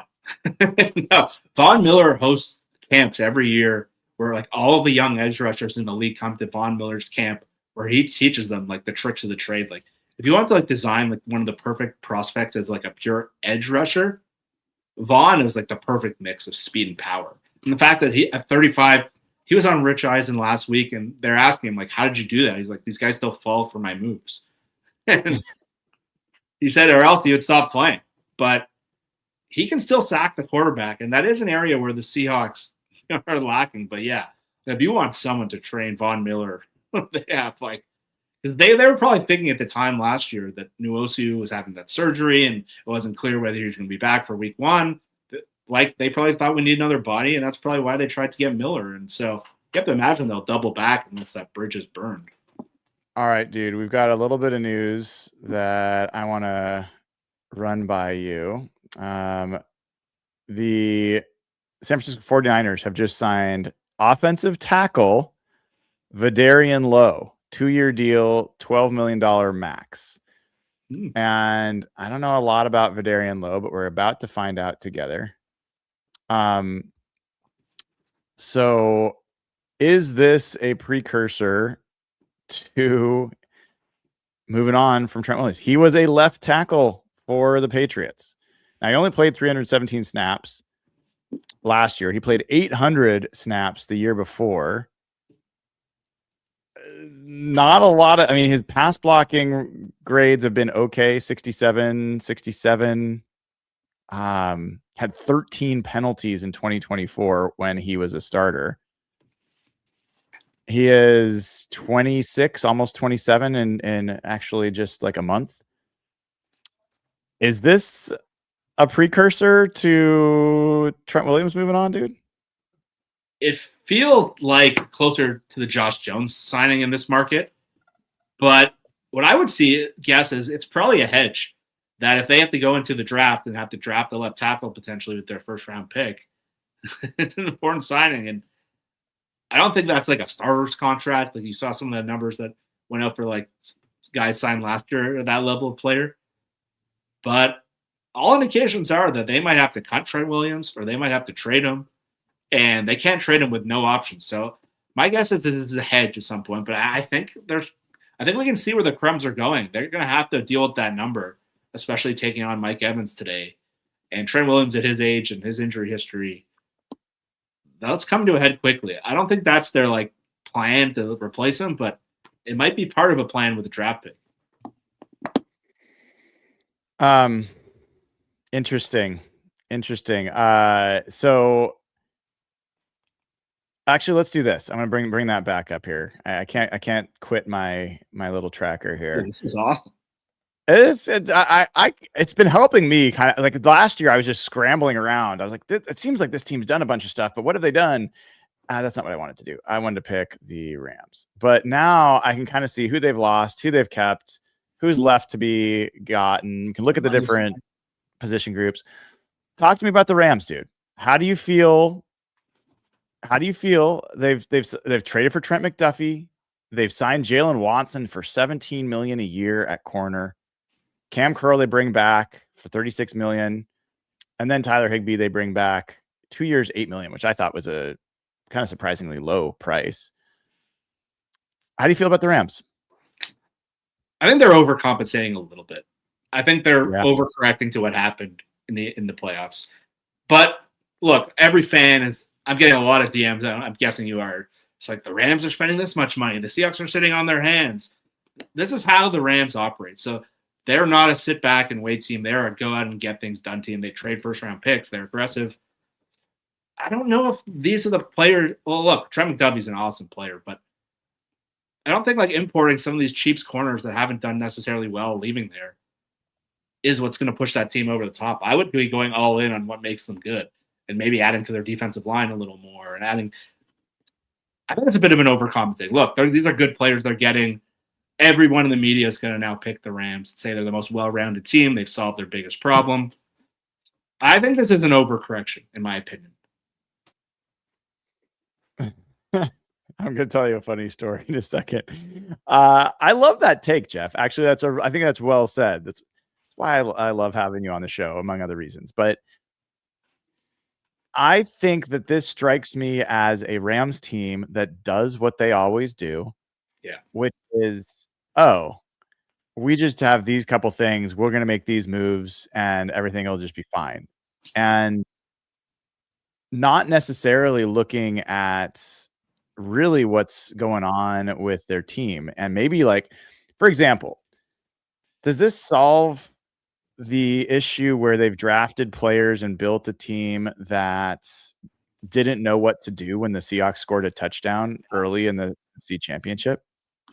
Does this solve the special teams issues that absolutely decimated them multiple times last year? Does it solve the run defense issues that really started to crop up for them again?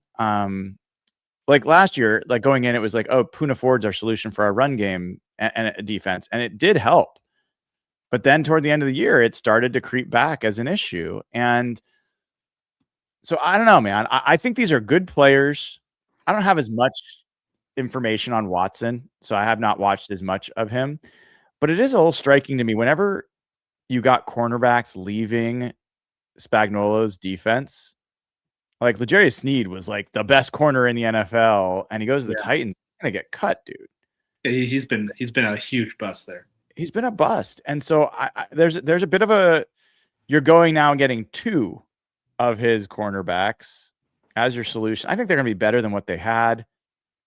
They don't need a lot to get over the hump with the Seahawks because they were really close to doing that last year. I would say this. These are all logical moves to me. None of these are moves I'd be like super critical of. I just think that they're probably going to be overrated a little bit. Like, I think people are going to take these moves and be like, the Rams have done it. They're the best. Oh, I've seen it already. Yeah, I think they moved into like the betting favorites for the Super Bowl. They moved into the betting favorites after the McDuffie trade. And then after the signing today, it's like the Rams solved their one problem. Look, I don't think these had one problem. Yeah, I don't think these are bad players. And they almost lost to the Panthers. They almost lost to the Bears. I don't know if they have one problem. Again, this is how the Rams operate. As a fan, I'm sure a lot of Seahawks fans are jealous of what they do. They trade their picks away. They make exciting trades. They sign people in free agency.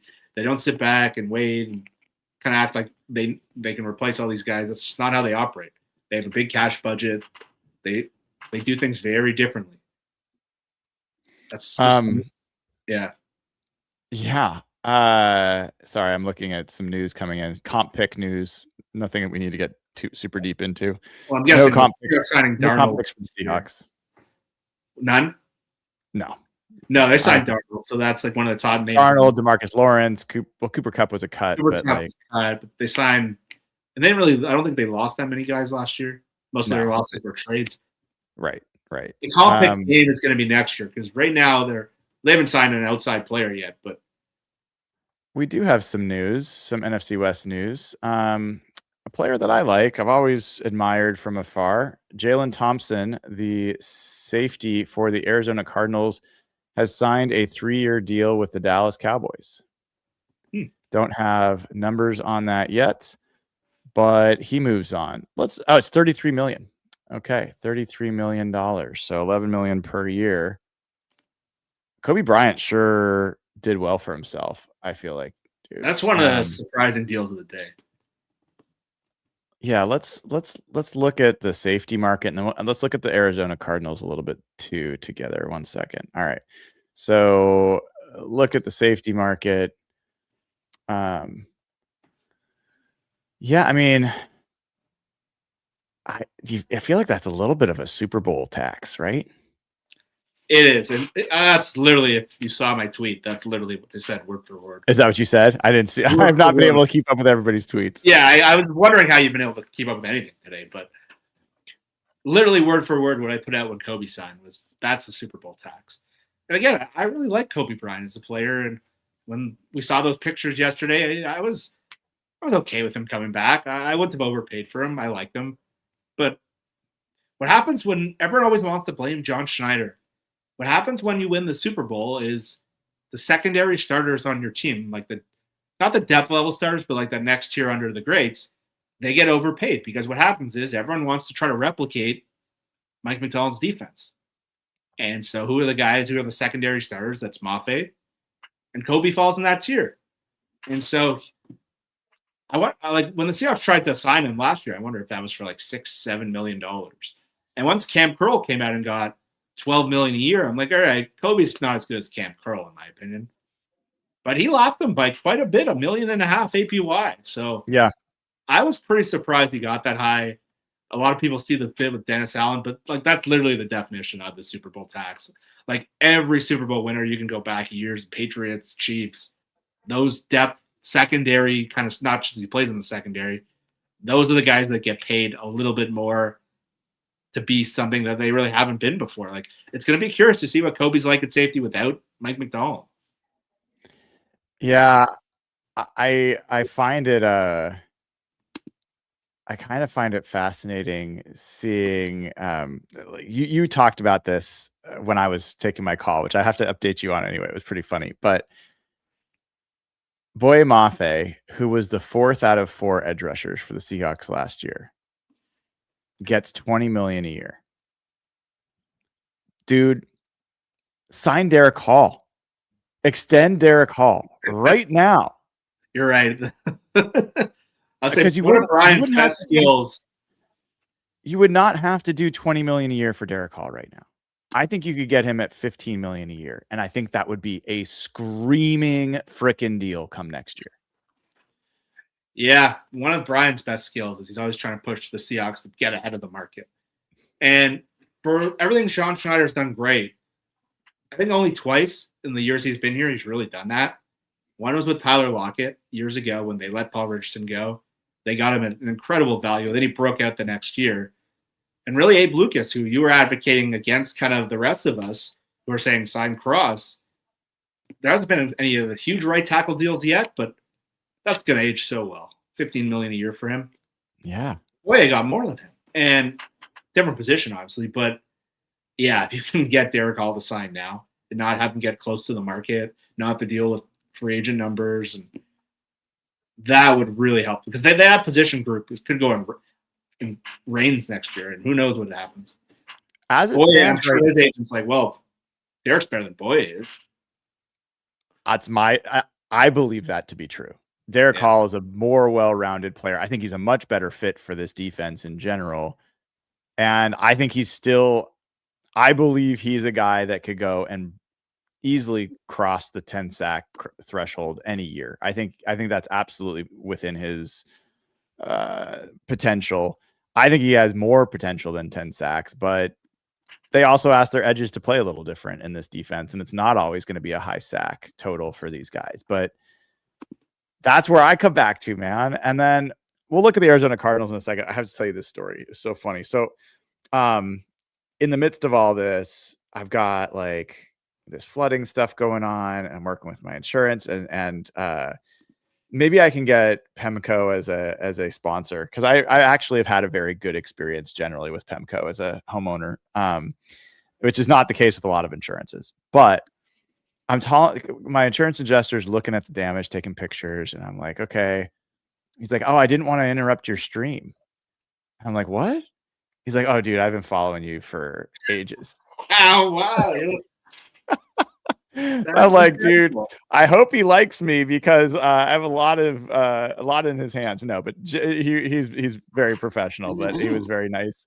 And then as soon as that, I get a email from another guy who, thank you, Mitch, who sent this, who's like, I hear you have an insurance claim. If you have any issues with the insurance company paying the true value of the claim, let me know. I'm a public adjuster, and I fight insurance companies as they regularly underpay claims.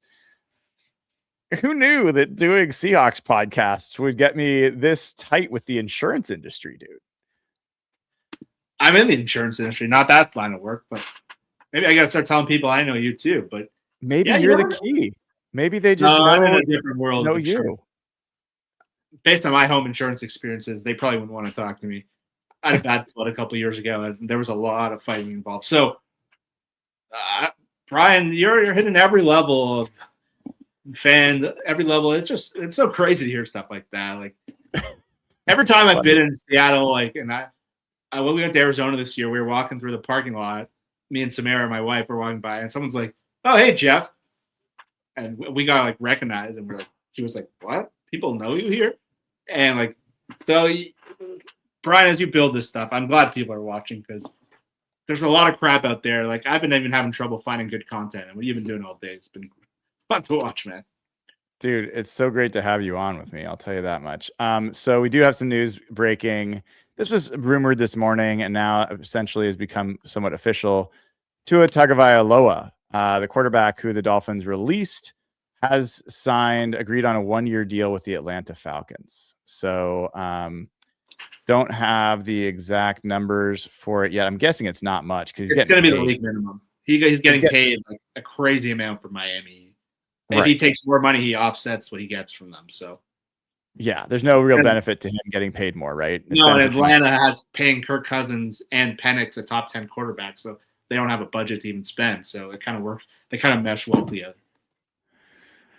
So that's an interesting one, just in the NFC. And then Kwity Paye, another pass rusher, signed a deal with the Raiders worth $16 million, but it doesn't say for how many years. So let me, it just says worth $16 million. Oh, wait. Oh, 3-year, $48 million contract. So it's worth $16 million per. Wow. I thought he would be in the $8 million range. He doubled, and that's good money. Kwity Paye is kind of like a low-end Boye Mafe in terms of like he was kind of like a raw developmental player in Michigan and better run player than pass rusher, but he's got crazy athletic tools and never quite worked in Indianapolis. I had him in that Epinesa range, so that's one I would have. But again, this is what happens, and this is why I thought Mafe would get paid, because when you don't get the one guy, everyone falls into the range. So yeah, I mean, he gets $4 million below Mafe, $12 million in total money difference. Significant difference there. And then I said we were going to look at the Arizona Cardinals. We should do that real quick. We talked about the Algier deal. They lose Jalen Thompson, but they've been pretty quiet so far, dude. For a team that's got a lot of money to spend, they've only spent a little bit. And do you think that that's because they're being careful? Do you think it's because nobody wants to freaking go to Arizona? Like, they couldn't find a coach. They couldn't find a coach, right? I think it's a little of both. I think the GM has a better awareness of where they're at. I think they realize they don't have a quarterback right now. Jacoby Brissett is probably going to get traded. I'm expecting them to sign Jimmy Garoppolo at some point today or tomorrow, which would be a pretty depressing move if you're Arizona. Like they cut Kyler Murray outright, and like no one talked about it. Like from Arizona's standpoint, like they cut a guy with no plan. Everyone thought maybe Malik Willis, Matt LaFleur's brother, who had the great success from Malik Willis. Mike LaFleur is now coaching Arizona, so everyone tied those two together. And Willis signs in Miami for pretty cheap money relative to what they thought. So I think it's a combination of like what would draw you to there. Like they're a team with no direction. They don't even have a quarterback. And I think it's a bit of awareness that there's quite the rebuild there. Brian, me and you, I think one of our best reads of situations was they had that draft a couple of years ago where they had crazy draft capital. And I think you deemed it as like this is going to change their franchise for better or worse. Everyone in the media loved up their draft. And I remember you were like, I don't know. And Marvin Harrison's been much worse than we would have imagined. It's kind of come to fruition in that sense. Like they're kind of nowhere now. And they wasted the Will Anderson capital. And they don't have players like, and they're kind of like in this, that even Algier, like, I get why they got him, but he's very similar to James Conner, who they just like maybe you cut James Conner and make Algier the running back. That would make sense to go younger, but they're kind of in this no man's land. And they don't even have a quarterback, and they're the third overall pick this year in a draft where there's no third overall player that's obvious. They're in a pretty bad spot. Yeah, I don't know what they're going to do. I thought Malik Willis was maybe a guy that they would go after. I was surprised how cheap his deal was, man. Like maybe he really likes, maybe he wants to live in Miami, like maybe it's a good fit for him.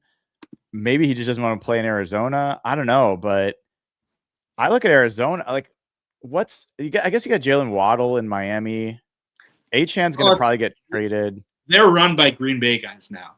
Their GM is from Green Bay, and I think John Eric Sullivan, the guy that Brian Brodus was telling us about, and then Jeff Hafley's their coach. So he was around those guys. They would know him really well.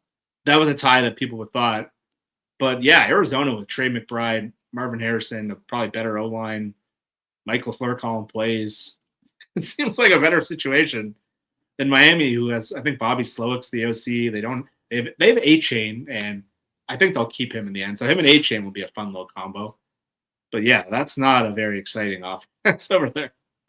Yeah, I just Arizona, I feel like is in trouble. I mean, let's look at the quarterback situation for a second. You know what? Would make sense to me? And I'm going to save this until I pull up the quarterbacks here. So Malik Willis, Daniel Jones, Tua are off the market.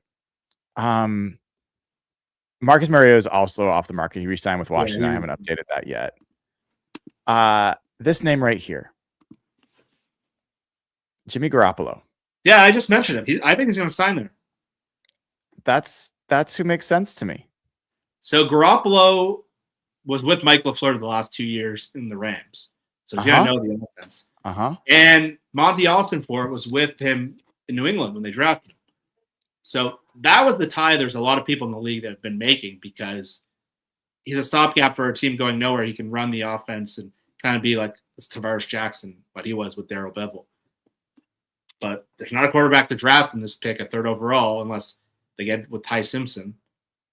So you end up probably with a stopgap land, or maybe they look at Geno, but I don't know. Oh, Geno's a good one. They could do a lot. Like, I know people hate on Geno. I still think Geno is a lot better than a lot of those other names that we just looked at. But yeah, like I'm putting a couple things together.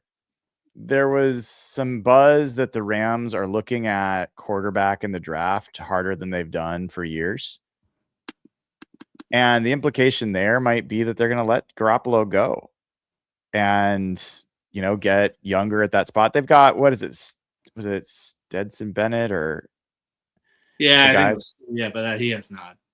Yeah. I mean, he's been their third string guy, but maybe they're going to let Garoppolo go. That was a big insurance policy for them the last 2 years, worrying about Stafford, and to go from that to a rookie really does change their risk profile of that Rams roster.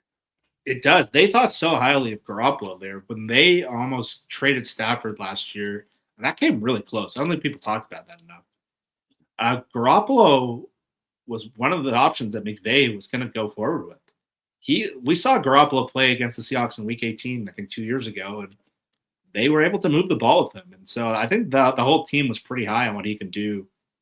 We know he can operate the Shanahan offense, but I think it was him and Aaron Rodgers were the two guys they were looking at last year.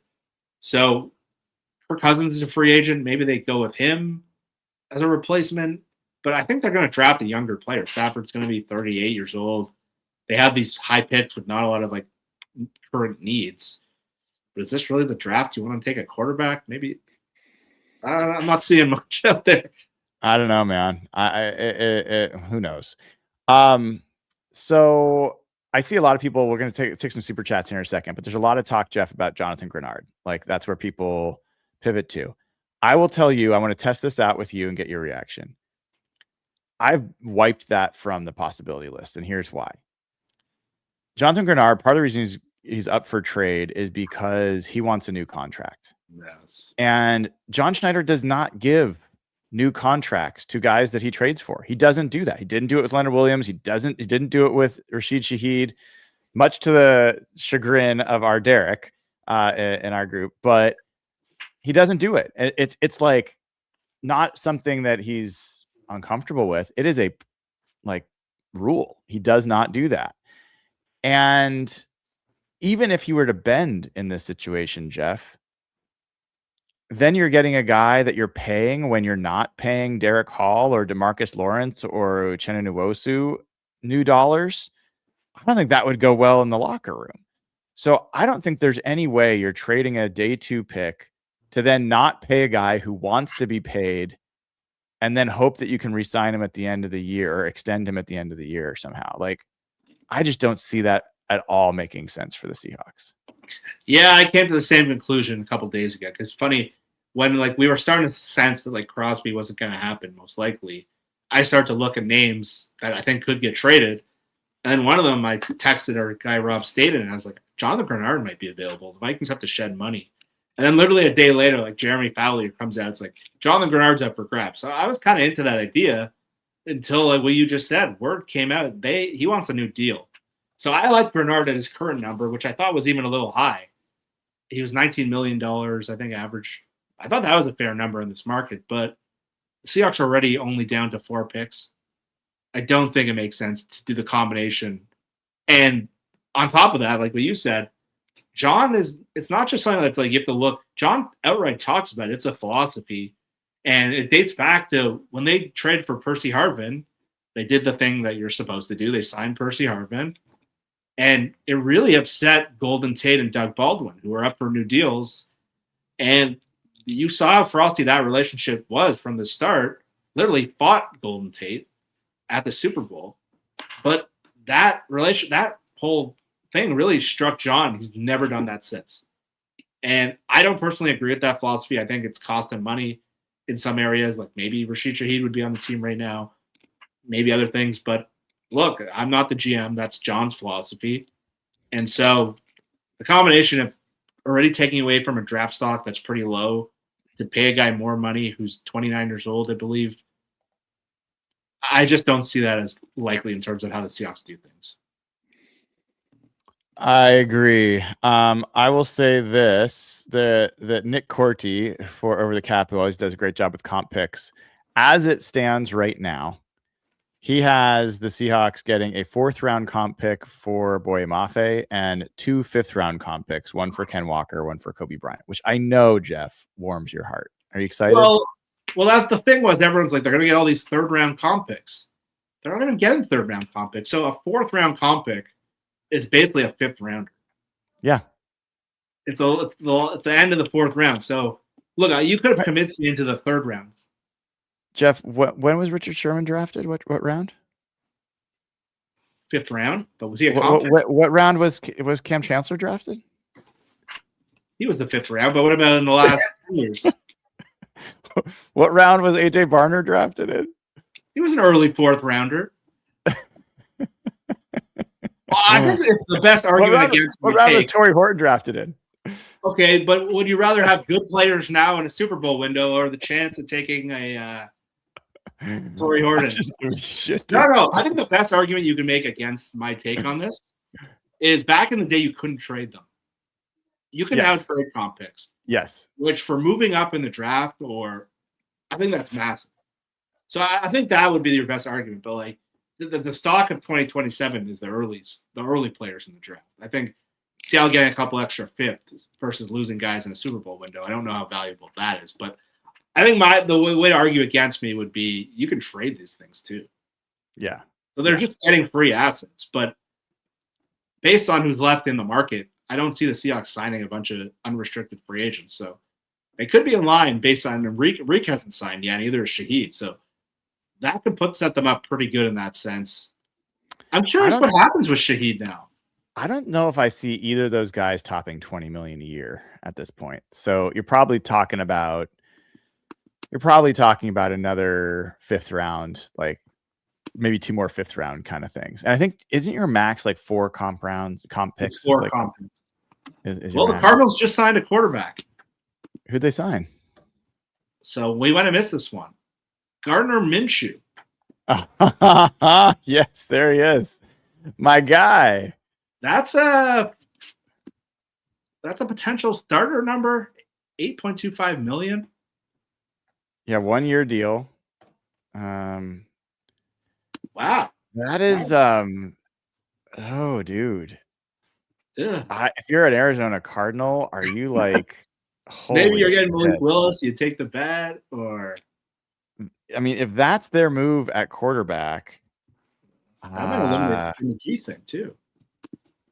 It's rough, man. I feel like they're basically throwing in the towel on this season to try to get their quarterback next year. What does that mean for if they are going to tank this year? What does that mean for their safety? Their other safety from Mr. Buda Baker. Do they try to trade him? I would. I don't see why you'd want him in the building for a tank year.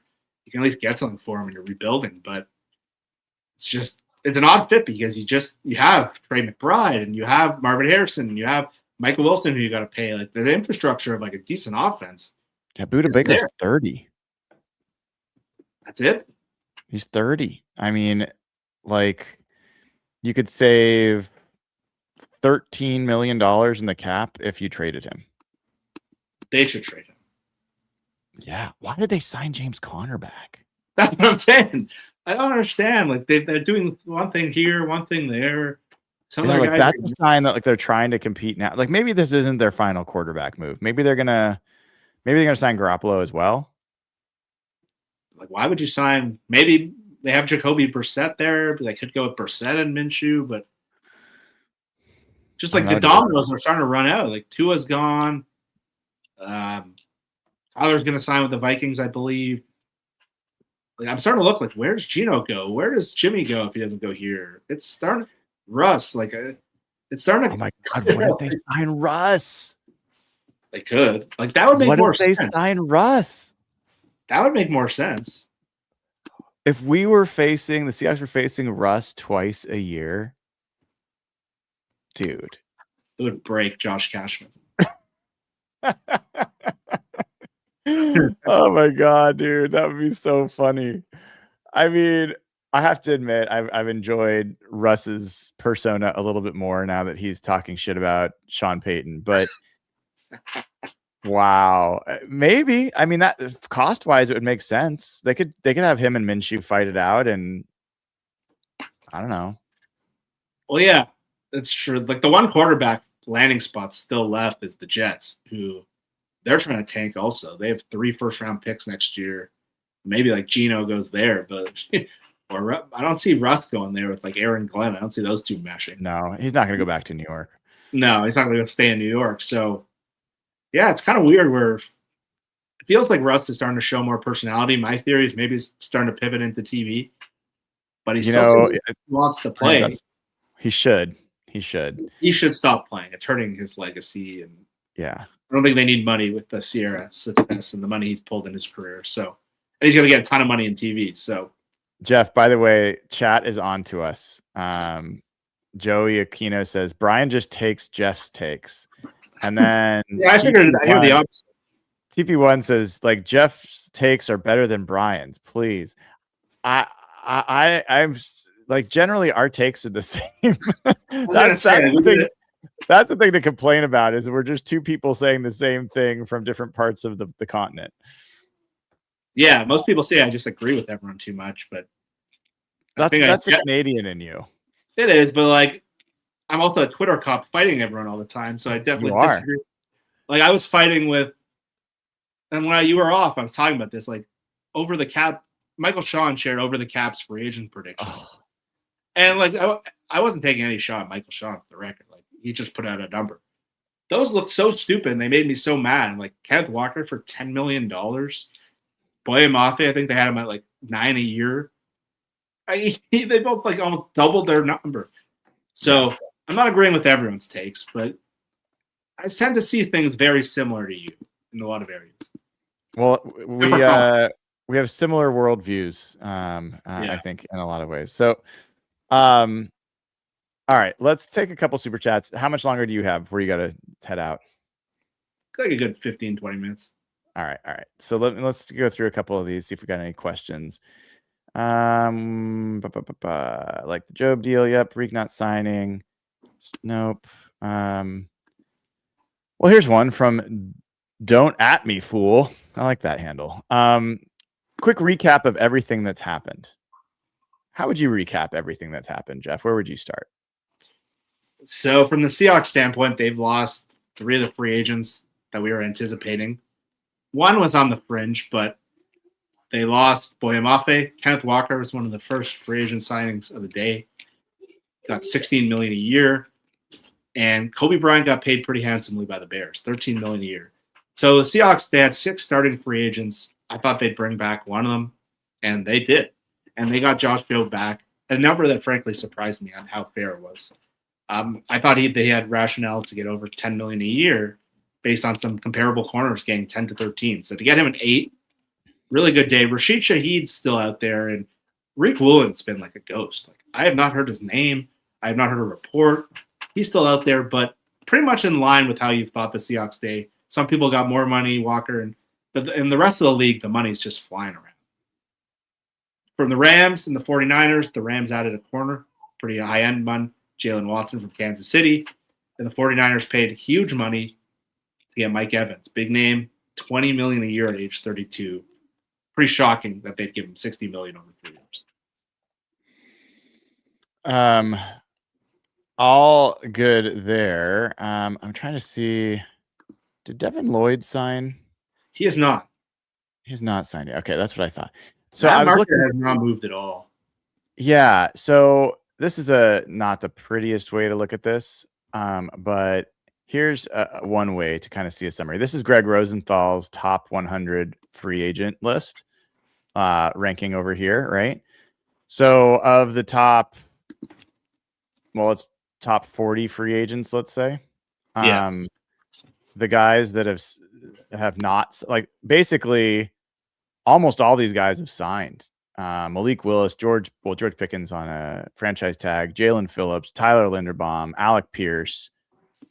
The top free agents that have not yet signed: Trey Hendrickson, Devin Lloyd, Rasheed Shaheed, Elijah Vera Tucker, a guy that you kind of, I think you cheated, Jeff, when you put him in your plan. Like, they're not going to get Elijah Vera Tucker. Kyle Pitts, who the Falcons actually signed a tight end, so maybe they're. I thought did they franchise? He got franchised. He got franchised. I got to update that then. Okay, so do you know what the franchise number is for him? I think it was like $16 million. That sounds about right. Let me look that up real quick. Yeah.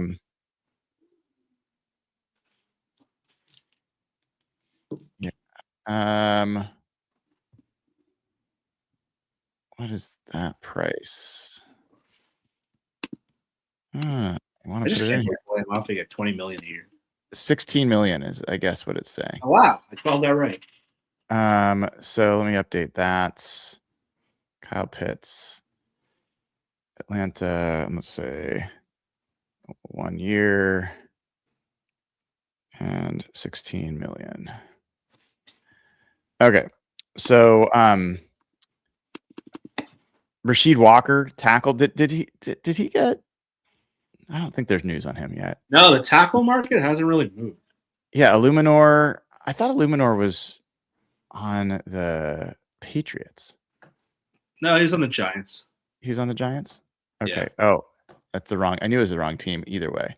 Some of these. I think he's been on the Patriots. He's been on the Raiders. Yes, he was on the Giants. So let me update that. Whoops. Romeo Dobbs still available. Isaac Siamolo, I think, is still available. He is. Clavon Chason, the edge rusher, still available. Caden Ellis. I thought Caden Ellis signed. I don't believe he has. Has he not? No, I guess he has not. Okay, so that's accurate. Chigoziem Aquanu has not signed yet. Tariq Woolen has not signed yet. Leo Chanel. But like a lot of the other guys are gone on this list, and none of them to the Seahawks. And as far as with these guys that are in the NFC West, the top players that have gone to the NFC West so far, at least by this list, Mike Evans, the 16th overall, goes to the 49ers, which is, I think, still crazy at 3 years, $60 million.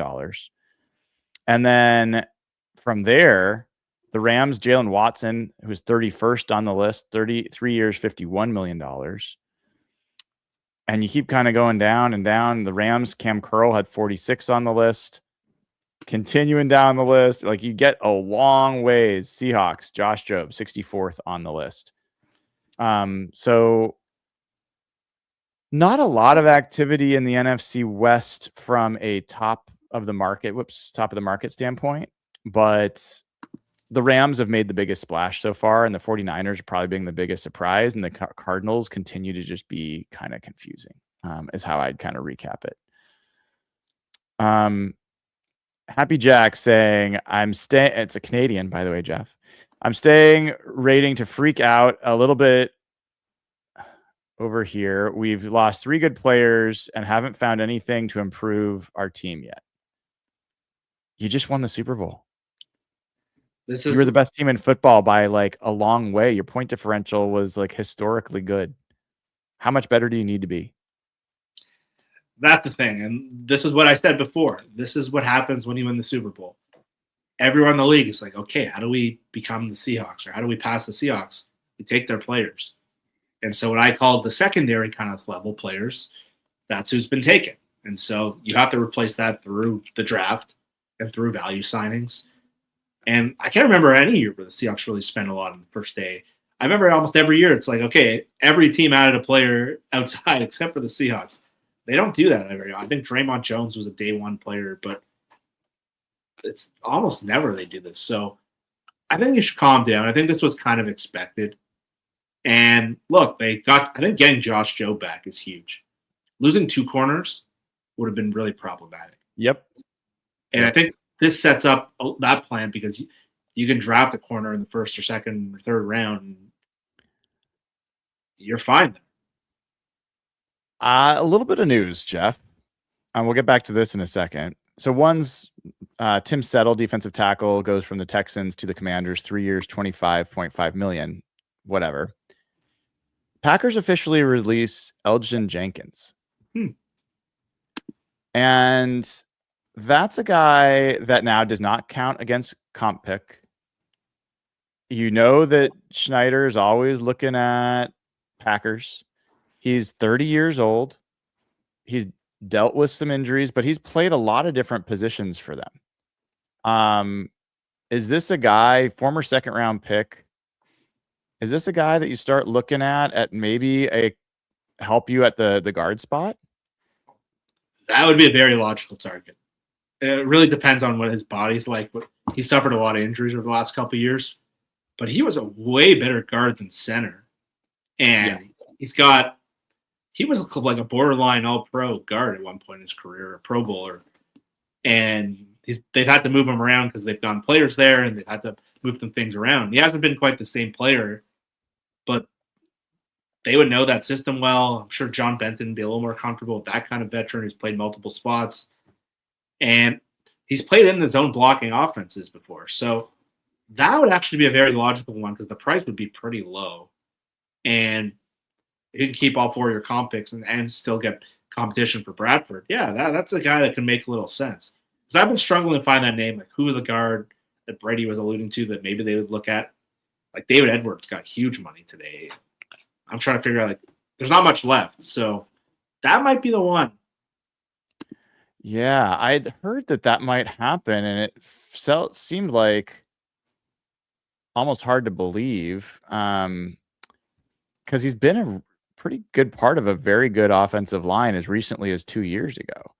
So, sorry, I'm trying to look up his zone blocking grades while we're on here. Yeah, that would be good to know. I still can't believe Draymond Jones was a day one signing today. He was signed the first hour of the day. It's like I forgot he was. That guy's made some good money. At least in 2024, he was a better gap blocker than a zone blocker. Let's look back at 2023 real quick. And see where he falls there. Yeah, I mean, not much of a difference, really, one way or another. So, but I mean, I think that could make some sense. I think that could make some sense. All right, a couple more super chats here. Happy Jacks. Oh, I think where did Happy Jack super chat go? That he said is I shouldn't read. You already did. Oh yeah. He said, "Don't read it. Autocorrect did you dirty." Well, sorry, dude. Don't worry. Like $6.99 Canadian, it's like $1 American. So. I read in order. So, Amy Kimball says, "Love this duo. Thanks for all. What are your thoughts on Ivy and his role next year after the moves today?" Mississippi Hawks fan. I really like Jared Ivey. I like Connor O'Toole as well. Do you think it's just like unreasonable to think that the Seahawks held on to those two guys for a full year, did not play them basically, and that they could be the next Drake Thomas, Ty Okada, like next guy that matters? It's possible. I think Ivy just like stylistically is also like a good transition player for DeMarcus Lawrence. Mm-hmm. Obviously, DeMarcus Lawrence is a tier or 5 ahead of him, but just in terms of like Jared Ivey's not like a super athletic pass rusher. He is just like the run stuffing, powerful edge guy. And I think the reason he didn't go in the draft because his athletic testing was pretty bad. And so I see a lot of stylistically what he does to replace Lawrence. O'Toole would probably be the more of the Mafe representative, but I think they're going to add bodies in that spot. I think it might be day 3 of free agency. It might be in the draft. I think they'll just have those guys compete. But like if you asked me last year if Okada and Drake Thomas were suitable players, I would have laughed in your face. I would have laughed in your face maybe in the preseason. Yeah. Like, we were all freaking out when Okada had to play in that Tampa game. And it says a lot about him. It says a lot about the coaching staff, Carl Scott, Mike McDonald, that they turned that guy into a starting player. Mm-hmm. And so who knows with these guys? This is what makes this whole organization so exciting right now. It's not just drafting, it's developing and maximizing their players. And so who knows? I thought their linebacker plan was stupid last year and turned out to be great. I really wonder if the running back room is going to be the linebacker room of last year. Like, I don't feel comfortable with the running back room as it is. But like I could see them not signing anyone big in free agency and then not maybe having the guy follow them in the draft. And then we're like, wait a second, like you're going to war with George Halani and Velus Jones and Cam Akers and Jacardier Wright. Like, wait, what? Maybe it works. I think there's still some names that are going to interest them. That'll still pop up. I think Sean Tucker is the guy you mentioned the other day. He's not in the comp pick formula. He got Brian Robinson's a guy. People at the 49ers were wondering if there's a tie there. There's still a draft. I don't think the Seahawks are quite done. I agree. I just thought linebacker last year for sure they were going to add and they didn't. So that's why I'm leaving open the possibility. Sean Bodart says Raiders spending money good for Rasheed Shaheed to return. Do you think that there's for some reason, I think there's some chance that he returns, but I don't think it's high. I think it's like single digits. Yeah, that's the one when you were off, I was kind of starting to speculate on before you came back on. I'm curious where this goes now because the Raiders were the obvious one. They've spent a lot of money today, but they still have room. But they have now Trey Tucker and Jalen Naylor to kind of be that role. And then the Bills were the other one he was tied to, and they ended up trading for DJ Moore, who would be a little redundant with Shaheed. And so I'm starting to wonder who's that next team. The 49ers have spent a receiver. I don't know who that is. Maybe it's one of the New York teams, but I'm starting to wonder if Shaheed's market isn't what quite they. I think the Raiders not signing him early is very telling because that was supposed to be they have the money to sign him still with him. Right. He doesn't go there. Then I start to wonder if maybe they can find some middle ground. We'll find out. Jermaine Illuminor, after we just talked about him, has re-signed with the Giants for 3 years, $39 million. All right. And then we've got a question here from 44 Forest, who's been a member for almost 2 years, 19 months. Does Jalen Naylor affect Shaheed's numbers? Let's bring up the Jalen Naylor deal, Jeff. Hold on, I'll pull this up as you talk about it. So what are your thoughts there? Let's bring up the wide receiver market. Well, I think at the very least, it gives you a floor that he's not going to go on. And so I believe Naylor got, $11 million a year? Yeah, almost 12. Yeah, almost 12. So the number that Brady had put out, and I had started to hear, was like 15 to 8. Brady said an agent told him 18 million. I'm starting to wonder if that number's out there for him, but I don't think there's a situation where he'd get below what Naylor got. And maybe that's the middle ground you're trying to find. I'd be curious to know what the Seahawks valued him at. But even last week before free agency, there seemed to be a pretty big gap, and they seemed to think they were going to cash in pretty good. So, yeah, I think all it does is really set the floor. But if the Raiders are done spending at that kind of player, so they have Jack Besh and they have Trey Tucker, and now they have him and Bowers, is there room for another $15 million investment at receiver there with all their questions on that roster? I don't know. And I'm trying to figure out, okay, who's the next team for him? And I'm struggling to find it. Yeah, and I just wonder what happens with Romeo Doubs, right? Like, I think he's a bigger name on the receiver market personally. I don't know. Like, I wonder what's going to happen with Juwan Jennings. I thought he played like shit last year, dude. He did. I certainly don't want him in Seattle, but I don't wonder what's going to happen to his market. Like, maybe like if it would make so much sense for the Titans to sign him if Robert Saleh thought anything positively about him. If they want to be a physical team, and he's got Cam Ward who needs targets. They've got money to spend. If he doesn't go to like one of these 49ers teams, like, I don't know. Why would you want him? Yeah, he seemed like a guy who, like, he was a bit of a diva. He asked for money really early. And he seemed to not be himself after that whole contract dispute situation. And it seemed like he was ascending the year before. But, yeah, there's a couple 49er ties with the Titans signed Wan'Dale, but they still need more of an outside kind of X receiver. And the Washington as a team, they're run by old 49ers GM, who was probably there when they drafted him. So if those teams don't sign him, then his market could crumble because he was getting talk that he's going to sign early today. Haven't heard much buzz around him. So I think it's Washington and Tennessee are the teams to watch with him. Yeah, I don't know if people are lining up the door. Romeo Doubs is a guy like I think New England might be really in on because they ended up striking out a receiver again. Alec Pierce took that insane deal to start the day. And that's a team that's chasing receivers. So maybe they look at Jennings. They had Stephon Diggs there, but don't know. All right. I won't keep you much longer, but another signing just happened. D. Alford signed with the Bills, another cornerback, 3 years, $21 million. So he comes in just under Josh Jobe. So Jobe is right there with Amik Robertson. Jobe got more money because it's another year. Amik Robertson's older, but you're at the D. Alford level with Jobe. mean, you look at if you look at through this, let's quickly go through different position groups and where there's been signings. 4 quarterbacks, 7 running backs, only 6 wide receivers. The receiver market has not been very hot. Look at there's some decent names out there. Shaheed, Dobbs, Jennings. I mean, Tyreek Hill for somebody maybe. I still don't know if he's going to play. I think Tutu Atwell is kind of an interesting name. I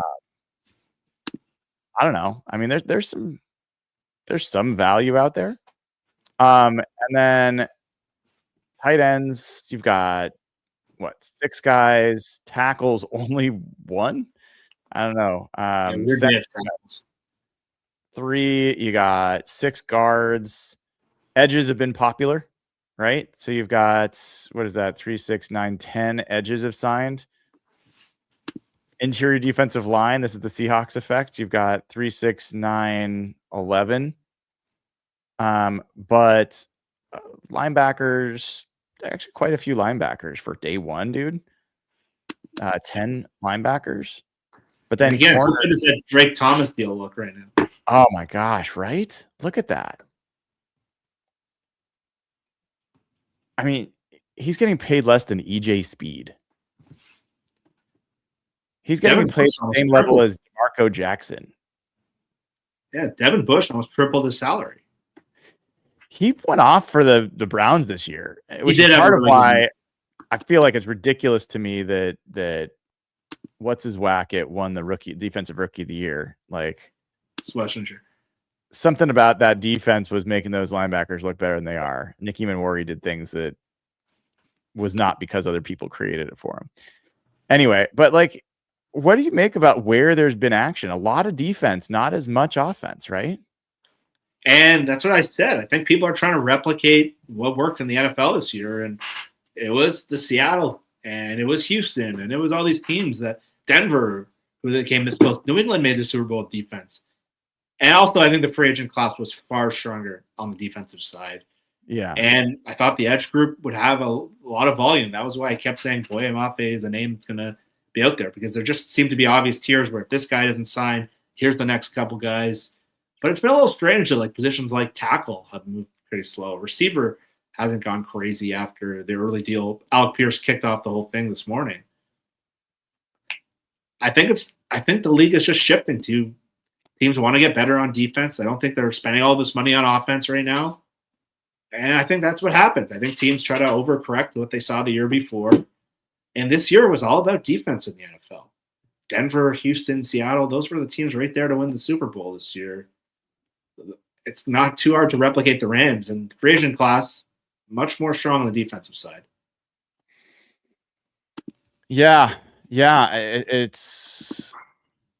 It does feel a little bit like mimicking league, right? It's just a copycat league. So, all right, dude, I'm going to probably let you go get on with your family and your day. Any other comments before you drop off? No, just it's been a really fun day. I think Seahawks fans need to relax a little bit. Like I said, I think there's only been one deal that's really irked me, and it was Tyler Algier. Yeah. And so I think for the most part, most of these signings will probably end up like what happened with the Vikings last year. And so hopefully the Seahawks can start to find value or start to kind of take away. I think getting Josh Jobe is a big deal. I think at the number they got him at, I think that lets you kind of really bring back a lot of your defense. And Seahawks have just done really, really well with these kind of signings lately. When you go back to Jaron Reed, Ernest Jones, Drake Thomas, Jobe, these are all at really good numbers. They haven't made a bad internal re-signing in quite some time. Yeah. Lucas. Yeah. Agreed. And Travis Kelce news just came out. He's getting a 1-year, $12 million deal that can go up to 15. Alex Singleton, the linebacker, just re-signed with the Broncos, 2-year, $15.5 million deal. So we'll go over those in a second. They paid both linebackers. Wow. Yeah, I don't think you can make the case, Jeff, that the Seahawks have gotten better today. No. But I think that your job as a Super Bowl team isn't to get better. It's to see if you can still be the best team in the NFL. And I think the Jobe signing was the most important to allow them to do that. Running back is honestly the biggest question mark, man. They've still got to figure out if they had signed Algier today at $6 million. we would be popping champagne. Like that would be a day of days. But they didn't do that. We're gonna have to see where they go there. And I'm glad they didn't sign Etienne at 13 million. And Where'd you end up on Walker when you saw the money?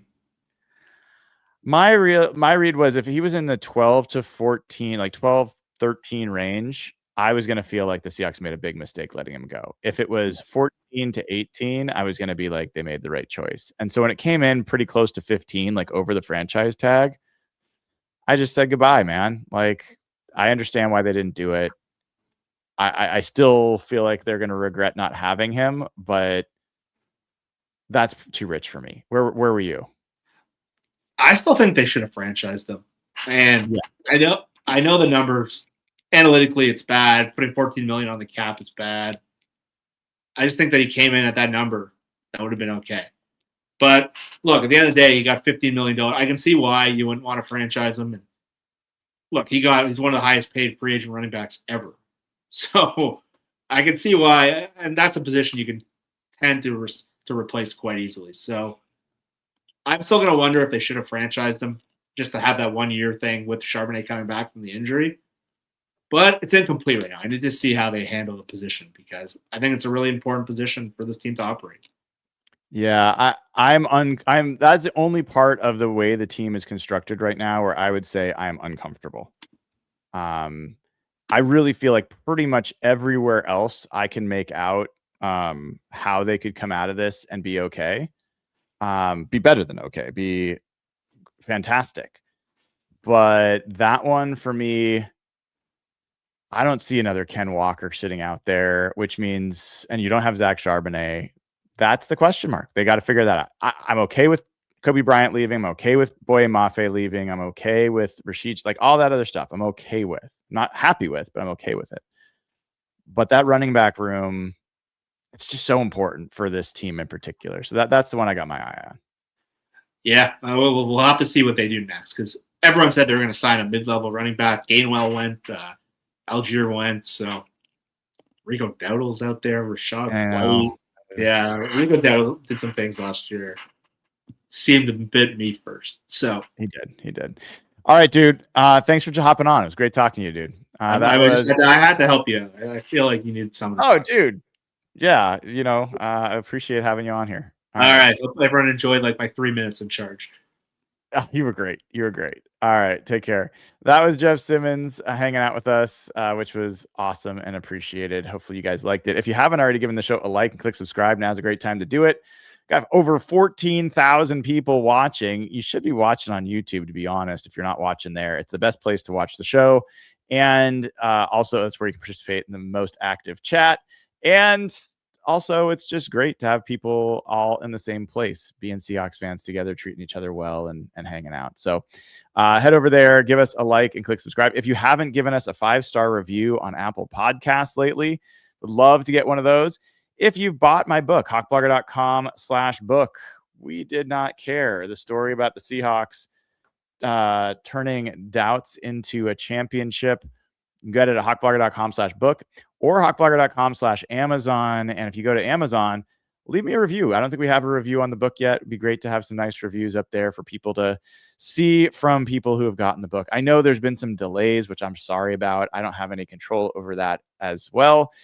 But those books should hopefully be getting shipped out in the next week or two. And hopefully you'll see those really soon. Let's take a quick look at the running back room or at the running back position group as we kind of head towards the back half of coverage for today. So we're flipping through this position tracker earlier. Let's look at where the running backs are. So here are the guys that are left: Rashad White, Rico Dowdle, names that some people are excited about. You've got I think J.K. Dobbins is going back to the Broncos, so I should pull him off this list. We're not going to bring Travis Homer back for this, but A.J. Dillon, old Packer guy that was kind of a power back. Brian Robinson Jr., who played with the 49ers. If Brian Fleury, the new offensive coordinator, likes him, maybe he comes over. If he doesn't, then it says a lot about why. You've got I think Michael Carter's going back to the Cardinals, but I have to double check. I think I saw something about him. And then you got Isaiah Pacheco. You've got Keaton Mitchell. Keaton Mitchell's the guy I like, although people say watch the Giants for him. I like Keaton Mitchell quite a bit. Little Mighty Mike kind of guy with explosive tendencies. So it's not like, I mean, there's options. There are options, but they're dwindling. So that's one to watch. If you're just coming in, you want to see where the Seahawks are. This is, oh, wow. I'm looking outside. Can't tell if it's raining or snowing. Looks like somewhere in between. But the downside of me doing this show all day is I missed the only dry part of probably this week, being inside, but it's okay. I got my workout in before the show started, so at least I have some strength training under the belt. So this is where the Seahawks are so far today. If you're just joining us, they have retained Josh Jobe, 3 years, $24 million. You already might know this, but they had already extended Charles Cross and Abe Lucas. They signed Drake Thomas last week, 2 years, $8 million. Ty Okada and George Halani are back on 1 year exclusive rights free agents deals for $1 million apiece. We do not have Rasheed Shaheed or Tariq Woolen or Josh Jones or any of these other guys yet having signed elsewhere. I think you can kind of not worry about Jacardia Wright, Tyron Broden. I think they were signed to futures contracts. I think AJ Finley was as well. I'm not sure. But as far as restricted free agents, keep an eye on these names here.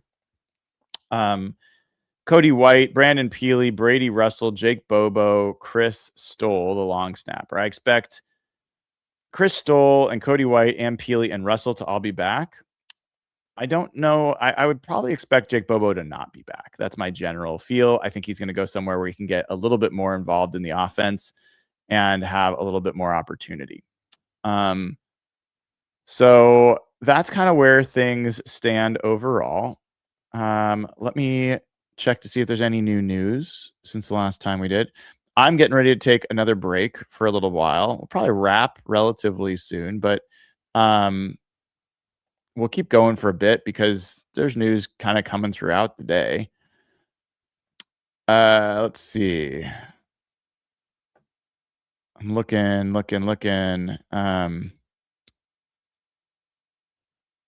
I think we have most of the latest news already tackled. I'll update some of my numbers. Let me check out Super Chats, see if there's something there. Soon has been a member for 7 months, but the best way to improve run game this year, running back or interior offensive line? I think the best way to improve the running game this year is to keep the offensive line together, and you can always try to improve right guard with competition and maybe a draft pick. That's what I would do. I think offensive line is the key to any running game, and the running back to me is generally less important, but that's where I would go. Peter Gohawk says, what's your guys' top price for Shaheed to stay here? Like 14 million, 15 million a year, something like that.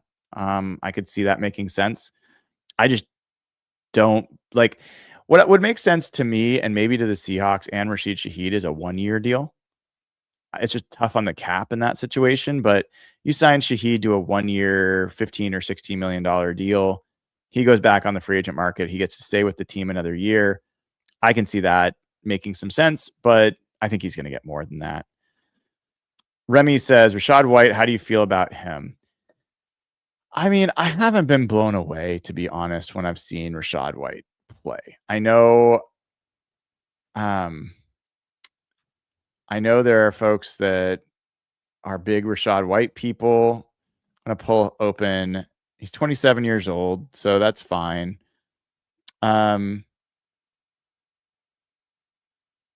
Not the best pass protector, blitz pickup guy. We look at, I mean, I like the Alvin Kamara idea. I think trading for Alvin Kamara would be cool, and I would be excited about that. I have a little bit of a veteran, somebody that I think still's got a lot to play for and would want to play for a ring, has played well in Seattle. That one to me is kind of appealing. Rachaad White last year, 572 yards, 4.3 yards per carry, 53.8% success rate. That's pretty good. His success rate's been pretty good the last couple of years. Receiving wise, he's been an active receiver. That's probably one of his strengths. 40 catches last year, 51 the year before that, 64 the year before that, had 6 receiving touchdowns in 2024, 9 overall. So, yeah, Rachaad White would probably be fine. I don't hate the Rachaad White idea as much as I don't like the Rico Dowdle idea. Let me get to Venmo because I know that there was a couple of Venmo super chats, and that's venmo.com/Brian-Nemhauser. Appreciate the folks who are giving super chats over there. I appreciate folks giving super chats anywhere, but especially the folks that are taking the extra time to go over to Venmo. So my favorite super chat's it's not fair, but it's just mind-boggling to me. Tim Lincecum, who I literally he gave a super chat a while ago, and I just read his name and didn't think twice about it. The freaking unbelievable freak pitcher for what was the San Francisco Giants, played for the Huskies, has been very generous in super chat. Apparently he's a big Seahawks fan and watches the show. He says, just bought your book off Amazon, Brian. Looking forward to reading it when it gets here. Well, that is really humbling. Really cool. Loved watching you pitch, dude. I really wish you pitched for the Mariners. So that was really cool. All right. Jess Honkoop says, Brian, once free agency and draft craziness calms down, please take some time off. You've given us so much over the past couple of years. We'll be fine if you take a break. We'll all be here. We want you healthy and energized. Just a reminder to take care of yourself. That is really kind of you. I appreciate it. I am really trying to manage my energy, being a kind of one-man show.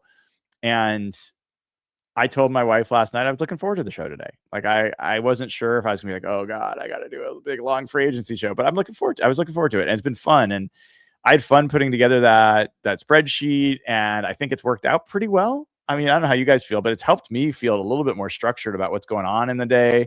I've had most of the views that I want to get of what's going on. So, yeah, I appreciate it. And I will definitely always think about whether or not my energy level is draining or being, refreshed.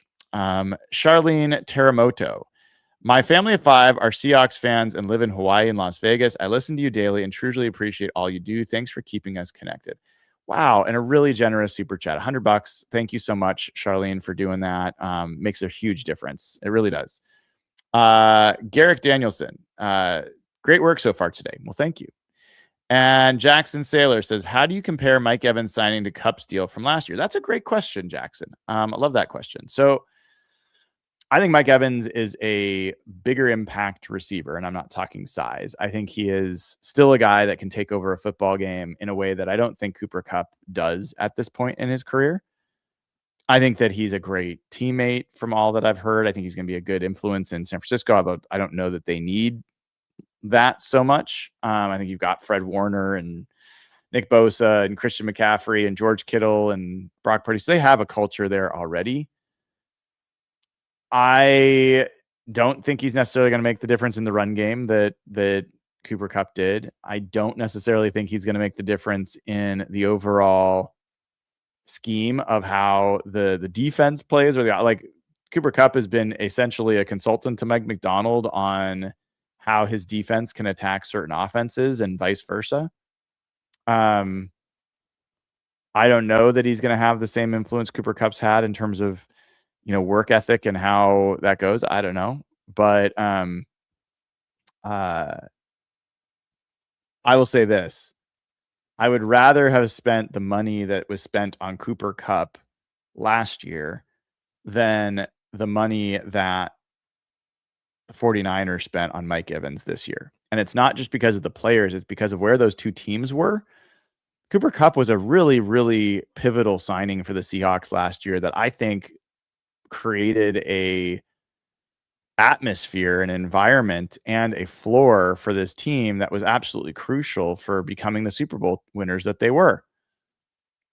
I don't think the 49ers are that close to being a Super Bowl team. Now, I know that sounds crazy considering they were playing for the number 1 seed at their home stadium in the last game of the season, and they made the playoffs and they won 12 plus games, whatever, right? But they weren't close to the Seahawks in those last 2 games.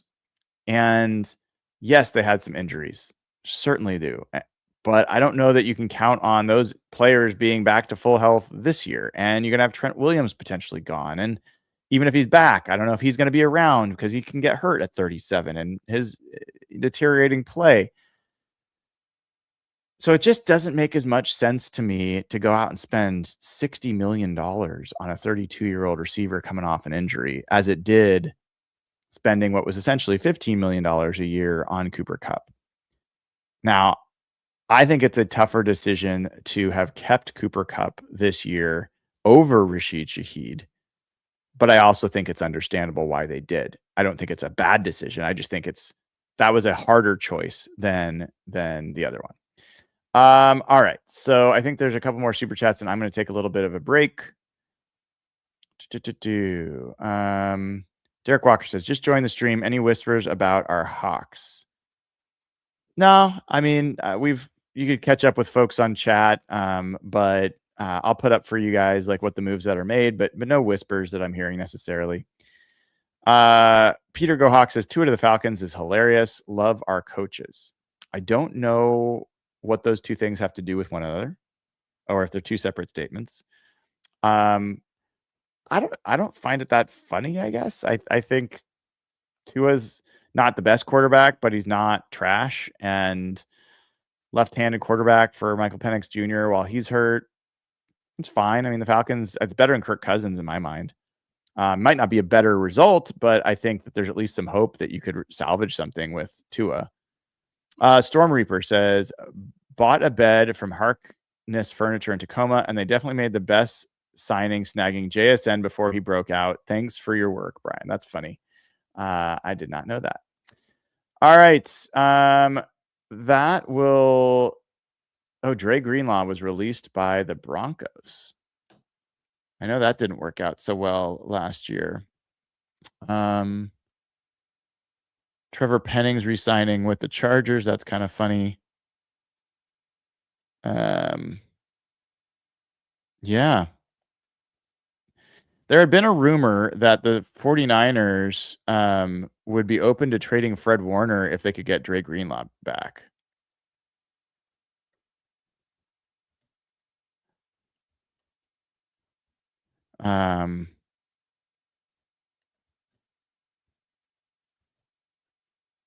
Interesting.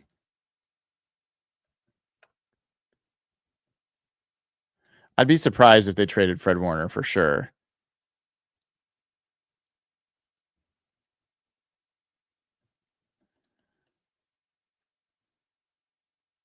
But I would be a lot less surprised if Greenlaw went back there. That makes some sense to me.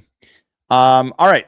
So I'm going to take a little bit of a break. I will put up for you guys the dashboard with what's gone on with the Seahawks so far, so you can see that while I'm gone. I will put this music up like we did last time, so you get a little bit of a chill space. I think it was this. Yes. So here's the music I'll put up. And then let me view full screen. There we go. That should be a little easier to read. And I'll be back with you guys a little bit. I'm going to give myself a little break. The rain just stopped. I might take my dog Finn for a little walk around the block or something. But for now, hang out, and I will be back in a little bit. Take care.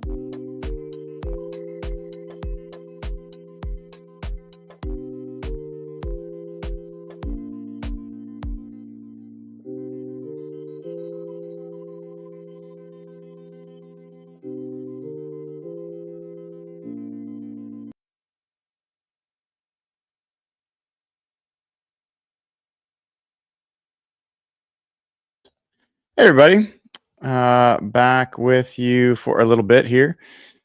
Finn would like to get a walk, so I'm going to take him for a walk here in a little bit. There's a little bit of a rain break. I want to take advantage of that.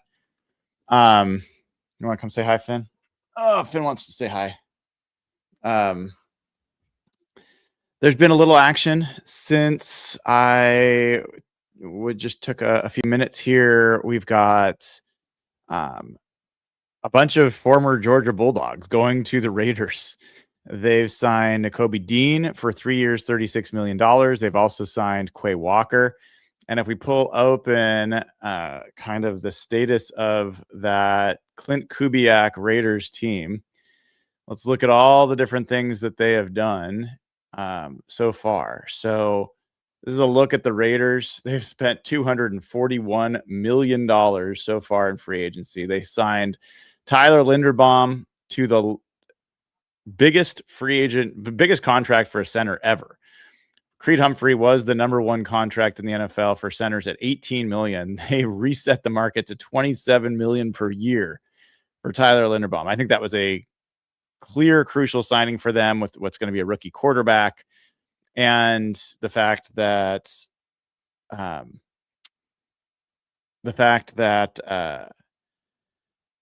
Clint Kubiak really relies on his center to run a lot of things in his offense. They then signed Kwity Paye, edge player, 3 years, $48 million. They get Nakobe Dean, the linebacker, Quay Walker, who we just talked about, Jalen Naylor, the receiver, 3 years, $35 million. Malcolm Kuntz, they just re-signed him, edge player who's been injured, but they signed him for 1 year, $11 million. Eric Stokes, 3 years, $30 million. So a bunch of these Georgia Bulldogs. They also traded for Taron Johnson, the nickelback from the Bills. They traded away Max Crosby and got a 2026 and a 2027 first-round pick, including a top 15 first-round pick this year. So I think they're doing pretty well as far as I'm concerned in terms of turning this into a credible football team. The draft is certainly going to help when they add some more firepower there. So nice active first day of free agency for the Raiders, and we're getting in money numbers on Quay Walker. It is also a 3-year deal, and that is for $40.5 million. So a lot of money being spent. That number that I just gave you is going to go up. $13.5 million per year. So if we go back to the team dashboard, they have now spent almost $300 million in free agency. The Raiders had that money to spend, and they are spending it. So, I mean, I'm not a Raiders fan. I never will be. I certainly am cheering for Clint Kubiak, and I do think that the NFL is a little bit better when the Raiders are relevant, and they have not been relevant for a really, really long time. So, you know what? I wouldn't hate it. Also taking guys away from the Packers. I don't hate that either. Where are the Green Bay Packers? Green Bay Packers were one of the teams that was really potentially a real contender last year until Micah Parsons got injured, until their tight end Tucker Kraft got injured. They add Zaire Franklin via trade today to kind of replace Quay Walker. They also traded away Rashawn Gary. They lost their backup quarterback, Malik Willis, Kingsley Ngabare, the edge player. They basically just re-signed their guard, Sean Ryan. And they also let Elgin Jenkins go. They released him. So I don't know, man. I don't know that the Packers fans are certainly not feeling much better about their situation today than they did before, but that's where things are. If you're just joining, you want to see where the Seahawks are. Seahawks have spent a decent amount of money themselves, not all of it today. Obviously, Charles Cross and Abe Lucas were earlier in the year. And then Drake Thomas was last week, as were Ty Okada and George Halani. But today they signed Josh Jobe, the corner. They re-signed him 3 years, $24 million at $8 million per. They've seen Ken Walker, Boye Mafe, and Kobe Bryant all sign elsewhere. Kenneth Walker will play with Patrick Mahomes in Kansas City. Boye Mafe will go to the Cincinnati Bengals, and Kobe Bryant will go to the Bears. Meanwhile, I couldn't help it. I saw this while I was doing other things, and let's listen to this together. I haven't listened to it fully, so maybe I will feel differently when I actually hear it. But let's listen to this together. Good luck trying to repeat. This is the hard part about repeating, is that everyone wants your roster, everyone wants your talent. So you're going back without your offensive play caller, who is a huge part. We have to think of Sam Darnold's success. Without the Super Bowl MVP running back, you're talking about half your D-line rotation is being poached. Half your secondary, if Tyreek Woolen is gone, right? And those guys have great paydays. Why not take that? Your goal is to win a championship and get paid. Some in that order, some have it the opposite way in the NFL. That's up to you personally. But sometimes the front office feel like they're the reasons. We don't have to pay him. I can draft the next one. I've been a part of that too. I've won Super Bowls, and I've seen guys say, oh, we don't need to pay him. We could just move on. We found that guy 4 years ago. We'll just find him again. And that doesn't always walk, and stars walk out of your building that you maybe should have paid. And it was a huge reason for winning, but you think because you won a Super Bowl, I can just architect the next regime, and you never get back there. But I'd argue that I don't think the stars have gone out of their building. I think good players have gone out of their building. But the star, Leonard Williams is a star. I mean, Murphy is a star. Those are the guys I'm thinking about. Those are the guys you want to keep. I think the guys who went out the door so far, look, they're good players, but they're. So I can only listen to so much of that. That was Logan Ryan, former Patriot, by the way, saying essentially good luck trying to repeat to the Seahawks. That he's implying that John Schneider and Mike McDonald think it's them that did this and it's not the players, and that they're letting stars leave. Oh my God. I mean, it's been 3 weeks, 4 weeks, whatever it is, since the Seahawks won the Super Bowl and whipped the frickin' asses of your New England Patriots. Was not even a contest. And you've got one of the youngest offenses in the NFL that was, where did the Seahawks finish in terms of scoring offense? I thought they were third, but they might have been second. Let's take a quick look. The Seahawks were third in scoring offense. They were first in scoring defense. They've got their entire starting defense back other than Kobe Bryant. You can say Tariq Woolen, but Josh Jobe was a starter. So Boye Mafe was not a starter. Boye Mafe, let's look at this in real terms. Let's look at this in real terms. Not just me talking for the sake of talking. Let's look at the Seahawks snap counts for their defense and for their edge players. And where did Boye Mafe rank? Going into this, I don't know this off the top of my head, but I believe he was 4th out of 4 in snap counts for their edges. But let's find out. Well, this is the wrong year. 2025. Let's look at 2025. All right. So, number one in terms of edge snaps, DeMarcus Lawrence had 744. Number 2 in edge snaps was Uchenna Nwosu with 679. Number 3 was Boye Mafe at 630. So he did outsnap Derek Hall, but that's because Derek Hall missed 3 games. Boye Mafe played 20 games. He was the only player of the edge players that played all 20 games. So if you go per game, let's do that. Actually, I think there's another way I can check that a little quicker, but let me do a quick look. Snap counts. And you guys are like, why is he going down this rabbit hole? And it's just like, because this is how my mind works. Let's be real about it. And did their stars walk out today? Why is Boye Mafe not listed there? I have him at linebacker for some reason. That didn't really do what I wanted it to do. All right. So Boye Mafe played 630 snaps in 20 games. That's 31 snaps a game. Okay. 31 snaps a game. Remember that number. Derek Hall played 512 in 17 games. That is 31 snaps per game. Same amount of snaps. Like they were the same player essentially. DeMarcus Lawrence at 744 divided by 19 games, 39 snaps. So he definitely was the most. And Uchenna Nwosu, 679 divided by 19 games, 35.7. So Boye Mafe was, I think, the 4th out of 4 edge rushers for this team. And you lost your 4th edge rusher.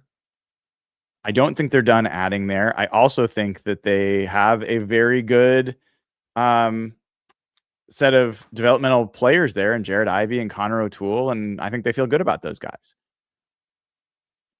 And then you lost Ken Walker. That's legit. I've talked about it. I'm not going to shy away from it. I think that's a big loss for this team.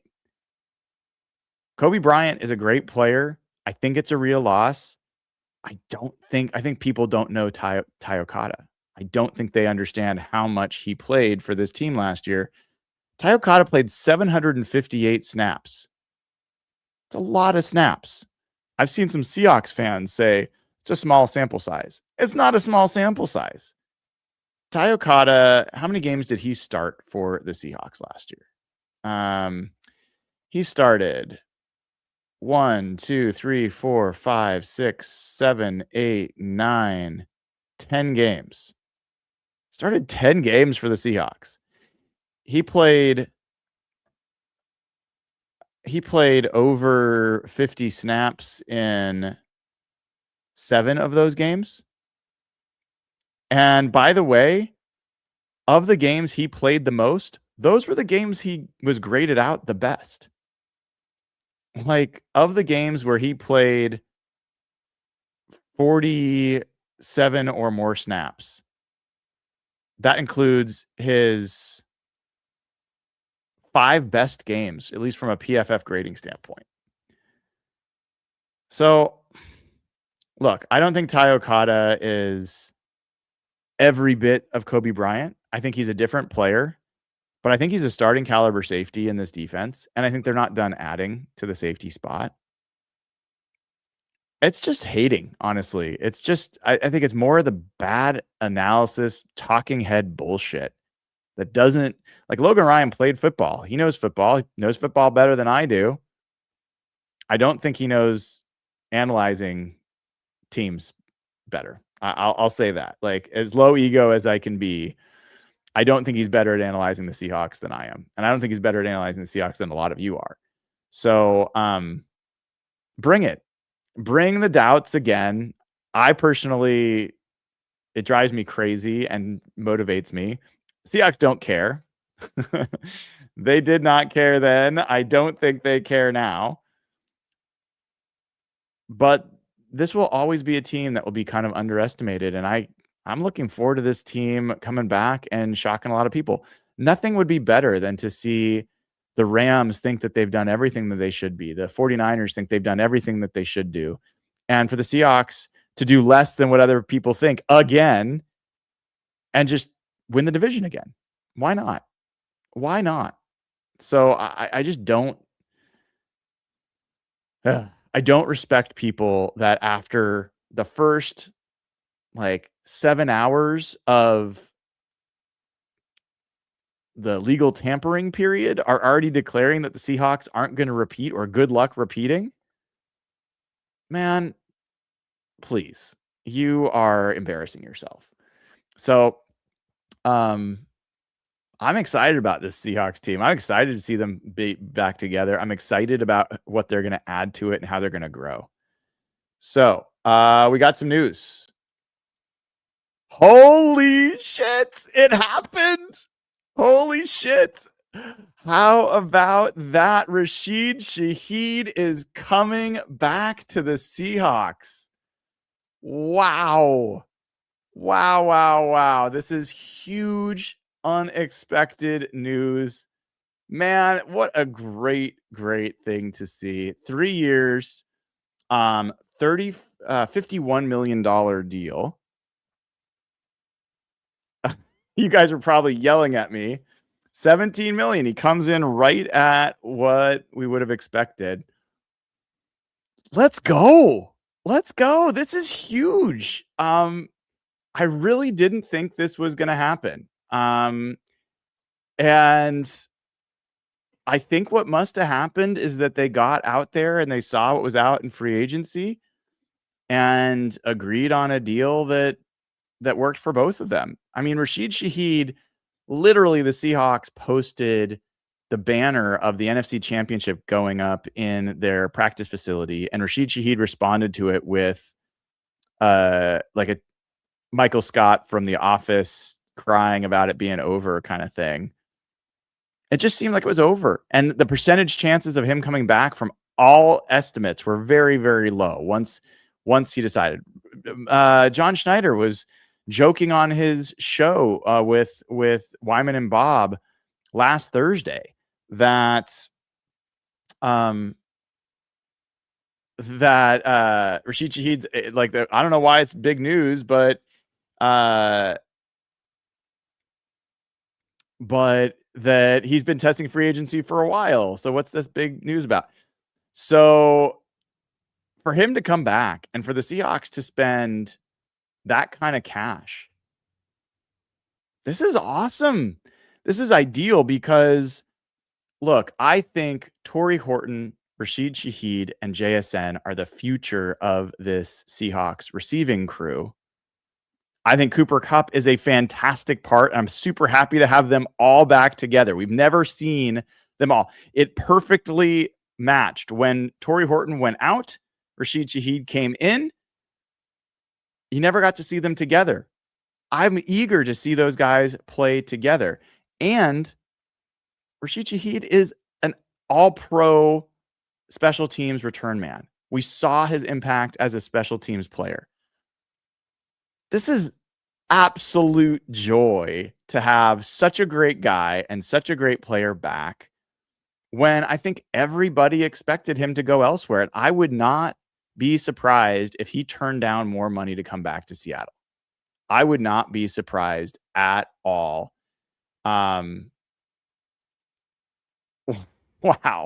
Wow. This is fun. This is why we do this show, man.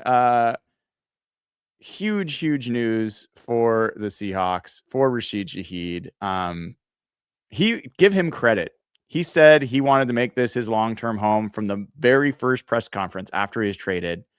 And he stuck with it. And give John Schneider. Everyone who's saying John Schneider's being cheap, and maybe Logan Ryan wants to change his story now about the Seahawks letting all of their good guys go. But, man, just absolute nuts. There's a data point here that Rasheed Shaheed averaged 47.8 yards per scrimmage TD in his career, the highest by any player in a Super Bowl era with at least 10 touchdowns. He also has 5 career kick or punt return TDs, the most since he was drafted in 2022. This guy is all about explosiveness. So this is too perfect.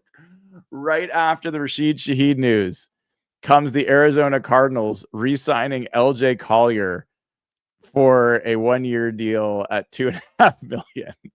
Wah, wah. That is so funny. At least it is to me.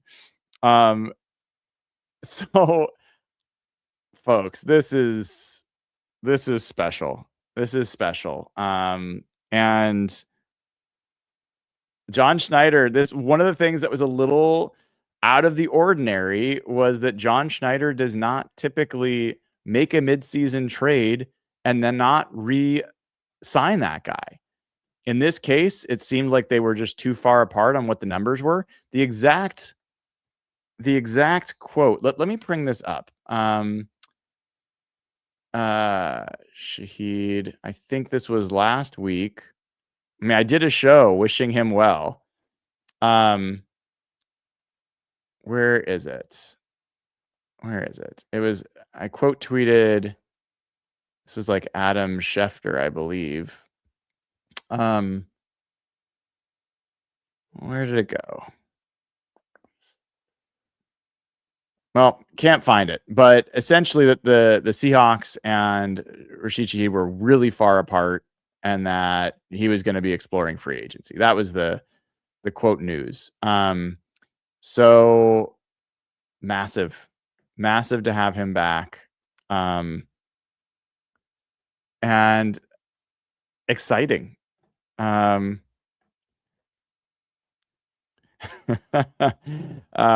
see some people uncomfortable with the price. I don't know, man.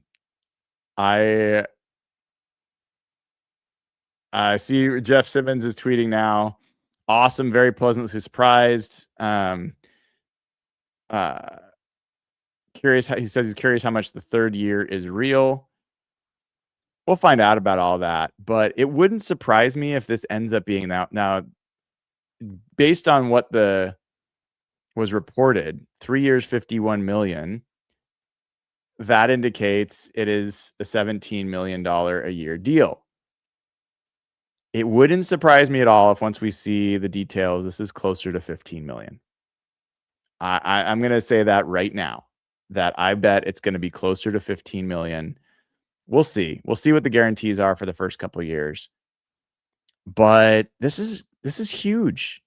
This is really, really big. And this means that wide receiver is no longer a top priority for the draft, which allows you to focus elsewhere. It really just puts you in a position, not just for this year, but for future years, to have a wide receiver room. Like, I still think you go and try to draft a wide receiver, but it's catch as catch can, as opposed to you have to go find a receiver in the draft. So I think this is huge. And I probably said that 10 times already, but what a pleasant surprise. So it says 34.7 million guaranteed. So my guess is this is going to work out to a 2-year deal. Like, if you take that 35 and you divide it by 2, it's 17.5. So maybe it will be still around 17 million. But the Seahawks also do something where they usually don't guarantee stuff until certain parts of the league year. So they might be able to get out of the contract if they wanted to after a certain time. But that's fun, man. What a fun player it was to cover him, and just an explosive part of the game in general. Nobody wanted to be near him. One of the underrated parts of Rasheed Shaheed, not just his returns, but the fact that teams start kicking it out of the end zone because they don't want him to return. And when you get the ball at the 35-yard line, your chances of scoring are so significantly higher than the 25. You would be shocked. There's like a nice little bell curve, like a nice little exponential kind of curve about where you are in the field when you start with the football. So let me update the banner here with the good news. Rasheed Shaheed. What a surprising first day for the Seahawks to have this much news. 3 years, 51 million. Congrats to John Schneider and Josh Jobe and Rasheed Shaheed and the crew. Like, that's really, really cool. Certainly makes saying goodbye to those 4th and 5th round picks a little easier, knowing that you're getting more than a half a season. But the fact of the matter is, he helped you win a Super Bowl. You probably don't win a Super Bowl without him. So he already had been worth 4th and 5th round pick. Now even better. Let's take a look at the Seahawks haul as we enter the 7th hour of the show. Poor Finn is like, man, I thought we were going for a walk, dude. Well, Rasheed Shaheed had other ideas. So you can see here, The Seahawks have now spent $235 million on guys that were going to be free agents, bringing back the crew. This is about keeping guys, not about adding to it so far. Rasheed Shaheed, 3 years, $51 million. Josh Jobe, 3 years, $24 million. Charles Cross, 4 years, $104 million. Abe Lucas, 3 years, $46 million. Drake Thomas, 2 years, $8 million. Then Ty Okada and George Halani, each at 1 year, a little over $1 million. They have lost Ken Walker to the Chiefs, Boye Mafe to the Bengals, Kobe Bryant to the Bears. But you look over here at their free agent list, and you see not as many TBDs left. Tariq Woolen, who we already know is going to be going. Josh Jones, who I'm guessing is going to go, but I'd love to see him back. Personally, if I was the 49ers, I would sign Josh Jones. I would sign Josh Jones if I was the 49ers. I think he can be a starting left tackle. I don't think he's Trent Williams, but I think that's what I would do, and I would cut Trent Williams. But someone's going to get a starting caliber left tackle in Josh Jones, or maybe he'll come back as a swing tackle.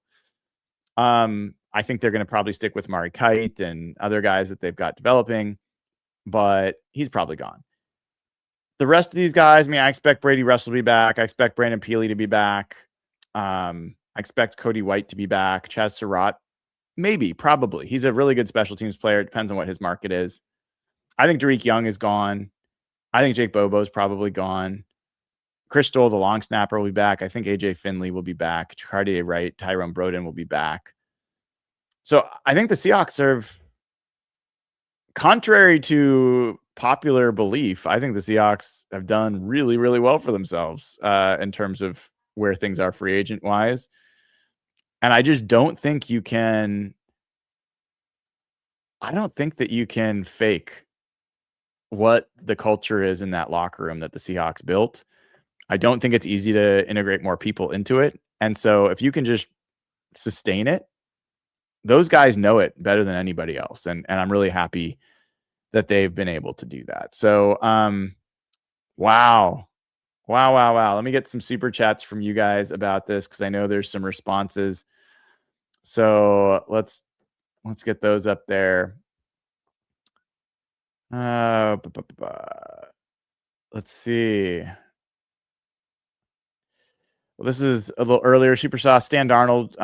Thoughts on Elgin Jenkins at guard? Yeah, we talked about that a little earlier with Jeff. I think he is an interesting option. There's going to be a lot of competition for him. I'm not sure the Seahawks are going to go high to get the competition with him, but that's good.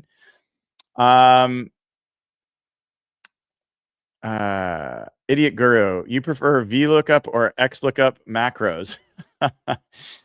I'm not going to get into Excel and spreadsheet fun, but I do all sorts of random things and throw stuff together. But that is pretty funny. I don't use as many macros, to be honest. I do use AppScript, and I use that for a few different things.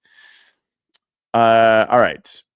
Peter Go Hawks. LFG. Rasheed Shaheed is huge. He's a 2 birds, 1 stone player. LFG. I hear you there. Jet Hawk says Shaheed is back. LFG. RTS says, with this defense, top returner, top punter, field position, good luck league.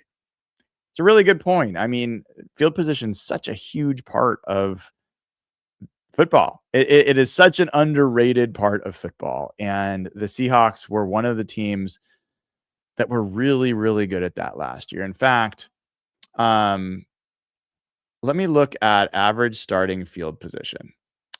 I think I've got this somewhere that I can get to relatively easy.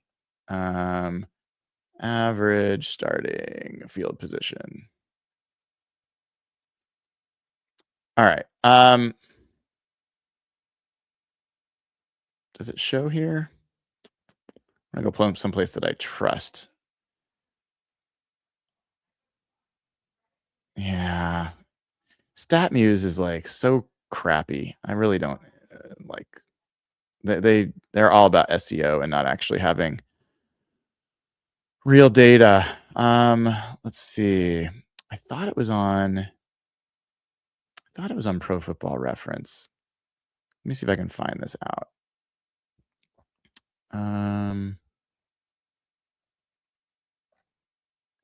Team offense, rushing offense, drive. I think it's under drives. Let's look. Let's see if I'm right here. Drive averages. Average start. Yes. The Seahawks. Interesting. Their average starting field position was their 31-yard line. That ranked 15th in the NFL. Okay. As far as what position they did defensively, let's look at that real quick. I think what I'd seen is that if you looked at both of them together, the Seahawks were the best in that regard. Conversions, drive averages. All right, average. Am I in the wrong year? This seems wrong. I'm going to look at, let's look at FTN Fantasy. Let's look at DVOA. Let's look at special teams DVOA.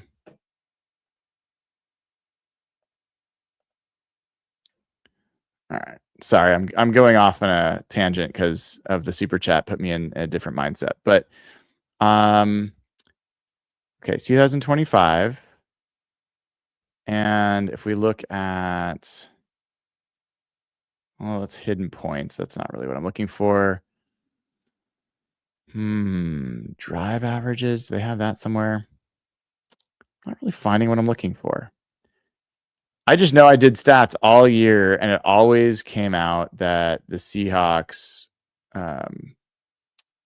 were in a really good spot in terms of where they started and where their opponents started. All right, so here is points per drive, turnovers per drive, interceptions, line of scrimmage per drive. Is that what I'm looking for? Offensively.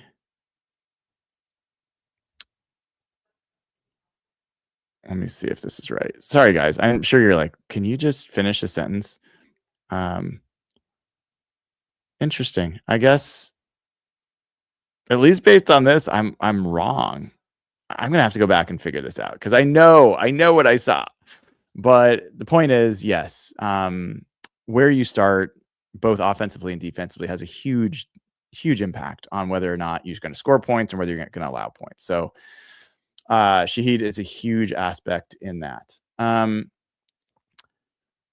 a couple more super chats in here.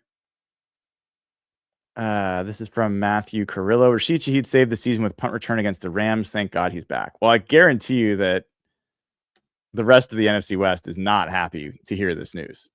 I think they were not happy to hear that news. So really, really cool. Happy for him. Wow. That's fun. Oh, the Arizona Cardinals have signed Isaac Seumalo. So they went offensive line. There's actually been a pretty big bidding war for his services. He was 30th on the Greg Rosenthal top 100. So he goes to the Arizona Cardinals. I like that move for them. 3 years, $31.5 million. So not that much. And with Algier, 10.5. Have a decent run game going there, so I don't hate that. Wow. So interestingly, Rasheed Shaheed is the highest ranked player on the Greg Rosenthal top 101 free agents signed to the NFC West. The top player gone is Kenneth Walker to the Chiefs, and then Boye Mafe. So Ken Walker was 10th, Boye Mafe was 11th, Rasheed Shaheed was 12th on the list of top free agents. He comes to the Seahawks. The next highest is Mike Evans to the 49ers. He was the 16th highest graded one, or at least ranked by Greg Rosenthal. Most of the top free agents are gone at this point. Like, I'm just looking to see if I missed anything else here. Wow. Oh, Interesting. Roy Lopez, who I've really liked and I thought was a great signing for the Lions last year, didn't really work out. He returns to the Arizona Cardinals. Another good move for the Cardinals in my mind. 2 years, $11.5 million. So again, not a lot of money. 5.75 per year. Those are solid, responsible moves by the Cardinals. I wonder what's going to happen with Calais Campbell. Curious about that.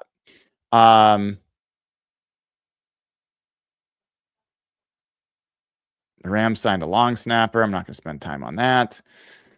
Let me check on Venmo super chats real quick. Anyone's at venmo.com/Brian-Nemhauser. Always appreciate super chats there. What do we have? Loading. Wow. So if you're just joining us, the Seahawks have re-signed Rasheed Shaheed, 3 years, $51 million, $17 million per year. They have re-signed Josh Jobe, 3 years, $24 million, $8 million per year. They have, going into today, had already re-signed Drake Thomas, 2 years, $8 million. They've already re-signed Charles Cross and Abe Lucas. They've re-signed Ty Okada and George Halani. So good stuff. Good stuff from the Seahawks. Reese Dennett with a super chat over on Venmo says, how would you feel about Tajay Spears? Is Spears a free agent? Let's take a look over here at the position tracker. I don't remember seeing Spears available. Maybe I'm missing something. Is he expected to be moved? I mean, my understanding is that he is a big part of Tennessee's plans. So I don't know why the Seahawks would be getting him. He's a really good player, but I don't think he's in the Seahawks' future. So appreciate the super chat. Hopefully I understood your question properly. All right. So we're over 7 hours in. I'm going to go take Finn for a walk, and I'm probably going to be gone for, I don't know, a while, maybe like 45 minutes or an hour. Do you guys get me in chat? I'm going to put a quick poll in chat. Do you want me to keep it going and I can come back to wrap things up afterwards, or do you guys want to wrap now? Up to you. So I'm going to start a poll. Should we wrap now? And I'm going to say yes or no are your two options. So poll started for YouTube folks. You guys let me know if you want to wrap now or if you want me to come back later in about an hour. And right now the poll is, so far people are saying do not wrap now. Just keep it going. Obviously people that do want to wrap now can just leave. But for other people, I'll just keep the stream going. I'll put some music on in the background. You guys can keep chatting. And then I will come back probably in about an hour to wrap up on anything that happened between now and then. But yes, I'm just watching. We've got 300 votes, and most people are saying do not wrap right now. Okay, good enough for me. That's fine. No skin off my nose either way. So what we'll do is what I said before. Yes, I will put back on the music. Let's put that back on and then go get a little walk for Finn, and I'll come back. I'll come back after that's done. What I will leave up here for you guys is the current status of the Seahawks moves so far. So here is what's going on there. And appreciate everyone who sticks around. If you're going to say goodbye, appreciate you for coming by. We've had over 15,000 people tuning in at one time, which is great. I'm sure we're going to break our record of 35,000 total people over the course of the day. So pretty cool. And I'll be back as soon as I can. But until then, enjoy hanging out. Let me turn on this music.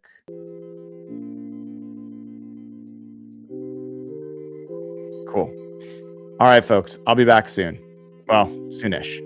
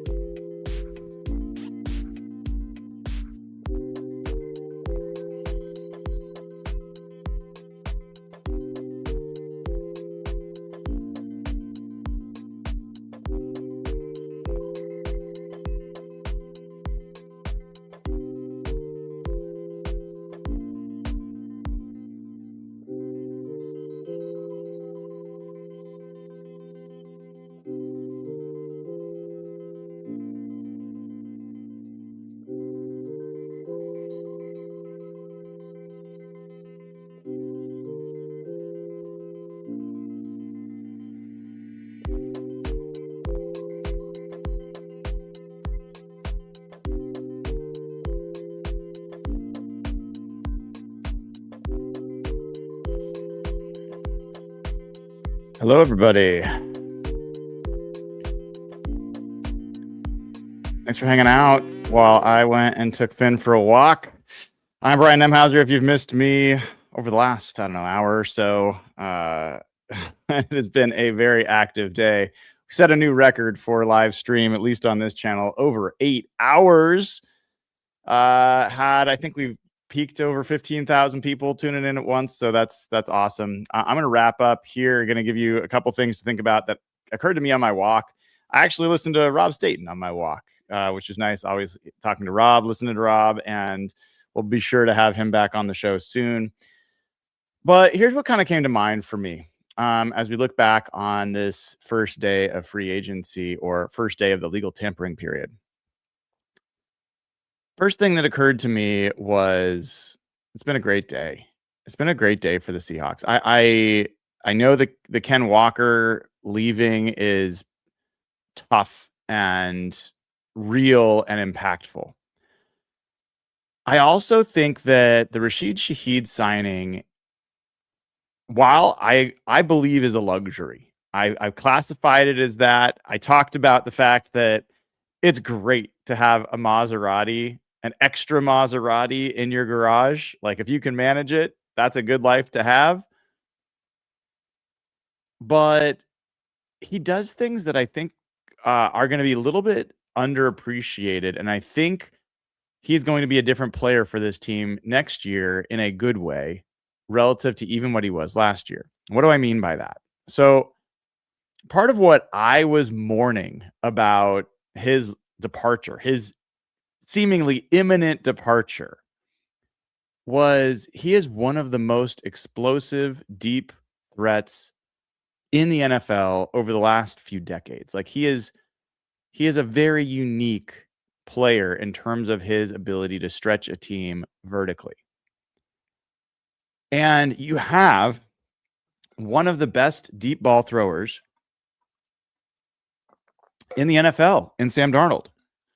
Sam Darnold and JSN were absolutely elite in terms of creating deep passes, or especially early in the year.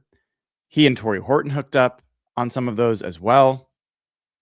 And what I think will be a big difference for the Seahawks next year is you give Sam Darnold and Rasheed Shaheed a full offseason and a full training camp together.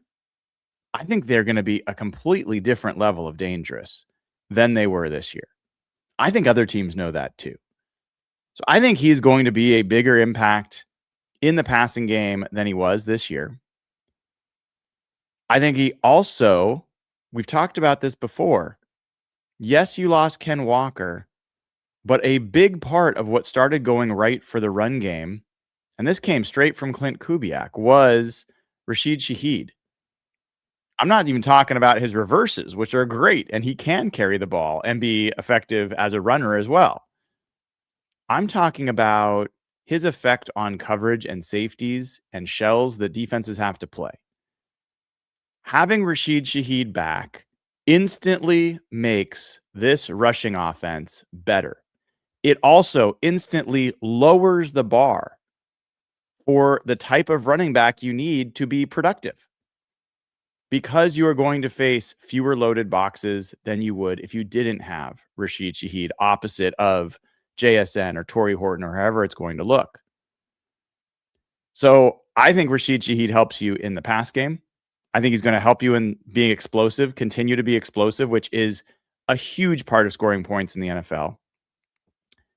And I think he helps you in the special teams as well. So I think this is a really, really smart place for John Schneider. If he's going to stretch his dollars, I think Rasheed Shaheed was a smart place to do that.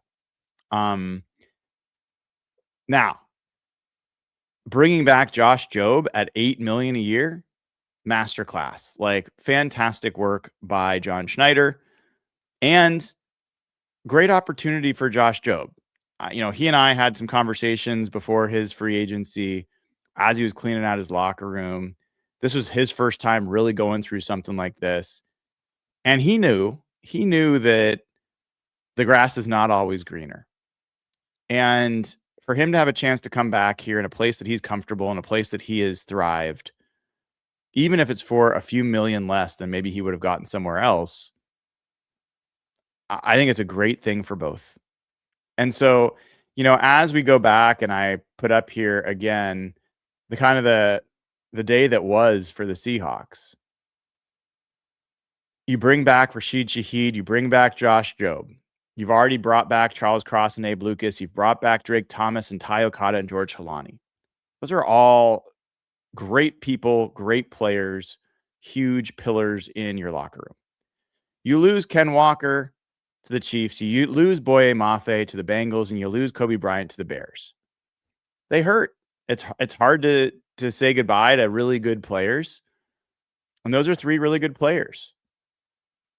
I don't think that the Boye Mafe or Kobe Bryant change is as tectonic as some might make it out to be. I think the Seahawks have ways to address the gaps there, both in the draft and potentially in free agency later on. On the running back side, let's take a look at the position tracker for a second and see what's going on at running back. Because as I was gone, Rico Dowdle signed with the Steelers. I don't think we have seen terms of that deal yet. I'm going to keep a quick look, see if that's come out yet. I have not seen it yet. But you heard I was never particularly excited about Rico Dowdle to the Seahawks. So I'm not worried about him going to the Steelers. But now you're talking about Rachaad White. Maybe he lasts into next week, and maybe his price is down to the point where you can get him on a 1-year deal and he proves it and you feel good about it. I think that's fine. Maybe Brian Robinson is a guy that's available late into free agency. Maybe you kick the tires on him if you feel good about it. I've told you for a while, I like Sean Tucker from the Bucks. I would gamble there, has no effect on comp picks. I certainly like Keaton Mitchell. Isaiah Pacheco runs with a reckless abandon that I think would be fun. And I always enjoyed watching him play with the Chiefs. Would be a little funny to trade running backs with the Chiefs, essentially. But I mean, I would be most excited about Keaton Mitchell, to be honest. I really like his upside. Sean Tucker to me as well would be interesting. And also, if they just run it back, essentially what they've got, and they draft another player, so be it. So I think there's a few names there that are still interesting, but, we got to keep watching and waiting.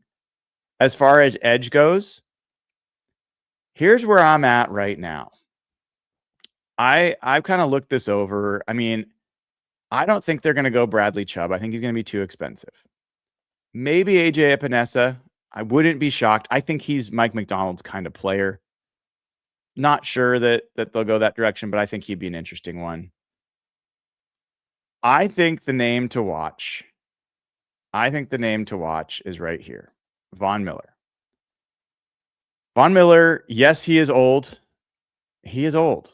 He had 9 sacks last year, though, even at his age. And this is a guy that has openly talked about how close he was to coming to Seattle last year and didn't. And he watched them win a Super Bowl. You know that John Schneider's a big fan. He is 37 years old. I mean, let's be realistic. I don't think this is not about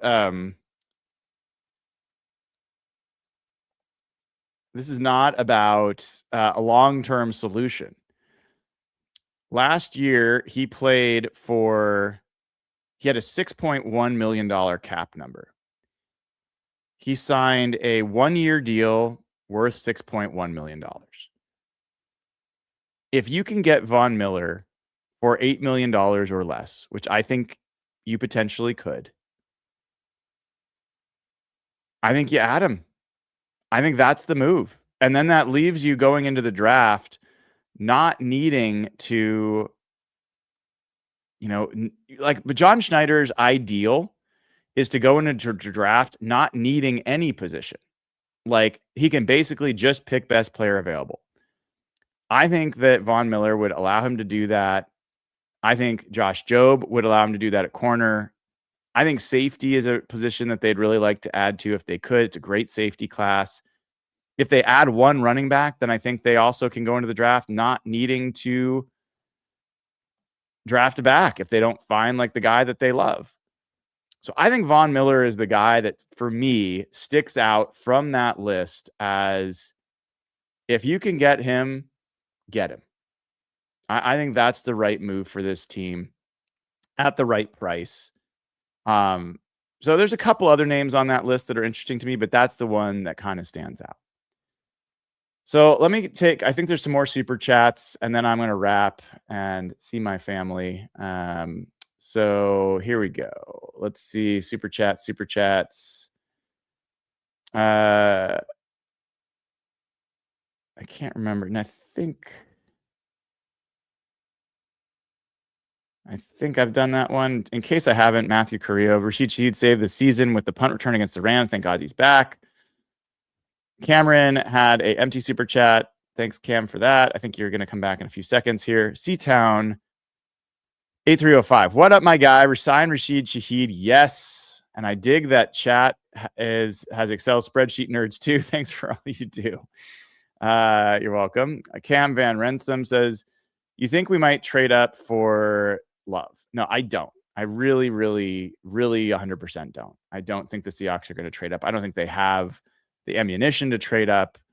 And I don't think that they are going to take 4 picks and compact them into fewer picks. Sorry, I don't think that's likely. Idiot Guru says, you're feeling more confident in your prediction JSN extension will likely wait after the Rasheed Shaheed signing. Seems it's easier after Cup is cut, retires.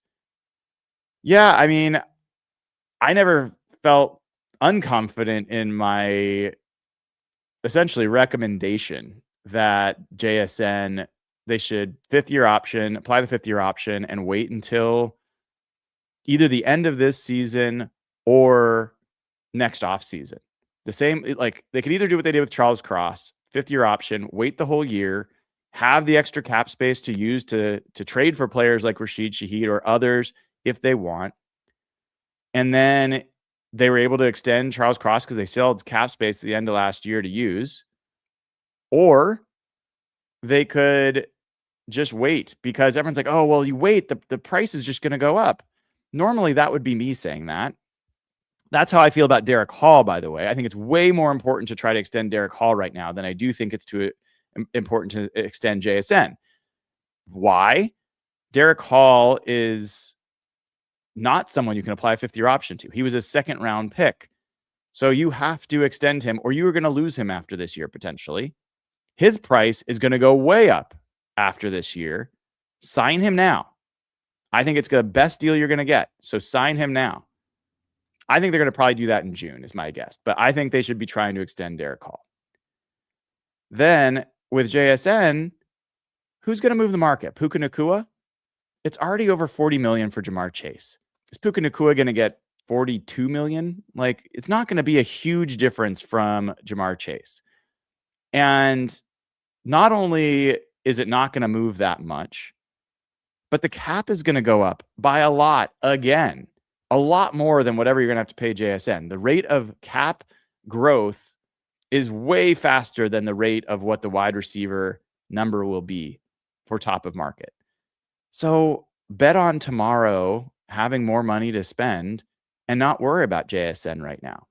That's my thought process. I think it's pretty solid. We'll see if the Seahawks are thinking along the same lines. I think Devin Witherspoon would be a better one to sign earlier because I do think the cornerback market has been more active and could have more resets happening. But even then, you have a 5th year option. If you want to use that and be a little bit more conservative about when you extend him, that's fine. Those 2 players aren't going anywhere. They just aren't. The Seahawks are going to keep those guys. They're going to extend them. So I'm not in nearly the rush to extend those 2 players as others seem to be. And if it means you can add a Von Miller and you can add some other guy that you like that costs some money or allows you to have some some dry powder left for the season for in-season trades that have been very valuable, Leonard Williams and Ernest Jones and Rasheed Shaheed, yeah, just delay it. I think in order of priority to me, it would be extend Derek Hall, extend Devin Witherspoon, extend JSN. And that's not because of one being better than the other. It's because of all the other reasons I just mentioned. All right. So there's another super chat that came in. Can I share your spreadsheet for you Excel fans? Yes, I think so, but I'm just going to be sharing it for patrons. So if you are a member at patreon.com/hawkblogger, I will share a version of this spreadsheet. But sorry, you got to be a member over there to get it. I'm not going to make it public. I put a lot of work into it, so I appreciate the interest, but I'm going to keep it a little bit to this crew. So I think with that, I will end it for today. 8.5 hours later. Tomorrow morning, I've got a 7 a.m. doctor's appointment that's going to probably last an hour or so. I will probably start the show similar time tomorrow, even though things will probably be happening while I'm gone. Figure latest I'll start is 9 a.m., hopefully earlier than that. And I might try to get some more people to come on and we'll talk to some more people. We'll see how it goes. During the workday, it's tough for a lot of people, but we'll do that. We will follow what happens in day 2 of free agency. It will not be 8.5 hours. I would guess 4 to 5. We'll just kind of see. And then we'll see if there's more news that comes out that is worth talking about. So until then, really, really appreciate everybody who hung out with us today. I think we're going to break a record for the show, which is always fun. There will not be an audio version of an 8.5 hour live stream. So apologies if anybody's waiting for the audio version. It's not going to be there. I don't think my computer could even handle ripping 8.5 hours of video into audio and all that stuff. But I'll see y'all tomorrow. Great seeing you today. Great day for the Seahawks. Take care.